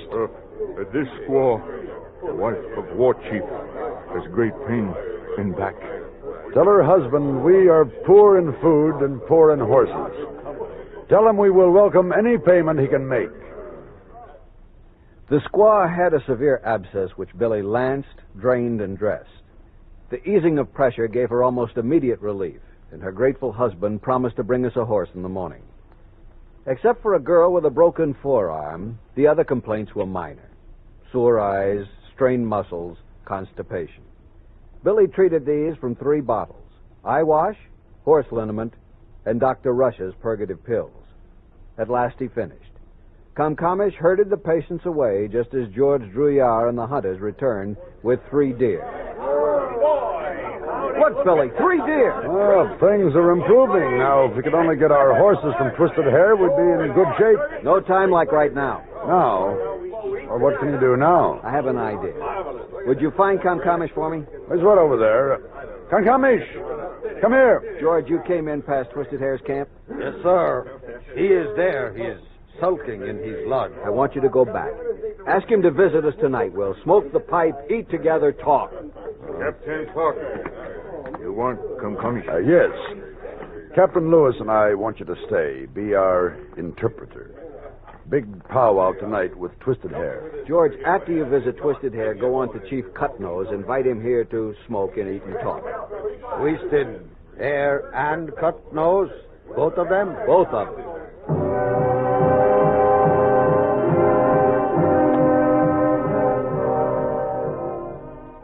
Charbonneau and York set about cooking the venison. Jenny brought in as many quamash roots as she could carry. She put the roots into pots of water suspended over one of the fires. The minutes of waiting compounded into an hour. Meriwether grew restive. What had happened to George Drouillard and the Nez Perce chiefs? George could have made the round trip twice by now. I hope he didn't run into trouble. Captain Lewis, Charbonneau says supper's about ready to eat. Go ahead and feed the men, but save enough venison and roots for us and Drouillard and I guess. Yes, sir. Tell Charbonneau to keep our portions warm. Right, sir. All right, keep the portions warm. Well, there's somebody. Twisted Hair. All by himself. It means George is with Cut Nose. Come. Here, Captain Lewis. I'm ready. Welcome, Chief of the Nez Perce. Welcome, Twisted Hair. We passed the pipe back and forth, and then sat down before Charbonneau's always excellent cooking. As he ate, Twisted Hair smiled happily and made the sign of friendship repeatedly. Then he turned to Kamkamish and spoke in Nez Perce. Captain Lewis, Twisted Hair say he happy to see white friends. White man's food, good. White man's tobacco, good. White men, Nez Perce, friends. Ask him if his quarrel with Chief Cutnose concerns us. Kamkamish spoke to Twisted Hair. The chief listened, frowned, and replied with some heat. Kamkamish nodded soberly and turned to Meriwether. Quarrel about white men's horses, over honor of guarding them, over use of them. Chief Broken Arm and Chief Cutnose, each allowed to share care and use. Cutnose not careful, his young men scatter horses all over nation. Tell him the horses must be rounded up fast. Ask about the saddles we cached here last fall. Kamkamish relayed the statement to Twisted Hair. The Nez Perce chief spoke rapidly with a great sincerity evident in his manner. Kamkamish listened carefully, considering how to put this torrent of words into his limited English. Then he spoke. Captain, Chief Twisted Hair, give word he get horses back. In cash, ground fall on saddles. Twisted Hair saved. He puts in new dry hole. Then George Drouillard rode in with Chief Cutnose. They dismounted and came over to the fire. Welcome, Chief Cutnose. Sit down, both of you. Smoke with us. Eat. Cutnose glared at Twisted Hair, waved aside the peace pipe offered by Drouillard, and grabbed up some venison. He ate voraciously, pausing now and then to spit out Nez Perce words, which sounded like curses. Captain Clark, Captain Lewis, Cutnose say he true friend to whites, but Twisted Hair is bad, a man of two faces. He let young braves spoil white man's horses by hard riding. Braves would kill horses, but Cutnose saved. Kamkamish, tell Cutnose I am sad. He and Twisted Hair are quarreling. Captain Clark is sad. We want our friends to be friends of each other. We know that as brothers they can do anything. Together they will find our horses. Let them make their white friends happy. Let them smoke together. Both the chiefs responded to Meriwether's plea. Cutnose put aside his food long enough to take the pipe from George. He smoked and passed it on to Twisted Hair. He smoked. All was well, except we still didn't have our horses.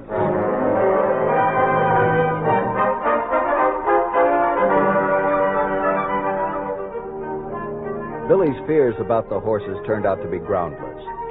Twisted Hair and Cutnose were honest men. We visited them in turn the very next day and got back our saddles and 21 of the horses in good condition. Their braves helped round up the remaining animals during the next few days, until we lacked only 2. The 2 horses taken by old Toby and his sons as a fee for guiding us over the mountains last fall.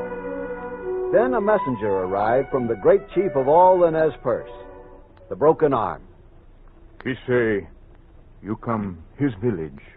All Nez Perce people send chiefs and warriors there to welcome great white captains.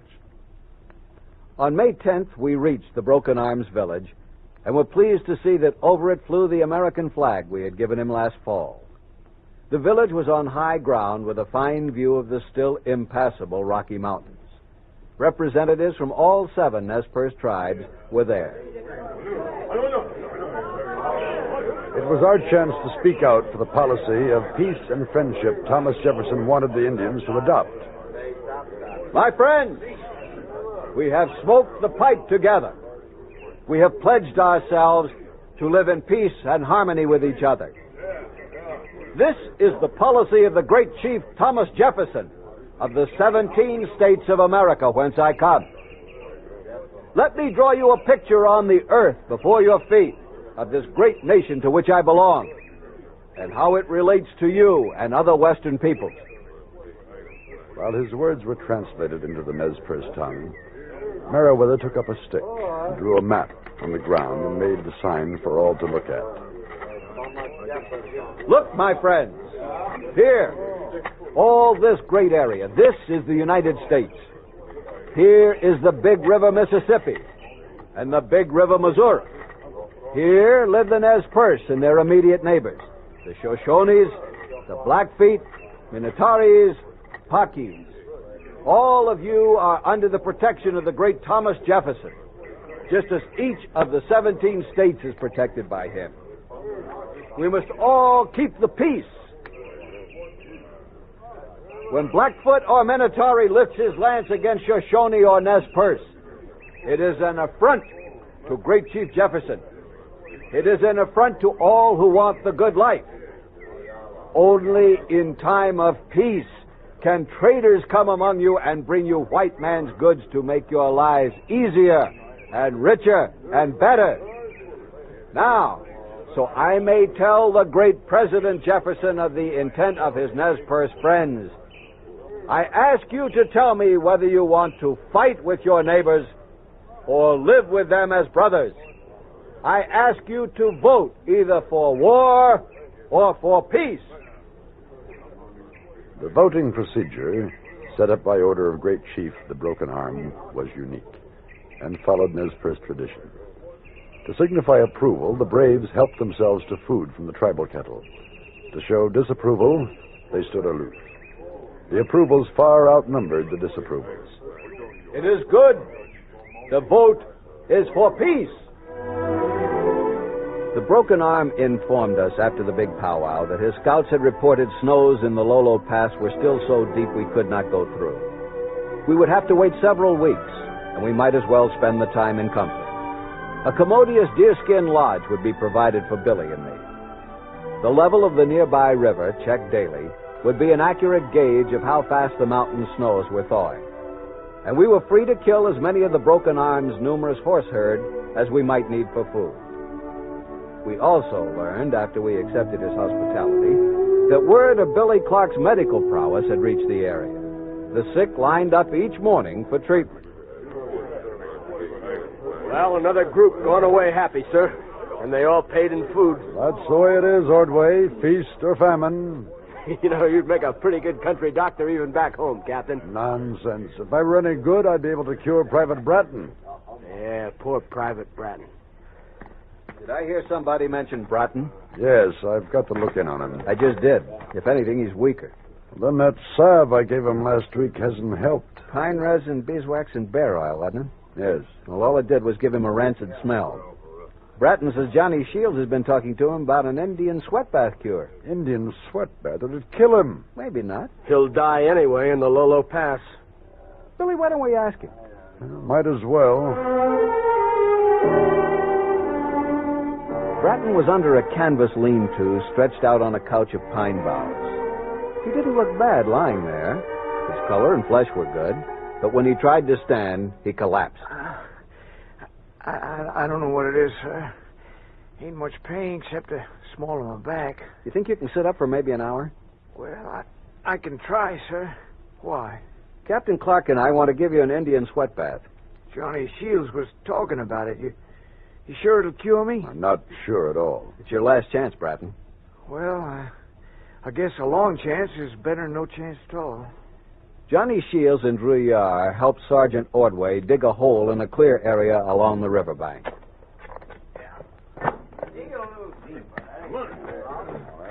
That's deep enough, wouldn't you say, Billy?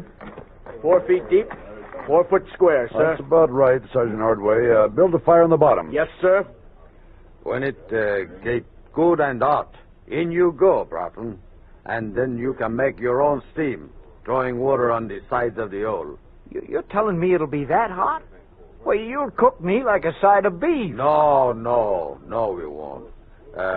Captain, he ought to have something to drink while he's down there.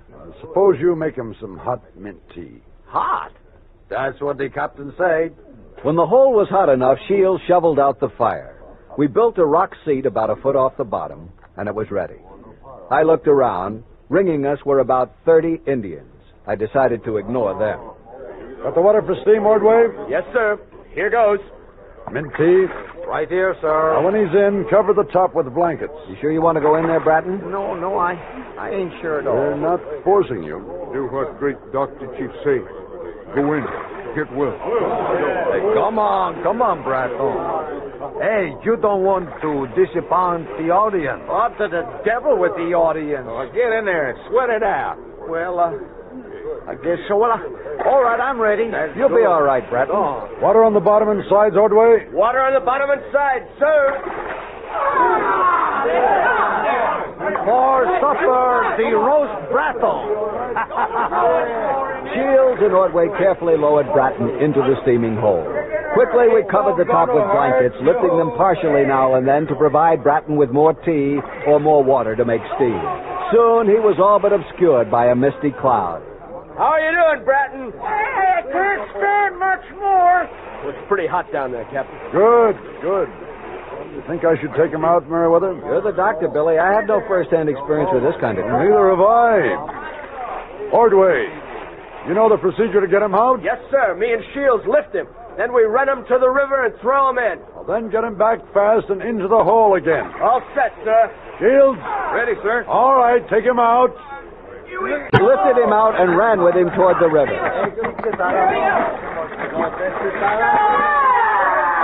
No sooner had they thrown him in than they were pulling him out. All right, men, quick, back in the sweat hole with him. Oh, just let me die, will you? Let me die. Come on now, you can't quit. We let him sweat for another half hour or so, threw him in the water again, and then put him back in the sweat hole. When we took him out the final time, we wrapped him in blankets and cooled him off gradually. The next day, Bratton began improving, and in a week he could walk with no trouble. We tried the same treatment on a paralyzed sub-chief the trusting Comcomish had brought to us. It cured him, too. And from then on, Chief the Broken Arm began to urge us to settle down permanently with his people. Comcomish, just what did he say about guides? You will have guides when snow melts. Mm-hmm. But why you go? You and Nez Perce, brothers. We moved our camp farther into the uplands and made as many preparations as we could for the forced march across the pass. Johnny Shields, with the convalescent Bratton to help, overhauled the firearms of the expedition, but the rest of the men were not so fortunate. Without jobs, they did little more than cast amorous eyes at the more attractive of the Nez Perce women. Meriwether, they're looking like troops from old Fort Clatsop. We'll never get across the mountains with men who don't care. They need something to keep them busy. Remember how they were racing horses with the Indians at Twisted Hare's village? That's a good idea. Better yet, let's have some foot races. Burn up their energy. Get all kinds of games going. We held regular games with the Indians, and we didn't try to keep the men from betting on the outcome of these races, even if they occasionally lost an essential item like a hatchet or a knife. The most significant race of all to Billy and me was a sprint which Private Bill Bratton entered. Several of the men, including Shields and Ordway, felt that he was not ready to pit himself against half a dozen of the fastest Nez Perce runners. Bratton, however, insisted, and when the runners towed the starting line with Shields to send them off, Bratton was there. Ready? Set! Go on, Billy! a poor start, but he dug in hard and made up ground on the swift Indians. He passed several, one of whom tried to slow him down with a turning of elbows. But he got by and crossed the finish line a couple of strides behind the leaders in third place. Broughton, that's fine. Fine, boy. How do you feel? Good, sir. Real good. Guess you're cured, Bill. I guess you might even be ready for that Lolo Pass.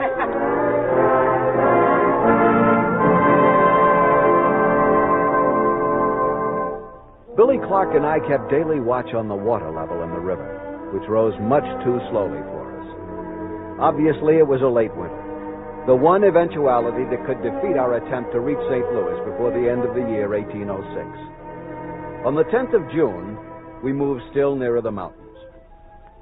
We need another talk with the broken arm about guides. Yes, we do. Remind him of his promise. Well, send Drouillard to talk to him in sign language.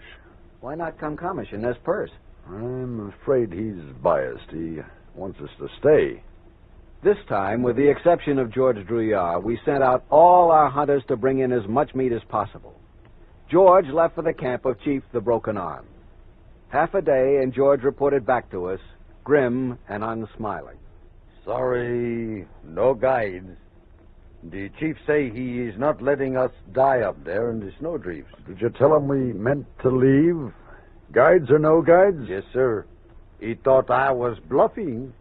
A few weeks' delay here means another winter will catch us in this upper Missouri country. We were over the Lolo Pass once, George. You were with the leaders then. With the Indian guys, sir. You helped blaze trail. You ought to be able to lead us back, with what I can remember and what Captain Clark remembers. If you say so, sir, I try. 150 miles with no horse fodder. We'll have to try to make it in 3 days.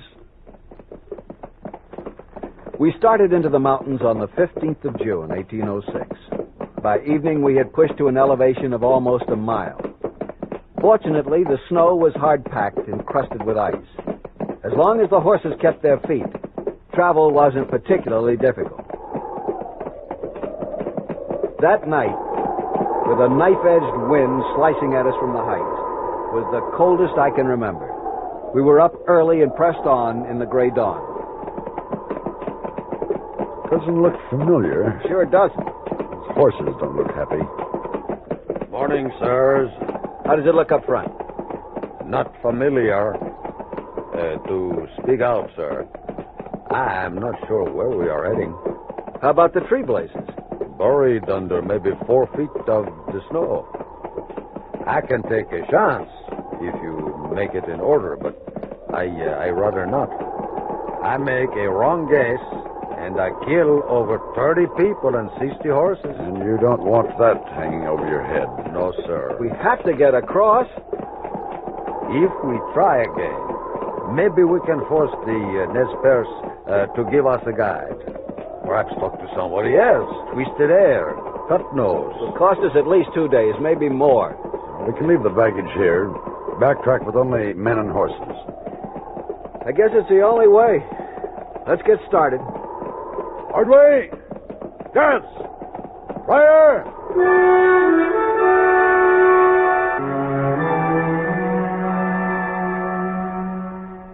We stored our baggage and reserve food under tarpaulins along the snowy trail. Here, in this wild and nearly lifeless area, these precious goods would be safe. Drouillard, meanwhile, hurried back to talk to Chief Cutnose about guides. Our retreat was marred by accidents. Coulter lost his blanket. John Potts was badly cut, and I was hard put to stop the bleeding. We lost 4 horses and a mule, and the hunters ranging the lower altitudes only got 2 deer during a span of 5 days. Then, while our horses grazed near our old campgrounds, George Drouillard at last appeared, this time with a broad smile on his face.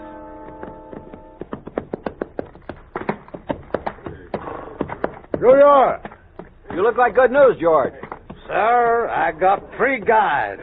One of them is a brother of Chief Cutnose. Excellent. What did it cost? Only 2 rifles and some shot. Where are they? Coming up the trail, sir. On the 24th of June, we left again for the Lolo Pass, this time led by the 3 young Nez Perce braves.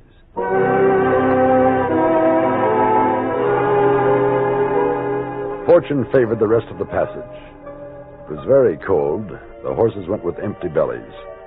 But on the 29th day of June, 1806, we started down the eastern slope of the mountains. The snow runs out about a mile ahead, according to the guide, sir. There's plenty of grass for the horses. Overnight, stop by the forage, Sergeant. Yes, sir. The following day, after luxuriating in the wonderful warm waters of the Lolo Springs, we moved on to Traveler's Rest, where we had camped on the trip west. The hunters brought in several deer.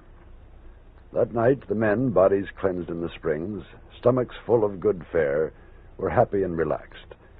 It was time to bring up a subject that Meriwether and I had discussed time and again since Fort Clatsop. We made it just in time. We should reach St. Louis before the year's out. Missouri Currents will be with us most of the way. No poling, no towing, no prickly pear. Not as much, let's say. Hunting will be real good after we leave Shoshone country. I hate to interrupt this optimistic talk, but you all must remember we had a bad time of it in this very country last summer and fall. Mainly because we didn't know enough about it. And we still don't.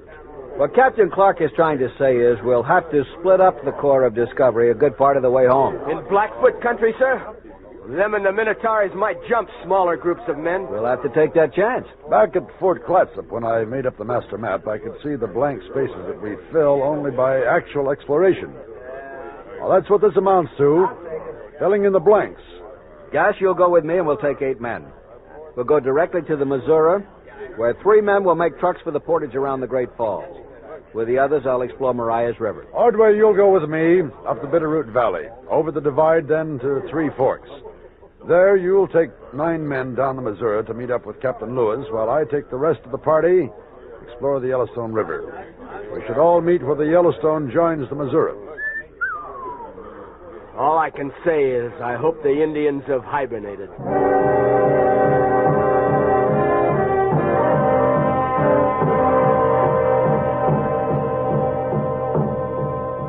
After the men had gone silently and glumly to their bedrolls, Billy Clark and I sat by the fire, a map spread between us. I know the men are depressed. Because they've endured so much together. It can't be helped. There's no time to cover all this country in one body.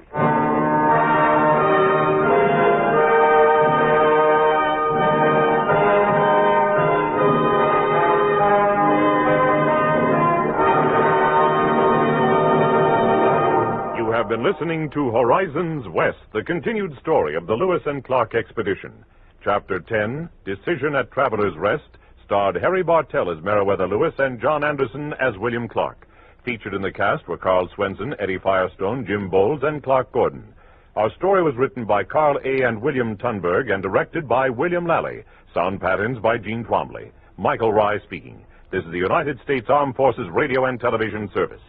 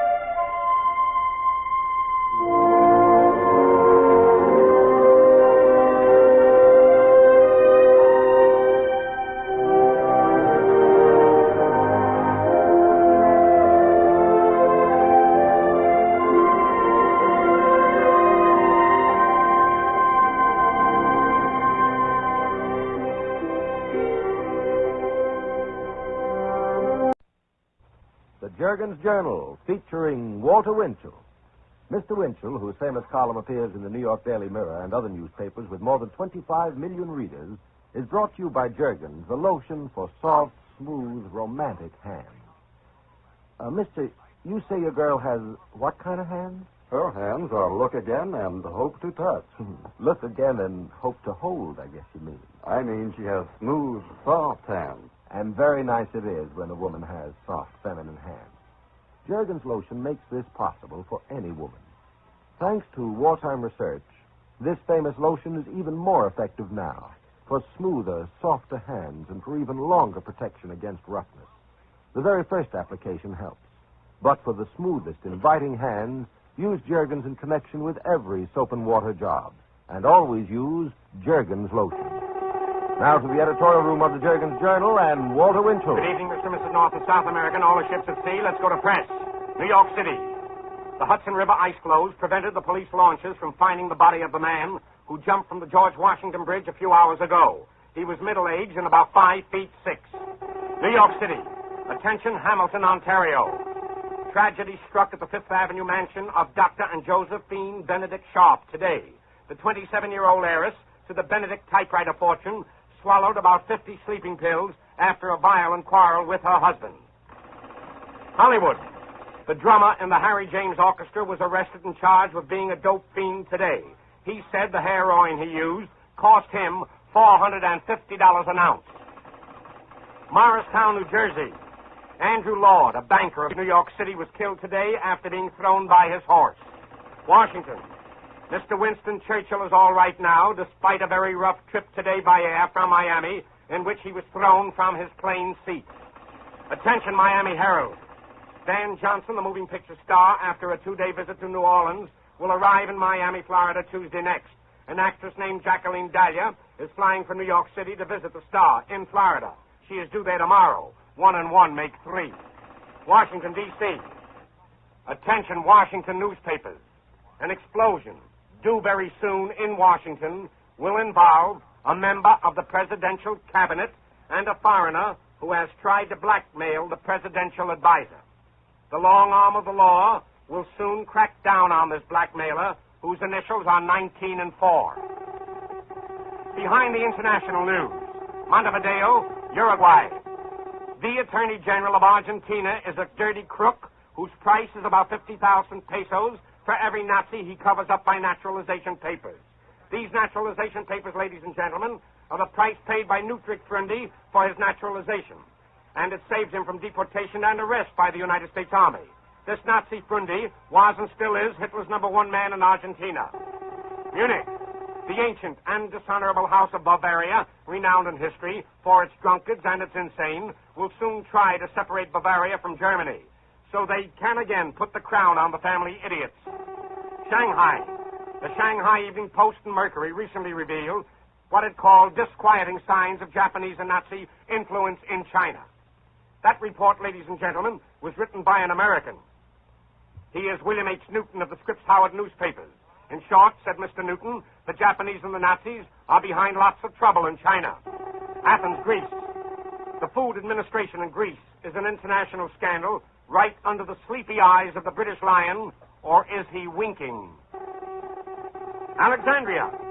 It will be denied, it always is, but the evidence is mounting that the Kremlin and the Muslim leaders are working out a grand alliance. If this is true, then it would mean that so far as Joe Stalin is concerned, so long, bye-bye, and ta-ta to a free Palestine. Bahrain, Arabia. Arabian oil production is expected to reach an all-time high. And in power politics, an oil field is what a water hole is in a jungle or a desert. Look for plenty of trouble, then, east of Suez and west of Bombay, and tell Mr. Molotov that he can't stop Winchell from reporting in advance what some diplomats are trying to scoop me on, a third world war. Washington, D.C. A terrific feud will shortly break when Postmaster General Robert Hannigan publicly challenges Secretary Ickes' testimony.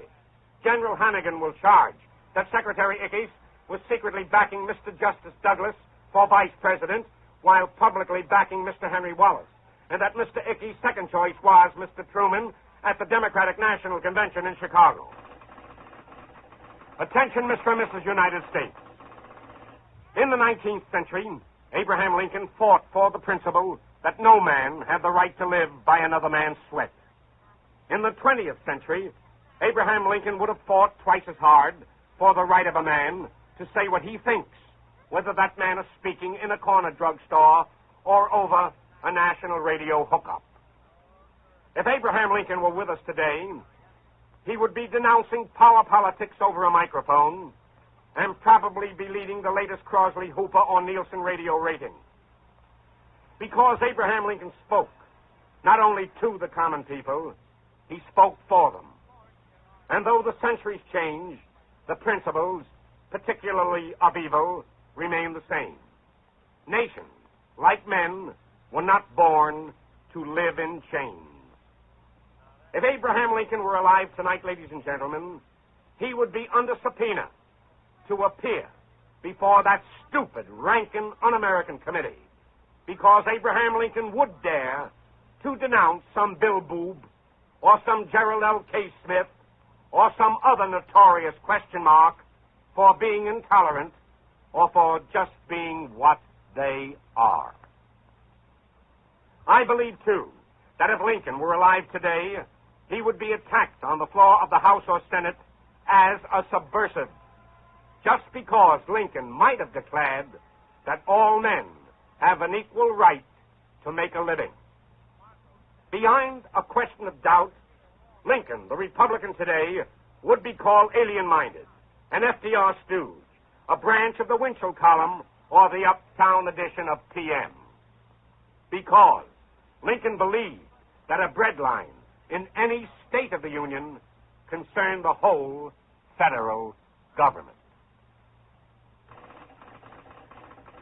The New York and Washington ticker. You will soon learn about wholesale resignations now being readied by officials in the State Department and intelligence. They are sizzling over concealment of activities of certain foreign agents in our country for what is called diplomatic reasons. The Tommy Corcorans of Washington are expecting their fourth little brain truster in the summer. Mr. Corcoran was FDR's right-hand man early in the New Deal. New York. Prominent Wall Streeters now figure that except for a few regional ceilings, OPA will be a casualty next June.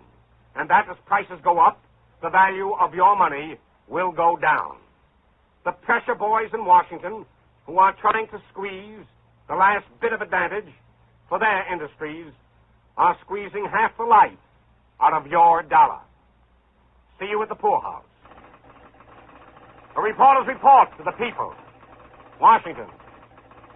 The State Department and Secretary of State Burns denied the recent report of a rumor over this microphone that 2 American ships loaded with machine guns had docked at Barcelona recently. The guns, I said, were allegedly for the Franco government, and my source, I said, was the Spanish underground. Well, the Spanish government in exile, however, continues to believe the opposite, meaning that they were delivered. And a secret report of a French commission recited the alleged deliveries. In the meantime, will the State Department kindly explain the following dispatch of the Associated Press? It ran as follows in the eminently reliable Christian Science Monitor on February the 2nd, to wit, the Barcelona newspaper Vanguardia said yesterday that a Spanish purchasing commission had reported buying $10 million worth of surplus property owned by the USA. The Spanish commission indicated that it had bought, quotes, abundant planes, a good quantity of tires, and numerous trucks. Mr. Secretary of State Burns, true or false? Attention, the State Department. This concerns a man who is trying to arrange a visa to get into our country, and this is to protest it for a lot of other Americans. His name is Dmitry Ivanovich Dorozenko. He is Ukrainian. He was a principal speaker in 1940 in Berlin, Germany. He is a 100% Nazi, and he has the support of Hitler's gang. I have photostatic evidence of his appearance at Nazi meetings in Berlin. This Dmitry Dorozenko, now in the American zone in Germany, is actually working today as an advisor to the British American authorities. He has also requested a visa to come over here. Over what American's dead body, Mr. Secretary of State Burns? Ernie Piles, General Patton's, Captain Colin Kelly's, General Rose's, or Private Joe Dokes's? And now, Mr. Ben Grauer and company for Jergens Lotion. I'll be back in a flash. Here's Sally Andrews, Jergens' beauty consultant who's been shopping in New York. Well, what'd you see, Sally? Men at perfume counters, Ben. Huh? Choosing Valentine's, I guess, for the one and only. And I mean choosing. Wondering, would that be right for her? Would she rather have this? Well, a man likes to please his girl. A girl likes to please her man, too, Ben. Only sometimes she makes a mistake. She works so hard keeping his house nice for him, she forgets to keep her hands nice. And it's so easy with Jergens lotion. Oh, I guess the girls aren't so foolish, Sally. You know, young marrieds use Jergens lotion nearly 4-to-1. That's so. And they've probably noticed that Jergens lotion is finer than ever now. Jergens is even finer now as a result of wartime research. It protects even longer, makes the hands even smoother and softer. It's in the stores, same bottle, still 10 cents to $1 plus tax. You save on the dollar bottle. For St. Valentine's sake, take care of your hands. Be right with you in a minute, Walter. Take care regularly with this famous Jergens lotion. Now back to the editorial room of the Jergens Journal and Walter Winchell. Washington. President Truman sent word yesterday that he would back Edwin Pauley to the finish, and that under no circumstances would Truman pull out his nomination for Mr. Pauley as Undersecretary of the Navy. Ladies and gentlemen, I am for Edwin Pauley. I want to stand up and be counted among all those rats. I just want to ask his critics one question. If Edwin Pauley has committed a crime of any kind, why didn't Mr. Ickes or somebody tell it to any federal grand jury? If Edwin Pauley is guilty of any crime, why was such very important news held up until this late date? I don't believe that Edwin Pauley has done anything rotten or committed any crime. But if he has, then give me the evidence. And as one of his loyal friends, I will have him arrested.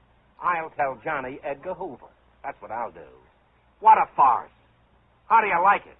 A politician calling another politician a politician. Now for some tips to the papers. To the Army and Navy Journal. This may be a scoop. The Navy has completed plans for a post-war reserve, a sort of a Navy National Guard. The top side man will be Admiral John Gingrich, the former skipper of the USS Pittsburgh, who was given 2 new citations this week, but nobody has it in any newspaper. Why don't the boys wake up down there? To the Women's Wear, a newspaper of New York. Here is some sour news for the ladies. The heavy luxury tax on furs will not be lifted for a very long time because Secretary of the Treasury Vinson and President Truman are against removing that luxury tax. To the Albany Times-Union, the General Assembly of Kentucky this week passed a bill making FDR's birthday a legal state holiday. The governor of Kentucky, however, vetoed that bill, but the Kentucky House of Representatives, what a great bunch of guys they must be, passed it over, the Kentucky governor's veto. To the Daily Mirror of New York, Harry Hopkins did not die of cancer. It has not been announced why, and it may be denied, but it was liver trouble. And Mr. Hopkins' worst friends could not call him a drinking man of any kind. And that, ladies and gentlemen, winds up another Jergens Journal until next Sunday night at the very same time. Until then, and with lotions of love, I remain your New York correspondent, Walter Winchell, who leaves this memo for the chumps who lost their shirts in Wall Street the last few days. Buy government bonds, and someday you will thank the Lord that you saved some ammunition. Good night. Out of sight, out of mind, they say. Well, just because you can't see them, don't let your elbows get rusty rough. You know others see them. When you smooth Jergens lotion on your hands, give your elbows a taste of Jergens, too. Keep this up and see how childlike smooth your elbows soon look. It's a detail, nice smooth elbows, yes, but a very charming detail. And smooth Jergens lotion over your arms and shoulders. Even too thin arms look rounder and more feminine when they're creamy smooth. Remember, Jergens lotion tends your skin with 2 ingredients so exceptional for skin smoothing that many doctors use them. No oiliness, no annoying stickiness. For really smart grooming, use Jergens lotion on your arms and elbows, too. Next week, another edition of the Jergens Journal with Walter Winchell. And now be sure to remain tuned for Luella Parsons' new 15-minute program with her guest of the evening, June Allison, which follows immediately. This is Ben Grauer speaking.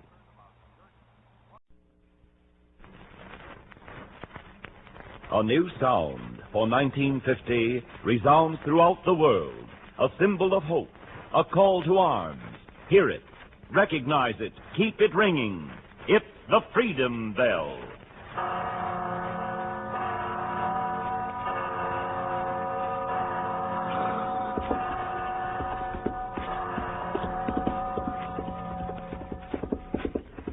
Ho, rider, why so urgent? If you be on honest business, stop. Give your name. Give your destination. Name's Revere, friend. Paul Revere. Destination?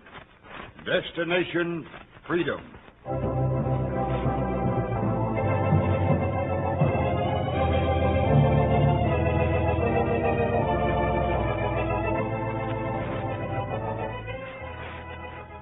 America is more than a plot of land.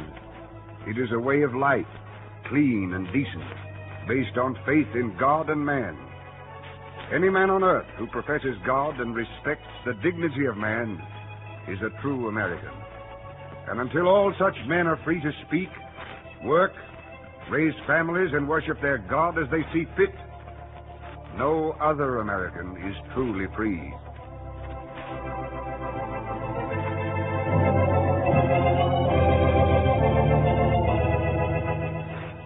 That was the spirit of Paul Revere, portrayed by Maurice D. Copeland on the new radio series titled Destination Freedom, presented by station WMAQ in the interest of human freedom the world over.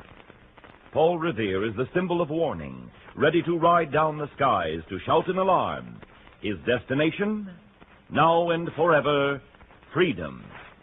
Aye, freedom, my friend. Paul Revere. You're actually here. Aye, my friend. To talk about freedom. We fought for it in my time. Bloody battle after bloody battle. Now I've shaken loose the sands of time to ride the wind across the land to proclaim an old fact. God grants liberty only to those who love it, and are always ready to guard and defend it. An old fact, little remembered. On the contrary, it's a very familiar quotation, repeated by most anyone. Aye, there's the trouble. A way of life has become a quotation. In my day, we fought for freedom. We won it, too. And after the battles, we fought in earnest to keep it. Can you say the same? Why, yes. This generation and the generation before it fought for freedom. Surely you know that, Paul Revere. 2 world conflicts to preserve human rights. But what of the peace? One failed, else why fight twice? There is no peace today. When will it come? We work toward peace, world peace, the union of all nations. That is good. I agree with such an aim. But remember, my friend, I've been watching. Been watching for close on 200 years. Never could retire. Kept my horse ready, grazing in the heavenly pastures. Can't spend all eternity working my craft on the Golden Gates. Ah, yes, I remember. You were a goldsmith, Revere. Goldsmith? Silversmith? Coppersmith, yes. And good at my trade. But to the point, friend, to the point. Yes, I've been watching you. I've seen a few things that are good. Later additions to the freedom I fought for. Your United Nations. Ah, wonderful conception. You see, I've been watching the world, not our America alone. I know about oppression, about the limitations of human rights which exist over the world. And when I look back to America, I see it's time for me to ride again. Oh, freedom exists here. Some enjoy it and realize its value. Many others still seek it, even here in the land which symbolizes freedom to the world. Why do you come here? To warn Americans? Surely it's the oppressed people in other nations who need your warning and your encouragement. We have freedom here. Aha. But do you have freedom? How do you know you have it? Do you work to keep it and to help others get it? You spoke yourself of the United Nations. Yes, but you. What are you doing? You know how much freedom you have. That's enough, you see, because if you know, then in times of crisis, war, or peace, you'll fight to keep that freedom. You'll make any sacrifice, even your life, to preserve a free man's way of life. Tom Paine knew, and so did others, but you don't know, most of you. You don't know. Tell me, friend, when you think of people who fought for human rights, what names come into your mind? Perhaps they can help me convince you. Why, Thomas Paine, Abraham Lincoln, Ben Franklin, Susan B. Anthony.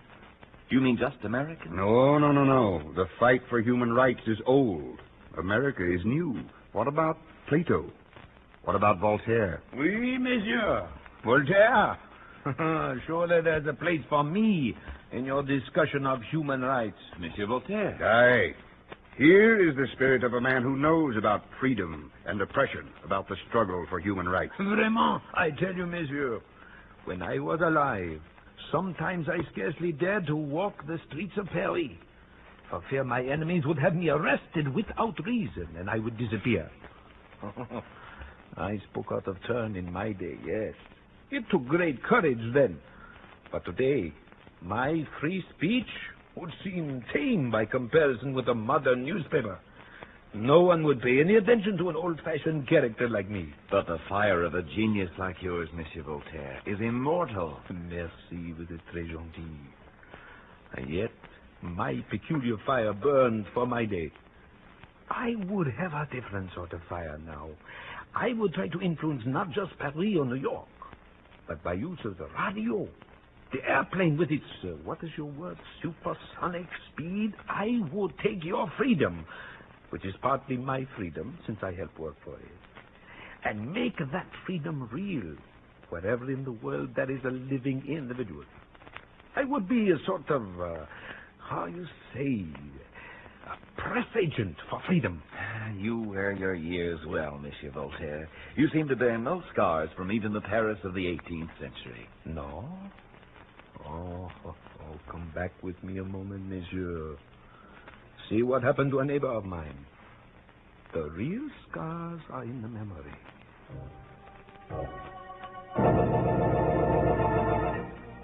This was before the revolution, remember, when the tyranny of a false aristocracy made personal freedom dependent on the whim of those in power. One day, as I was writing in my study.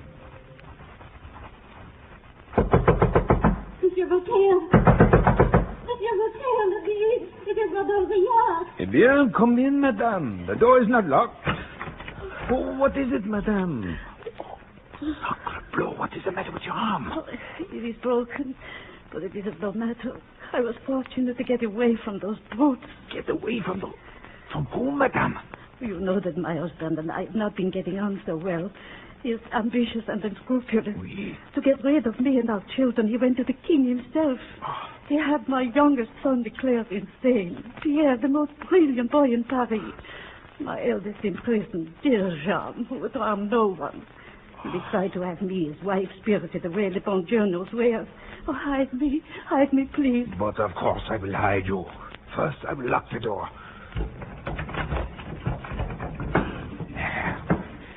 They brought a letter de cachet an hour ago.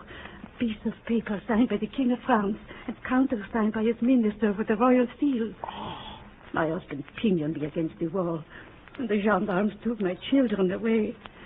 As they were dragging me down the stairs, I broke away, even though my arm was half twisted off in the struggle. But I don't care about myself, monsieur. What will become of my little one? Now, you must have courage, madame. No. It is that of the cachet direct from His Majesty. There is no chance of a trial, no defense. There is nothing that can be done against this silent weapon. Oh. To think, Monsieur Voltaire, my own husband, conspiring with the king against his family. And I am not the first to suffer, nor shall I be the last. Does a human being have no right?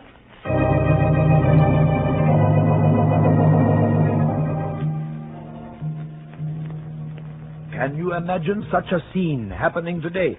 Aye, we've come far. Yet it could happen again. In some countries it is happening. Human rights have no place under a communist regime. True. And a few years ago, the Nazis and fascists were guilty of exactly that sort of injustice. Ah, but where are they today? They have been on trial as the greatest criminals the world has ever seen, and are being punished thanks to world public opinion. Oh, your generation, monsieur, rather universally admits the right to personal liberty. It was strange to us. It is a commonplace to you. Oh, what a pleasure to go out in the streets and feel that you are safe, protected by laws which the people themselves have put into effect. It is like the France, like the world that I dreamed of, but never saw in my own lifetime. Oh, monsieur, only think of voting for the kind of government you want. Aha, the right to vote.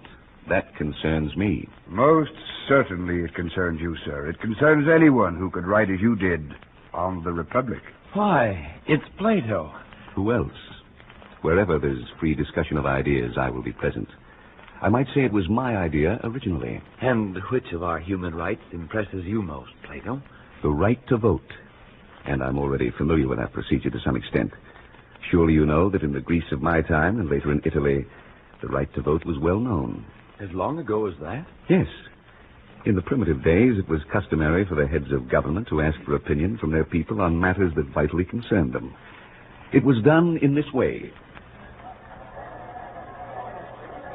It is proposed that a new system of providing water direct to the homes of Athenians be put into immediate effect. This will necessitate added taxes. What is the will of the people? Those opposed will indicate by striking their shields. Those in favor of the measure by a shout. Later, with the development of democracy in Greece, the taking of votes was effected in the form of a poll with a show of hands. In the cases of questions affecting the status of individuals or lawsuits and proposals of ostracism, these were determined by secret ballot. At first, it was done by the use of pebbles. But in my day, this secret ballot was a slip of wood covered with wax. Then our right to vote is also not such a modern thing as we like to think. Not modern, perhaps, but even more precious than you recognize. Human rights, my friend, have been the goal of man since the beginning of time. Freedom, like happiness or life, is not a static thing. It must be fought for, in free discussion preferably, and clung to passionately. As your American saying has it, eternal vigilance is the price of liberty. History, my friend, is full of cycles of freedom and tyranny, but always freedom must be the ultimate victor.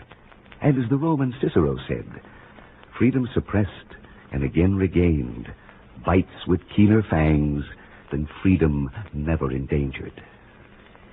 It seems strange to hear you speak like this, Plato. I thought you were more interested in philosophy than in action. Oh, there must be a conception, a philosophy, before there's action. First the dream, then the reality. And besides, my friends in the sacred groves of Parnassus agreed that I can perhaps argue as well or better than any of them, but my friend Diogenes almost got here instead of me. Diogenes? Is he still looking for an honest man? Surely he has found one where he is. He has been given a great star for a lantern, and he goes through the spheres, still looking in limbo. I don't know if his search is over. I never knew that Diogenes was interested in human rights. Oh, yes. Have you never heard his famous saying? The most beautiful thing in the world is freedom of speech.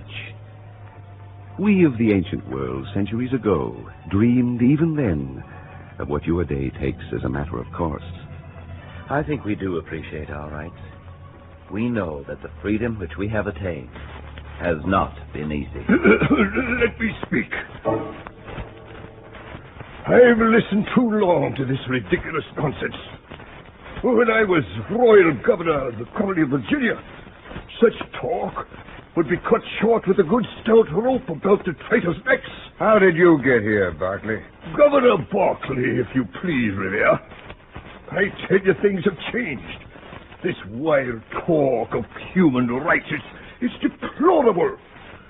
Some few humans have unlimited rights, and the majority have only those which it pleases their superiors to grant. You know this wheezing, imbecile American?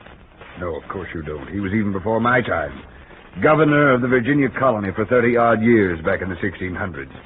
He had a liking for executing colonists and a horror of schools and newspapers. I said it in 1671, and I repeat it fervently in 1950.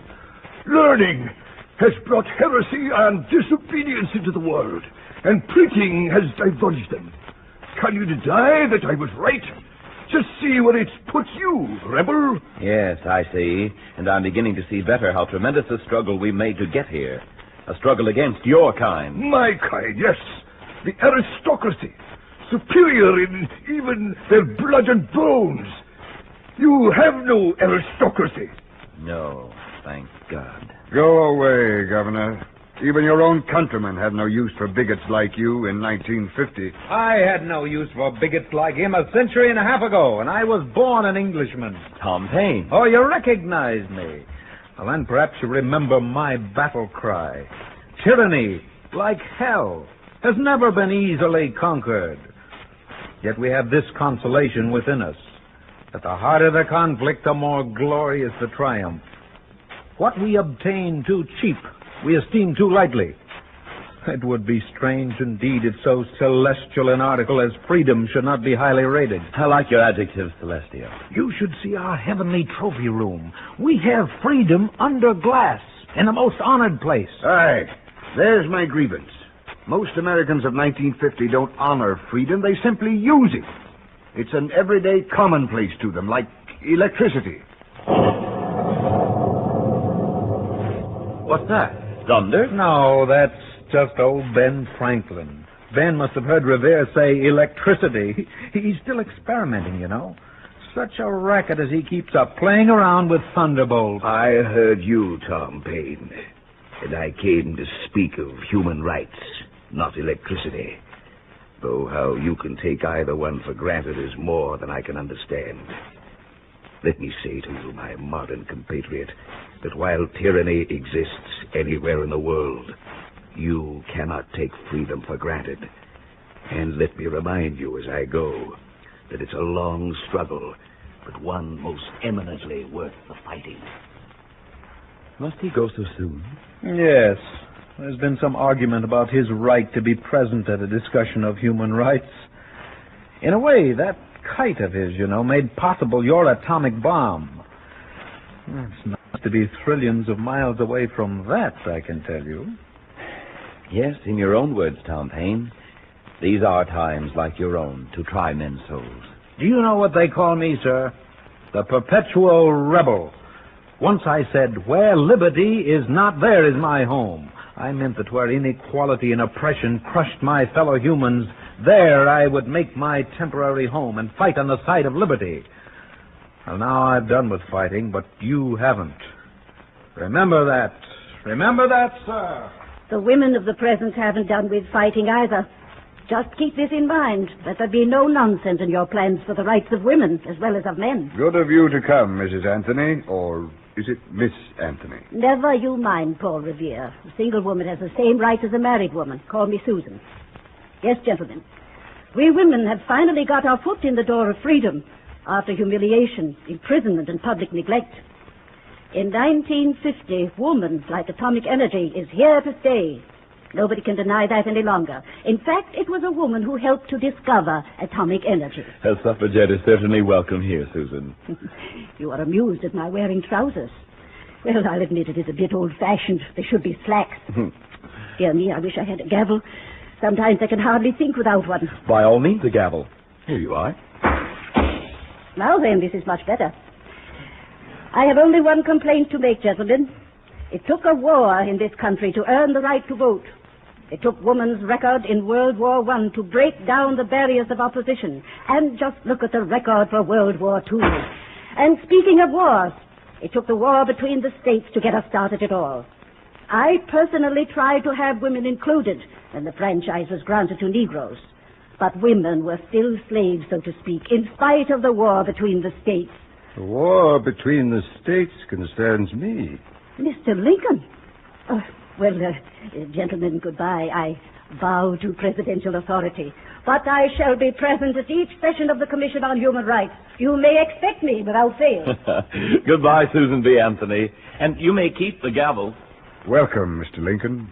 I was expecting you. Thank you, Mr. Revere. My principal reason for coming to this discussion was to remind world citizens of the present that what I said about a house divided not standing must apply to them. Always. Since the world has shrunk, we may think of all peoples as being married, as I hoped in my lifetime to see the states of my own country. I said then that though a man and woman may be divorced and go away to live apart from one another, the states could not. And I say today that one country cannot be divorced and live apart from another. This marriage of the world, this union, must work through mutual sympathies and cooperation, and through the recognition of basic human rights for everyone. I sincerely believe that our United Nations know that there must be real union of effort to secure world peace and human rights for member nations. Aye, well, they might know it by now. You know, Mr. Revere, it is gratifying to see that the peoples of the world can at long last sit at the conference table and peacefully discuss the qualities that make one nation similar to another and one nation different from another, and yet all entitled to a certain inalienable right. It is vital that the question of liberty and human rights be always before the people in this world you live in. There is always danger of losing one's liberty. Well, that's why we are here, Mr. Lincoln. Yes, the poet Milton said that unless that liberty which is of such a kind as arms can neither procure nor take away, which alone is the fruit of piety, of justice, of temperance, of unadulterated virtue, unless that liberty shall have taken deep root in your minds and hearts, there will not be long wanting one who will snatch away from you by treachery what you have acquired in blood. This is a question, gentlemen, which has puzzled idealistic men throughout all history. Aye. Milton knew. He knew. It is only when a man loses a valuable possession that he begins truly to evaluate it. Foresight has always been more difficult to achieve than hindsight. The important thing is to keep constantly aware of the words and deeds of the men in the past who have enabled you today to seek the true definitions of liberty and human rights for your own time, and to lay as good a foundation for future generations as has been laid for the work you are doing in 1950. Now, do you see? Do you understand, American of 1950, why I'm concerned? Want to warn you of the peril to your freedom? I do. And yet, Revere, don't you think that we in 1950 are aware of our enemies? Aware? Perhaps. But the enemies of human rights wear many masks, take many forms, like evil. I'm restless in this era you live in. There is peace, and yet no peace. There is freedom, but many are not free. If only you'll hew to the line set forth by men who blazed the trail of democracy and human liberty. You have made me realize that we do need to be reminded again and again of what we have, and the examples set by those who have gone before, their sacrifices, and their uncompromising integrity. Of all the spirits who have spoken today, I am the symbol to reckon with, for I was the man who once awakened America to impending danger. The danger in 1950 is as intangible as my own spirit. Yet it is very real. Heed my warning. Learn from the experiences of those who established the guideposts which lead to freedom. There are stories we need to remember today. Stories which show that freedom is not license. That freedom entails action as well as philosophy. Until we remember, before we lose our heritage, may God grant that the torch of freedom may burn eternally and ever brighter, till darkness is gone from the world. Oui, Monsieur Revere. The prayer of the human heart is important. Monsieur Voltaire, back again? Oui, monsieur. You may well be surprised that the man who is called an agnostic was recalled by a prayer. But perhaps you did not know that 2 centuries ago I composed a prayer myself, a sincere one, which might well have been written for your world of the present. Will you repeat it for us? Willingly. That is why I returned. I should like, most of all, to be remembered for this.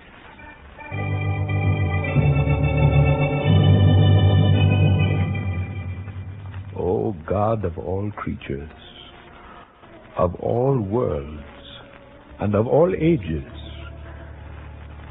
Thou hast not given us hearts so that we may hate one another, and hands that we may slay one another. Grant that the trifling differences in the clothes with which we cover our frail bodies, in the inadequate tongues we speak, in our absurd customs, in our imperfect laws, in our meaningless convictions, grant that all these trifling distinctions, which appear so vastly important to us and are so insignificant in thine eyes, grant that these differences may not become tokens of hatred and persecution. Grant that men may learn to abominate and outlaw tyranny over souls, as they abominate and outlaw robbery and violence. Grant that we may not hate and tear one another in the midst of peace, but that we may employ our existence in 1,000 tongues, yet in one united feeling, in praising thy goodness, which has given us the brief moment we call life.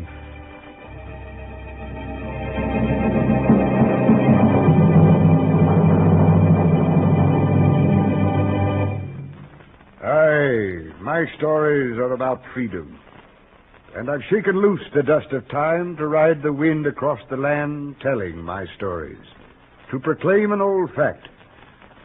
God grants liberty only to those who love it and are always ready to guard and defend it. Listen to my stories. Heed my warning. Make your destination freedom.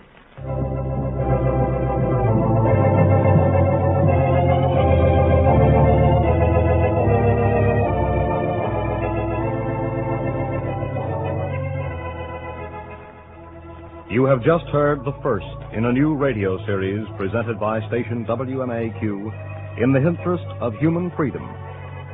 The spirit of Paul Revere, portrayed by Maurice D. Copeland, will return next week at this same time to narrate another chapter in the story which we call Destination Freedom.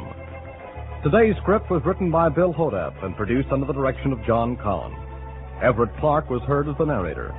Others in the cast were Donald Gallagher, Arthur Peterson, Alma Plotz, and Jess Pugh. The special music was composed by Emil Soderstrom and played by Helen Morton and Jose Bethencourt. Our engineer was George Wilson. Sound effects by Cliff Mueller and Dave Squires. This is Charles Mountain reminding you that the sound of the Freedom Bell is your invitation to follow Paul Revere along the road to Destination Freedom.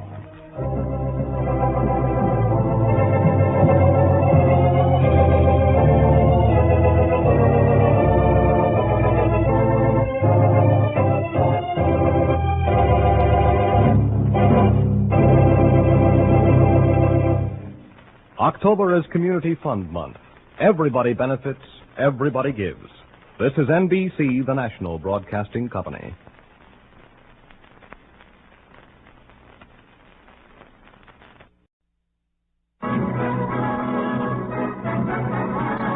The Cavalcade of America, sponsored by the DuPont Company, makers of better things for better living through chemistry.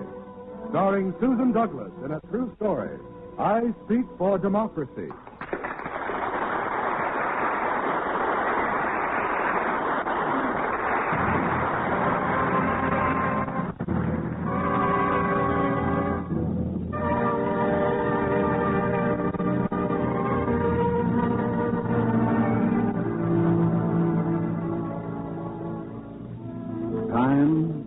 Bitter cold afternoon in 1944. Place, a farmhouse near Fort Vermilion, a fur trading post in the northern wilds of Alberta, Canada, close to the border of the Northwest Territories. 6 carbon, 7 nitrogen, 8 oxygen, 9 chlorine. Oh, dear. 10 neon, 11 sodium. What is that you study, Yaroslavka? A new language? No, Mama. Chemical elements. The correspondence school says I have to memorize them. That is good, Slavka. Your papa and I, we did not learn things like that in old countries before we came to Canada. And what we did learn, we like to forget. But, Papa, it's not enough. I want to learn more. It's so hard to memorize things like chemical elements with no way to apply them. She is right, Papa. Ever since they closed the school here, for 2 years she's working like this. My heart goes out to her so hard she studies. She will go to a real school then. I see to it. We come here from the Ukraine so our children can have better than us. We have savings. She goes. But where? She could not go down to Edmonton and live by herself. Oh, no, that is true. Wait. Petro, why we don't think of it before? Your brother, Georgi, in Delaware at United States. There must be fine schools there. Sure he would take her in. Oh, Petro, she could come back, teach the other children, maybe even start the school again here. No, Mama. It would be too expensive. Oh, what good is our savings if we keep for ourselves? Good. I write to Georgi and tell him our Slavka must learn in the United States.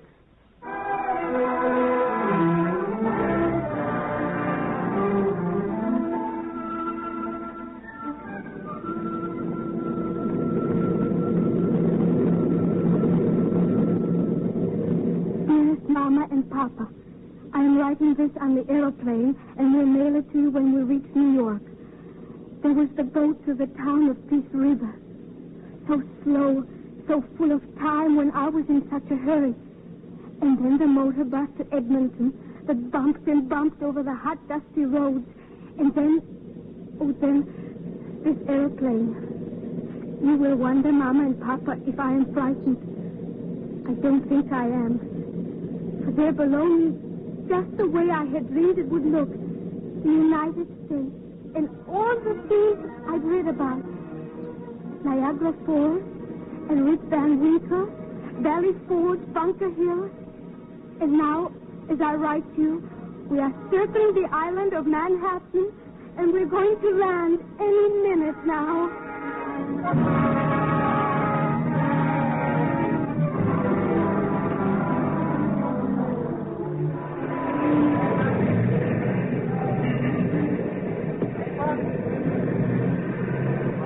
Well, this is it, Slavka. Times Square. What do you think? Oh, dear. It all looks so peaceful from the airplane, Uncle Georgie. Wait, Slavka. No more Georgi. Here in the United States, I am George.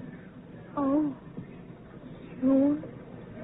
Oh, what about just plain Unky? Fine with me.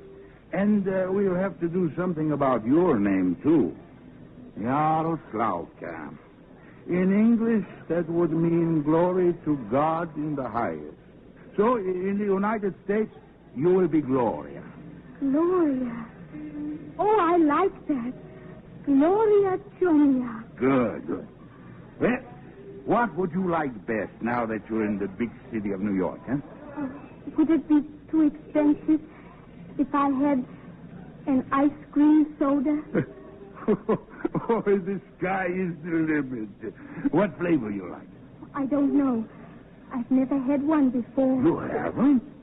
Well, I'll tell you, you can't go wrong with chocolate. That is, unless you'd rather have strawberry or vanilla or pineapple. Oh, dear. I'd better let you choose. All right. Come on. We get it in the restaurant at the Pennsylvania station. Then we take the train to your new home in Wilmington, Delaware. Come on. We don't have much time. It is strange. You are in a hurry. Everybody here is in a hurry. It's a funny country. You'll have to get used to it. It's just that I expected people who have such great responsibilities as Americans have would be very serious and dignified. I felt that, too, when I first came over. The things they have here to make life so easy and comfortable, I thought to myself they were like the topsoil. They could wash away any time and leave nothing.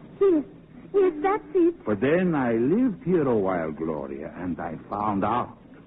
Down underneath it's good, rich earth. Strength that nothing can wash away. That's important to people like us.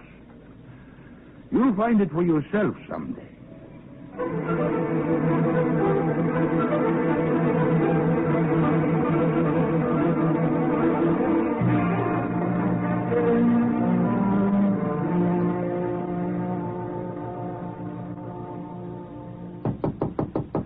Yes? How do you do, sir? Oh, how do you do?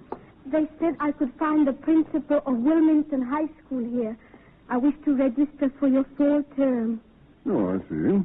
Well, I'm Mr. Fulmer, the principal. Why haven't you been in before this to register? School's about to start. I just arrived here from Alberta, Canada. I'm staying with my Uncle George. My name is Gloria Chomiak. Well, Gloria, welcome to Wilmington. Please sit down. Thank you. Now then, tell me all about yourself. Well, Mr. Fulmer, I think I ought to tell you I have been to school only 2 years. I beg your pardon? But I had 2 more years study with the Royal Canadian Correspondence School. Uh-huh. And you wish to enter high school? I've tried my best to learn, sir. I've read and read. I know your presidents, George Washington, John Adams. Yes, that's fine, Gloria, but we have a ruling, you see. In order to enter high school, well, you must understand, you might hold the other students back if you wanted I would not. I wouldn't say a word in class. I would just listen. I want to listen, to hear and learn all I can. I wouldn't waste a minute. How could I? Your country has given me this chance to come here, and I want to repay it by hard work and study with all my heart. Yes, I see. But that isn't my point, Gloria. We want you to say a word in class to feel part of our student life. Yes, I understand. Well, I thank you very much, sir. You've been so kind to explain things to me. I'd better be going now. What are you going to do? I don't know. You see, my parents sent me all the way here so I could learn. And then I want to go back home and teach the other children, because there isn't any school at all up there now. I never thought you might not let me in. Mm-hmm. How old are you, Gloria? 15. You see, Gloria, we have rules in our school system that are made for excellent reasons. Oh, yes, sir. I know. It's all right. But, of course, there's the old maxim that it's the exception that proves the rule. I don't understand. Well, here. I'm going to see that you get your chance, young lady. Oh. Here you are. Here's a form. Oh, thank you. You just sign your name right there. That's it. Name, Gloria Chomiak. Age, 15. Residence, Alberta. No. Residence, Wilmington, Delaware, United States of America.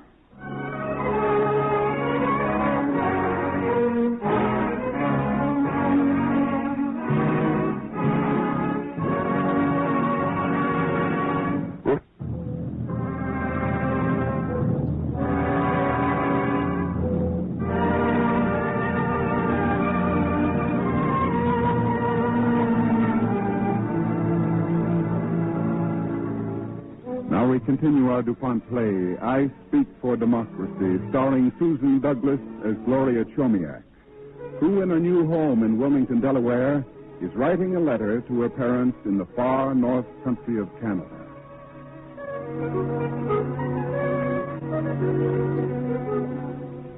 Dearest Mama and Papa, today was the first day of the new term at Wilmington High School. I thought it was going to be quite simple, that I would go there and register and start my classes.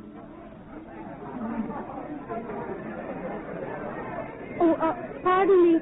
Could you please tell me where the library is? Why not? You're standing right in front of it. That's the door. Oh, it's rather confusing sometimes finding one's way. You're new here, aren't you? Yes, I am. Where did you come from? Up north, Canada. Oh. I suppose my not knowing my way around seems pretty strange to you. I don't mind if you laugh. Was I laughing? No. But I'm foreign and I'm a little mixed up. Oh, look. Practically everybody's mixed up first day of school. What's your name? Gloria. Oh, gee, that's nice. Mine's just plain old Winnie. Say, everybody goes to the cafeteria for lunch. Do you want to meet me there? Oh, no, I couldn't. I brought my lunch from home. Well, eat it in the cafeteria then. Oh, come on. Make it about 12, huh? And afterwards, I'll show you where things are around school, and you can meet some of the kids. Oh, it's awfully kind of you. Oh, fun. Well, be seeing you, Gloria. That's right, Winnie. Be seeing you.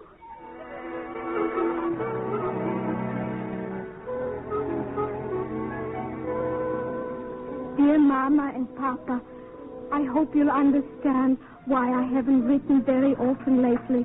There is so much to study, and the most wonderful thing has happened. The editor of the school paper invited me to be a cub reporter. And last week, after school, Miss Wright, the director of dramatics, came in while I was working on the paper. What, Gloria? What are you doing here on a Friday afternoon? I'm working, Miss Wright. Somebody has to, as the reporters say, put the paper to bed. I see. Seems to me you're always that somebody. Oh, no, honestly, it's my turn, that's all. And besides, remember when our class toured the news journal? Mm-hmm. I met a real newspaper reporter, and her name is Miss Power, and she's helping me to learn how real reporters write their stories. Oh, Gloria, I'm worried about you. You're trying to do too much, take on too many activities. Library squad, debating club, school paper. But there's a limit, dear. I'm strong. We're a good, strong family. We know how to work, all of us. That's obvious, but... Oh, Miss Wright, my father and mother knew there was much for me to learn, but I don't think even they realize how much. There's something new every day. Some happening, some words to remember. I want to take back with me all I can absorb. Oh, Miss Wright, this is my chance. I don't want to waste a single second of it. Oh, I understand. I can go on with things, like the paper. I don't have to stop. Oh, nobody wants to stop you, Gloria. As a matter of fact, I don't think anyone could. But do me a favor, will you? Of course. Get out to a party now and then. Have a little non-constructive fun. Well, I mean it. The class party is tomorrow night. I want to see you there, or else. Hi,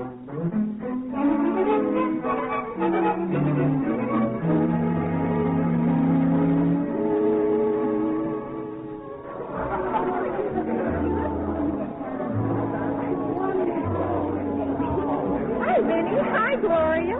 Hey, you're all done up. You look cute as a button. Yeah, why didn't somebody tell me? Winnie fixed my hair a new way. Straight out of Junior Bazaar, I tell you. Hey, Winnie, did you hear about the contest? What contest? Miss Wright just told me about it, and I figured you and Gloria might be interested. I think it's something to do with writing a script for the radio. Oh. And I hear the prize is a scholarship to college. College? Oh, Winnie, let's find out. Okay. Come on. Miss Wright. Hi, Miss Wright. Well, hello there.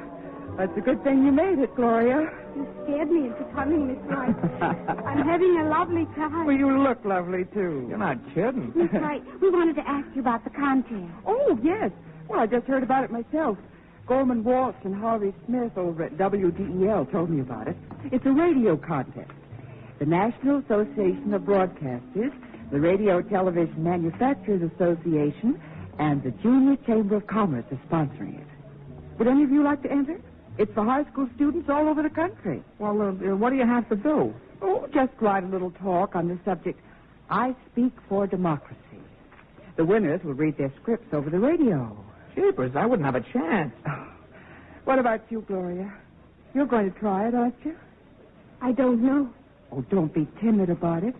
It's not supposed to be elaborate, an oration or anything like that. But the title, Miss Wright. Well? I Speak for Democracy. I haven't the right to speak for it. I wouldn't be eligible. Oh, that's nonsense. I'm afraid it isn't. Would be presumptuous of me even to enter. Oh, now come, dear. Think it over carefully. And remember, the prize is a scholarship to the college of your choice. Yes, Miss Wright. I know.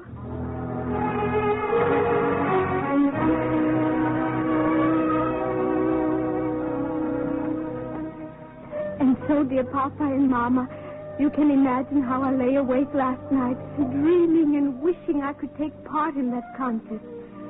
Then this afternoon, as I was going across Rodney Square to the library... Why, Gloria, hello there. Hello, Miss Power. It's nice to see you again. Where are you going? Want to help me cover a story? Oh, that's very kind of you, and I'd love to. But I was on my way to the library. Oh, looking up something for the school paper, No. I was thinking about a contest. I just want to write down how I feel about it, that's all. Contest? Oh, wait a minute. The Voice of Democracy contest. Yes. You see... Gloria, you ought to enter that contest. I was even going to suggest it to you if you hadn't heard about it. Oh, but you don't understand, Miss Power. There is so much I want to say. And yet how can I, a foreigner, be the one to speak for democracy? Look here. You see that building over there across the square? The federal building? Yes. What goes on there? That's where the courts are, where everyone can get justice. Everybody knows that. And the city hall? What's that for? Oh, that's where the city government meets. Okay. Now, what about the public library over there? That's for knowledge. Isn't it there for everyone? That's right. But, Miss Power, I don't understand. Now, that statue over there. The man on horseback? Caesar Rodney? Well, what about Caesar Rodney? I'm a little rusty on that story. Oh, well, I read about it in history class. Caesar Rodney was in Dover, but he found out that the resolution for independence might not be unanimous unless he got there to vote for Delaware. So he rode 80 miles through mud and lightning and thunder and reached Philadelphia just in time to cast the deciding vote. Good. Now, Gloria, you know, all the things we've been talking about, these buildings and the squares, the institutions they represent, probably wouldn't be here if men like Caesar Rodney had just sat back and let someone else do the talking. I never thought of it that way. Your voice is every bit as important today as his was, Gloria. Yes, I see. What you mean is that every voice that speaks out for democracy is important, isn't it? That's the ticket. Okay, Miss Power. I'll enter that contest.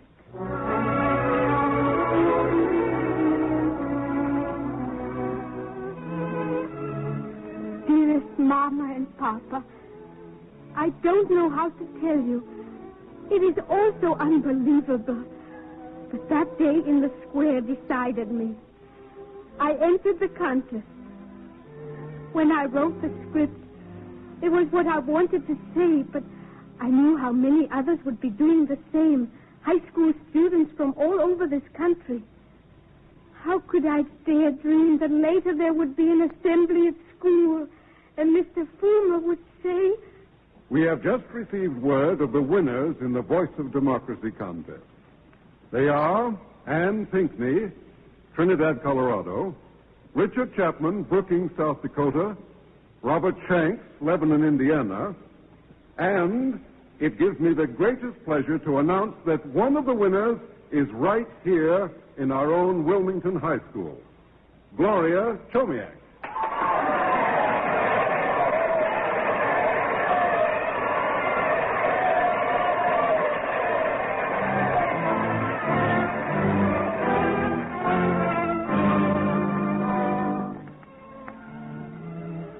And so they took me to Washington.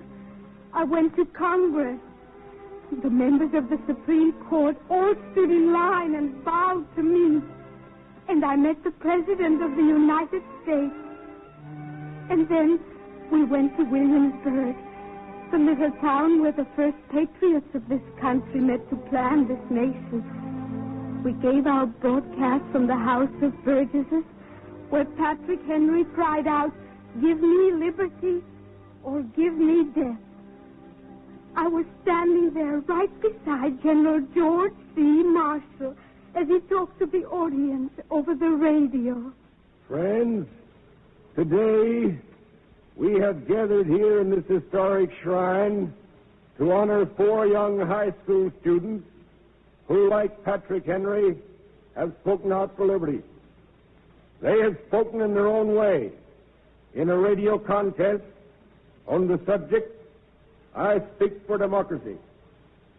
But I am convinced that the words these boys and girls have written are more to them than a mere competition for a prize. They are the voice of democracy. Representing these 4 students is a young lady just 17 years old, who I am proud to introduce. Her name is Miss Gloria Chomiak from the Wilmington High School of Wilmington, Delaware.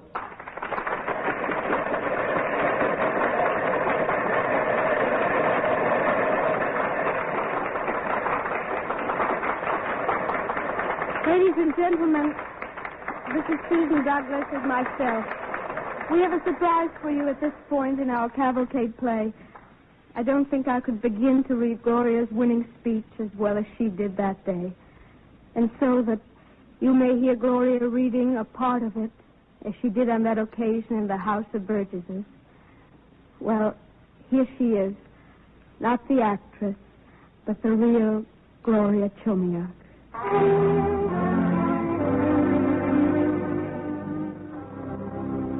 I speak for democracy because 2 generations back my ancestors could not. Because if I do not speak of it, if many more do not speak of it, there may come a time when we too will no longer have the right to do so. For today, more than at any other time, governing powers are pitted one against another. It seems a crisis has been reached and must be broken.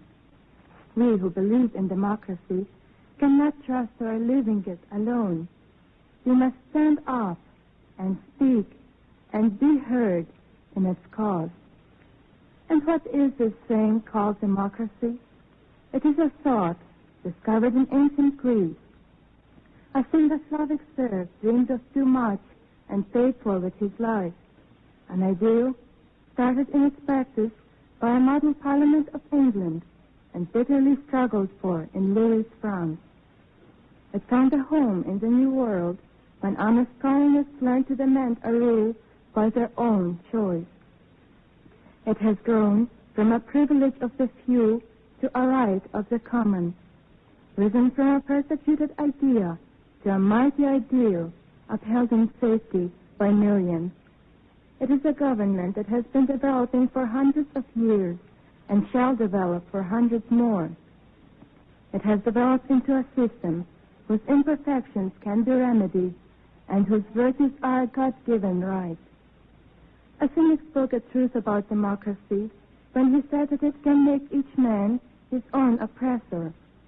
Yet, I believe that greater men have said truer things about democracy, that the people's government cannot and shall not perish from the earth.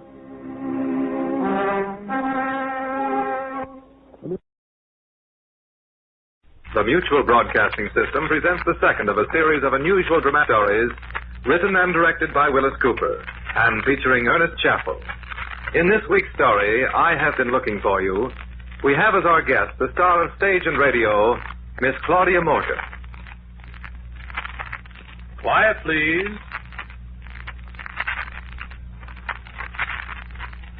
Quiet, please.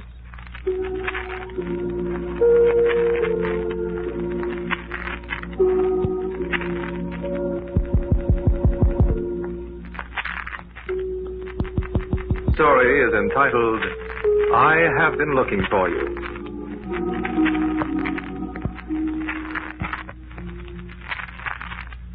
I have been looking for you. Your name? I do not know your name. Perhaps you are Anaitas, or Ligia, or Bernice. You are Mary, or Alice, or plain Jane. You are Mercedes, Lebushka, Colette. Where are you, love? I heard your voice when I was a child, when I was new in school, when I was a tender lad unknowing. I heard your voice as I passed the schoolroom door. 7 times 7 are 49. 8 times 7 are 56. 9 times 7 are 63.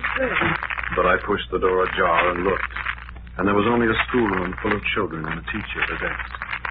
The cadence of your childish voice hung in the sunny air in the schoolroom, but I couldn't find you.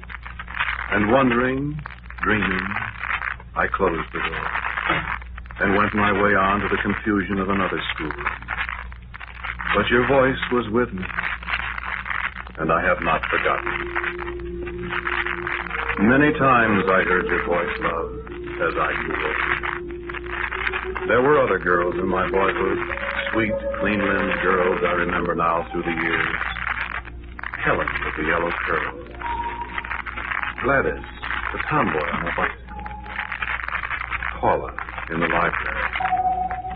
Kate, Dorothy, and Jenny, and crippled Margaret.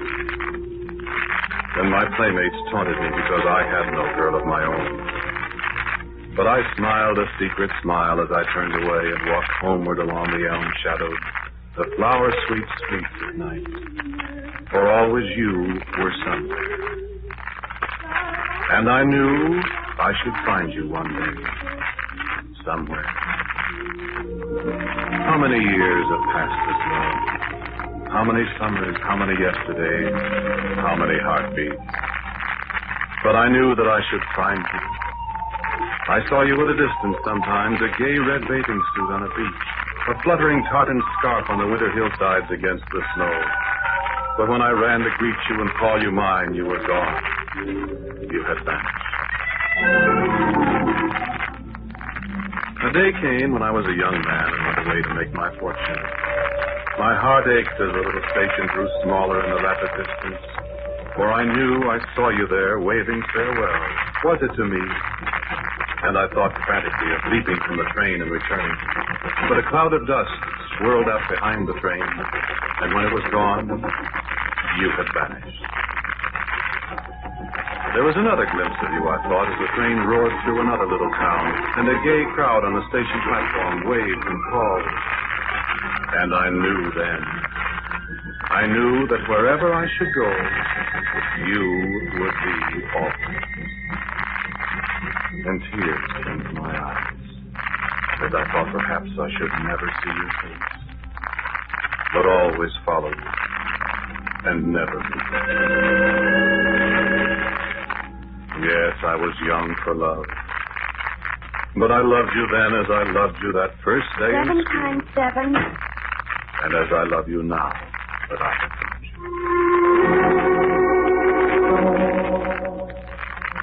I knew you followed me. I heard your footsteps down the summer dark street, with the flickering old streetlights scattering shadows into the lilac bushes. And the scent of the lilacs has brought you back to me so many times. Why have I never seen your face? Or have I? Tell me. I love you. I've seen your shadow pass my window. I've heard the distant echo of your voice. And you were always near. My dreams have seen you, but you evade my seeking eyes. Do you remember a wide white beach on a summer day? And a high white cloud? And you were alone? And I was alone? I remember. I remember. I conjured you up out of the sound of the waves in the sand, and the rhythm of the surf is the beating of my heart. And the sound of the wind in the dunes was your far-off laughter that I heard. And I ran along the beach searching for you. Your presence was strong in my heart. And I cried out. I was heartsick. Then I was afraid. I swam far out into the remorseless waves. I became weary and hopeless for you. And the waves fought me, and they bore me down. Then I dreamed there were strong arms about me. And I opened my eyes to the sun and breathed again. And the salt on my lips I thought was not the salt of the sea, but the sting of a fading kiss. But you were gone. Then I knew my life was yours. And I was very happy for a little while. And very sad. Where did you go, love? I dreamed of you in the sea. I dreamed that you were struggling, and I dreamed that I swam out to you and took you in my arms and brought you to the shore, and I kissed you. But there was darkness somewhere, darkness that hid your face from me. And when I awoke, I too felt the salt of your lips on mine. Was I never to see you, never to hold you in my arms in life?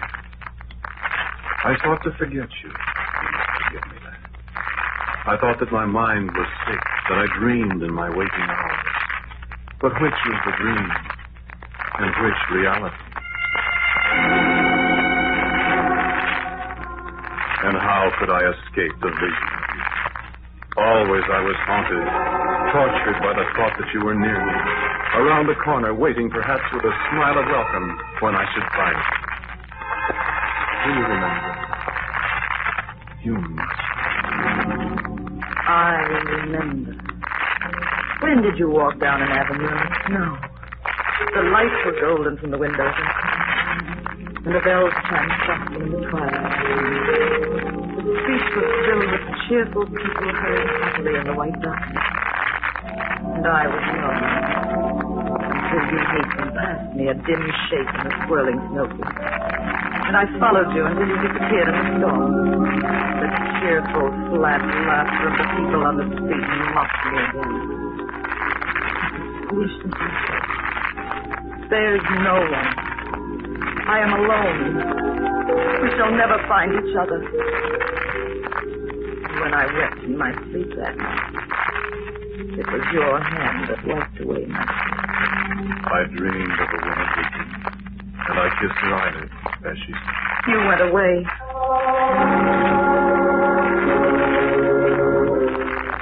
We were new to the war that Christmas season, and even as the reluctant bells rang in a new year, I went away. I remember the gloomy, cold station. I remember the unhappy sergeant shepherding 24 motley civilians away from the lights of the city to the drastic cars that were to take us somewhere. There were few to see us off that New Year's Eve. A policeman who watched us silently as we staggered across the platform. And an old man who offered us his bottle and mumbled of his days at the wars of Siboney and San Juan, the girl he left behind him. And a group of belated commuters turning away from us to study the blackboard as the train arrived. And as they closed the doors of the coaches, a fat woman pounding on the window, mouthing frantic goodbyes to a little man who turned away from her. But when our train began to move from the station, a glimpse of a woman standing alone under a dusty electric light on the platform. And then I knew, as I remembered once before, that I could never wholly go away from you, that we belonged to each other, though I might never see your face.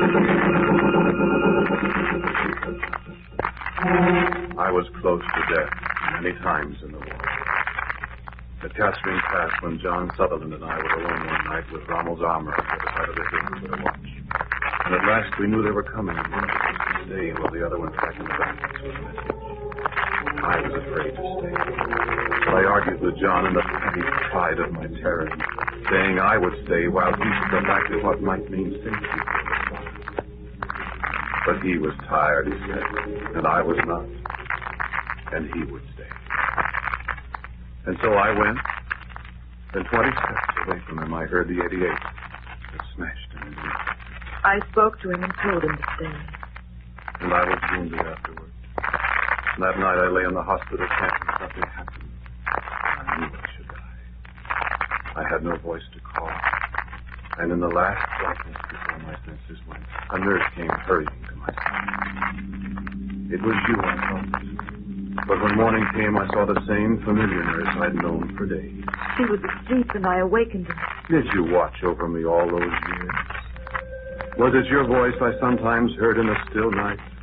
Have you loved me so as I have loved you? What must we do?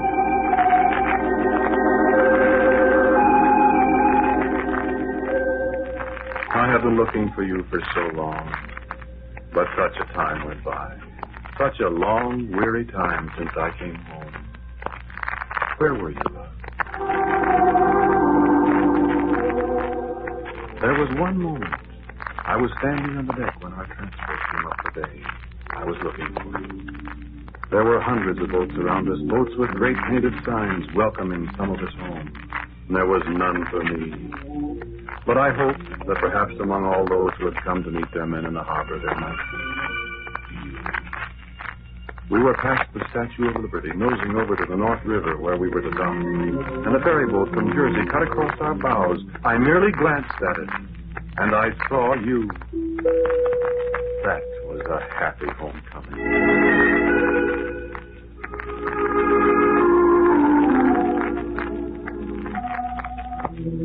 But when I came back to New York, when I took off my uniform and went to work again, you were gone. I searched for you. I looked for you everywhere. Where were you? What had happened? 2 years went by.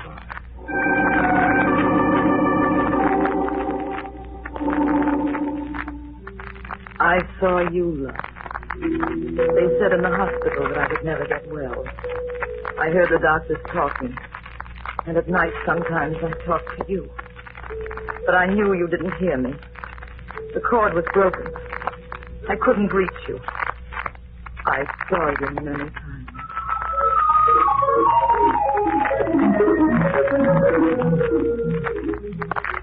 I had buried myself in my work, they said. Whatever the work was, I'd forgotten. I'd forgotten everything except that I loved you. And I tried to forget that. Well, I was afraid that you were gone from me forever. And I should never see you, never hear your voice again, never know your nearness as I had grown to know. I tried to lose the thought of you among 7 millions of people, among the high buildings and in the sounds of the city around me, and I almost succeeded. But then I saw you.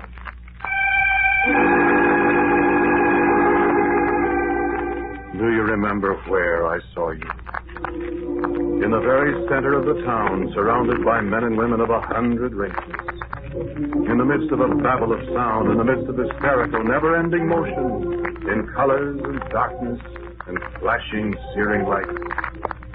It was a summer evening, hot and humid.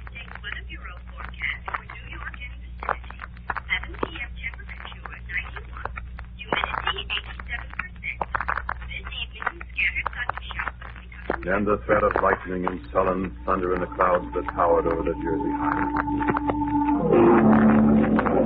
The voice of the storm quickened, rumbling over the squalling sound of the city, and the lightning crackled in the west. I was on my way home after a sodden day in the tiny office above Town Square. One of the beaten, hungry millions at the end of a colorless, unhappy day. And the subway, and the crowds, and the guards pushing the milling crowds into the airless, stuffy cars. The train starting far underground where only blind animals should live. Bodies pressed against feverish bodies, tired eyes looking inwardly toward the comforts of home and cool drinks and blessed rest. And outside the windows, walls too close, sweating and dank with moisture. And the sudden flash of stations as we roar through them, more and more speed, bodies swaying against bodies, suffocation, and the sudden fear that comes like a clutching nightmare deep underground. We're going too fast. Streams of blue sparks outside the open windows, the acrid smell of burning rubber, swift panic, clutching hands, futile fists beating screaming faces, the scream of tortured brakes, lights flickering and dying, and in the last seconds before the crash... You. I saw you. I had turned, I remember, to escape a man's fingers clawing at my eyes. I saw you, inches away from me, yet a continent away. Blonde hair rippling in the fetid breeze, red lips apart, not in fear, but in rapt excitement, almost smiling.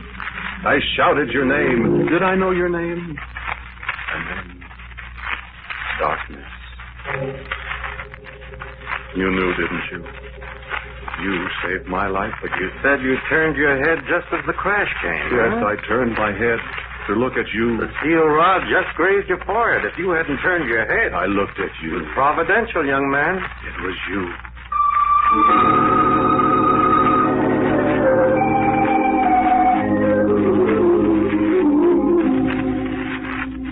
I knew you were there, among all those scores of frightened, screaming men and women. I knew you were there.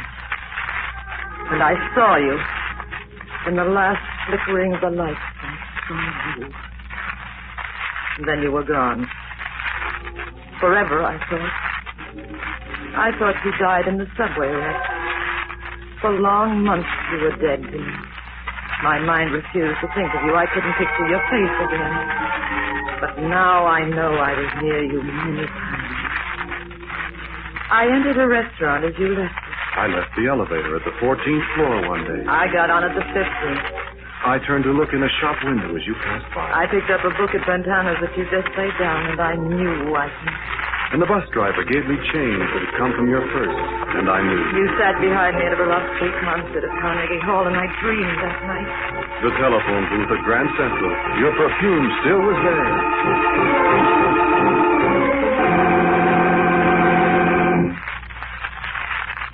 All those long months, years. There were long times when I never saw you. Times, I'm afraid, when I all but forgot you. And then I'd see a picture in the newspaper. A happy group celebrating something at some nightclub. And there you were. There was your face, dim and smudged with ink, half turned away from me in the background. And I was off again. Off to walks in the park, hoping to hear footsteps that had grown familiar through the long years.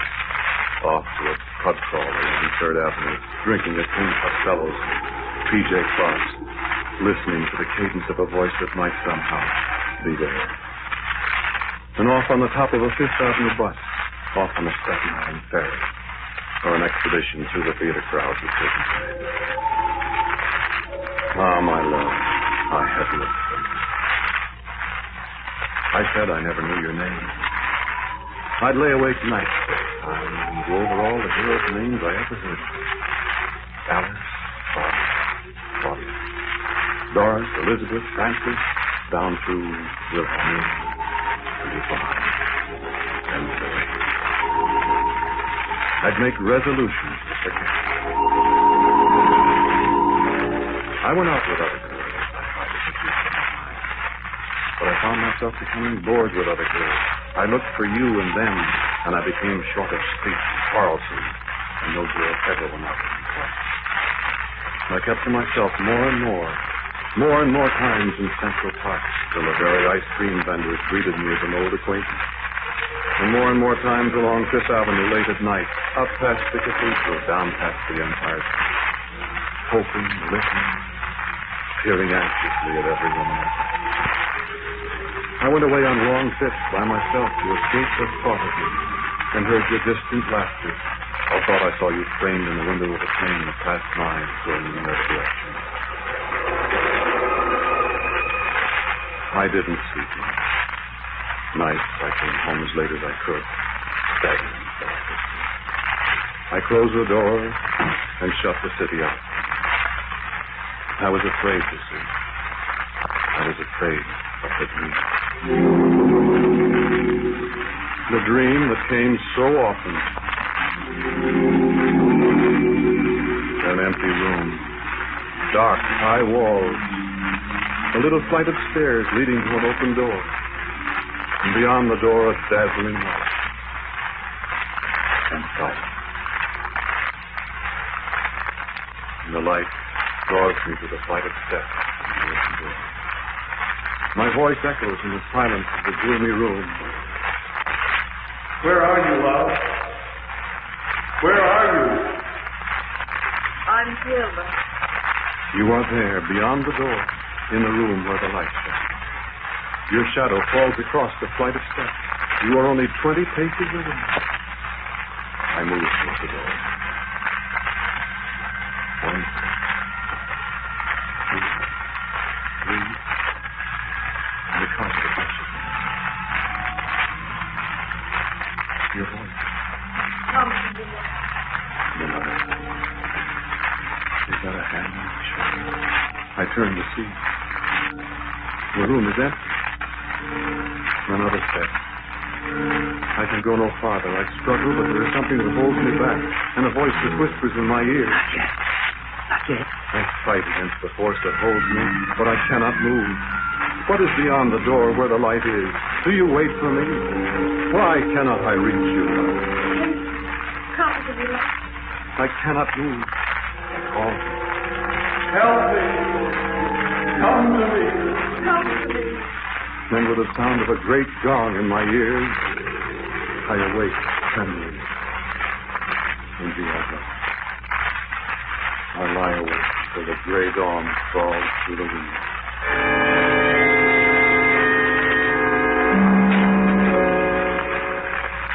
The dream came to me last night.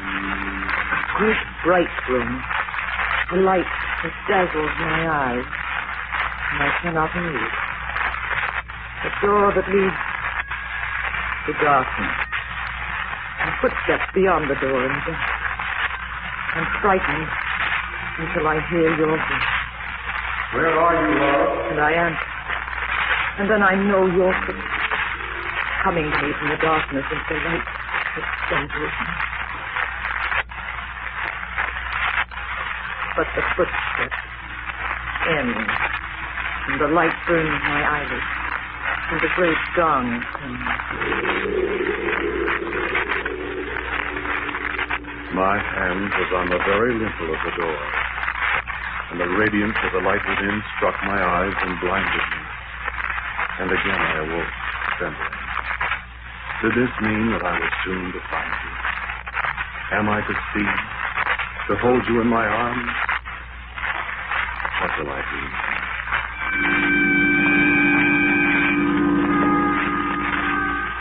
I slept a little, and the dream did not return. It was raining when I awoke, a quiet summer's rain, and the light in the street was the color of the light in the room beyond the door. Is that a sign? Is this the day?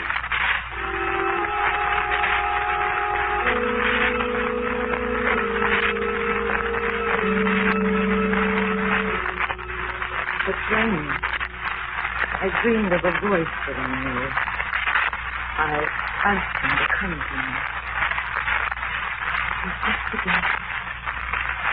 Is the dream a message from somewhere telling me that this is the day? I dress hastily, and I see that it's already 8 o'clock. Perhaps I shall meet him again. I shall wear my new scarlet raincoat. I'll know him when I see him. Will he know me? Passing. Outdoors. Rain. Good luck at Texas Head. Shall I meet him today?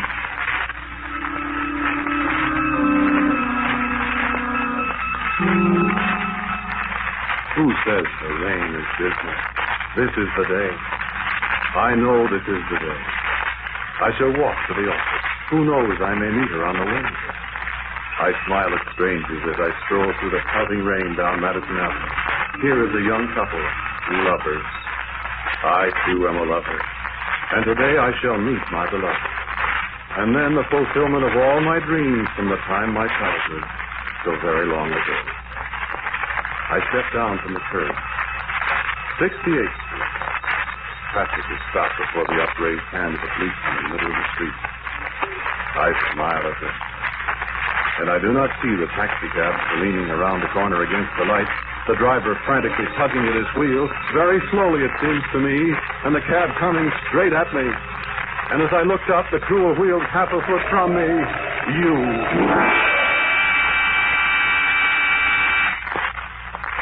And then, the road.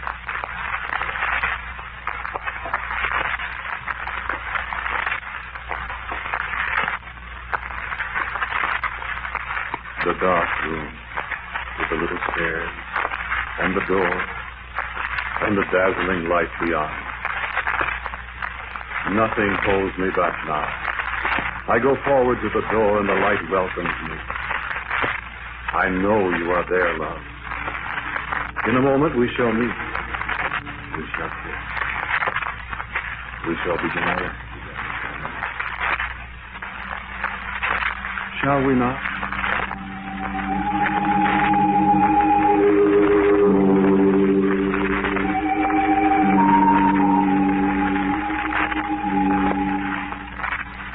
Love, where are you? Love, I'm here. With you forever.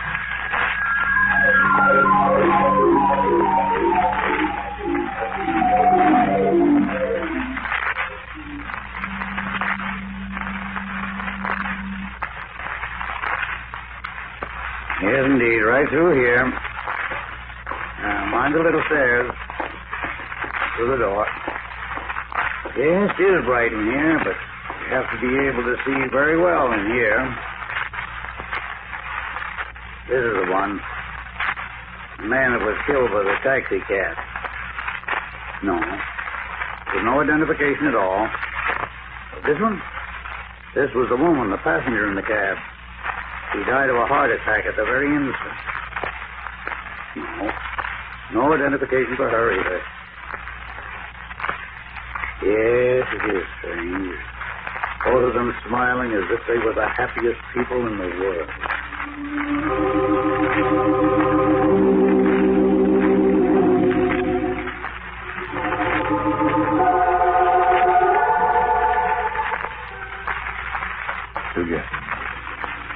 Together.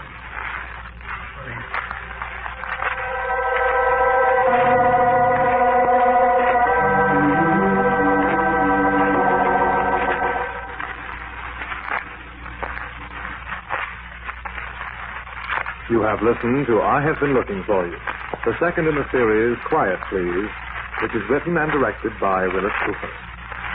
Ernest Chappell was the man who talked to you, and our guest, Claudia Morgan, was the woman. Thank you, Claudia, for being with us. Others in the cast were Peggy Stanley, G. Swain Gordon, and Martin Wolfson. The music was composed and played by Gene Parasco. And now for a word about next week's Quiet Please story. Here is our writer-director, Willis Cooper. Bill? For next week, I've written you a fantastic story, which I hope may give you the think as well as entertainment. Its title is We Were Here First.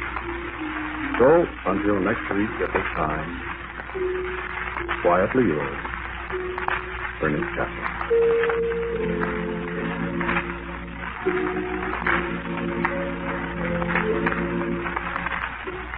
This program came from New York. Stay tuned now for a fascinating story of strange events and their common sense explanation on the House of Mystery, which follows in just a moment. This is the Mutual Broadcasting System.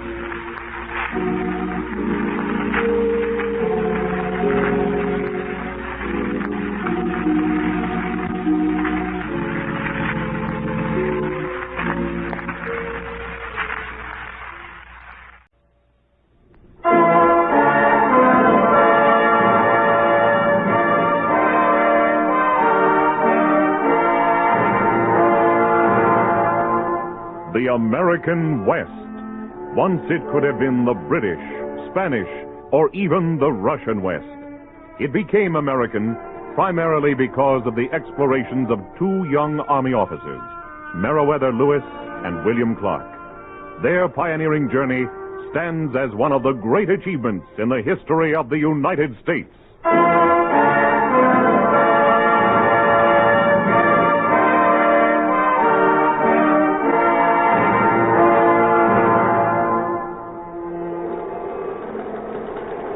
Sure glad for this fire. Face it, only your back stays wet.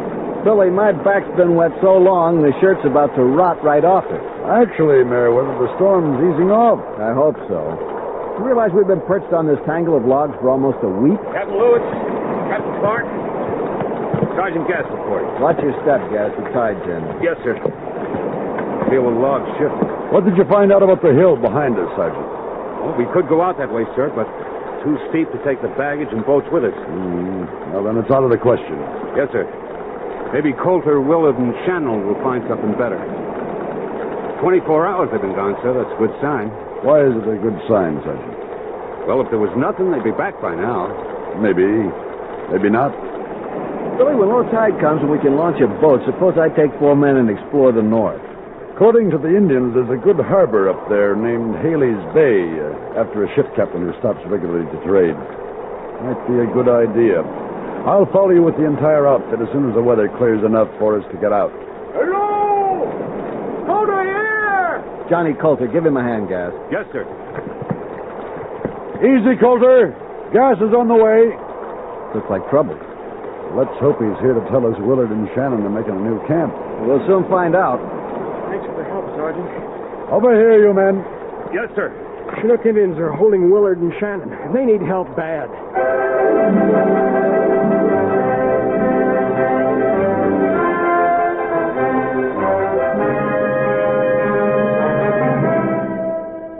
Horizons West, the continued story of the Lewis and Clark expedition. Now with Harry Bartell as Meriwether Lewis and John Anderson as William Clark, listen to Chapter 8, Fort on the Columbia.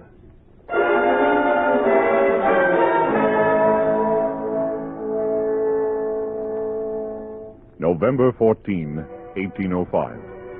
The Lewis and Clark Corps of Discovery had moved down the Columbia River, which forms the border between present-day Oregon and Washington. Now they were trapped by a Pacific storm in a precarious temporary camp at the mouth of the river. Cold, wet, and hungry, they faced rough weather and hostile Indians.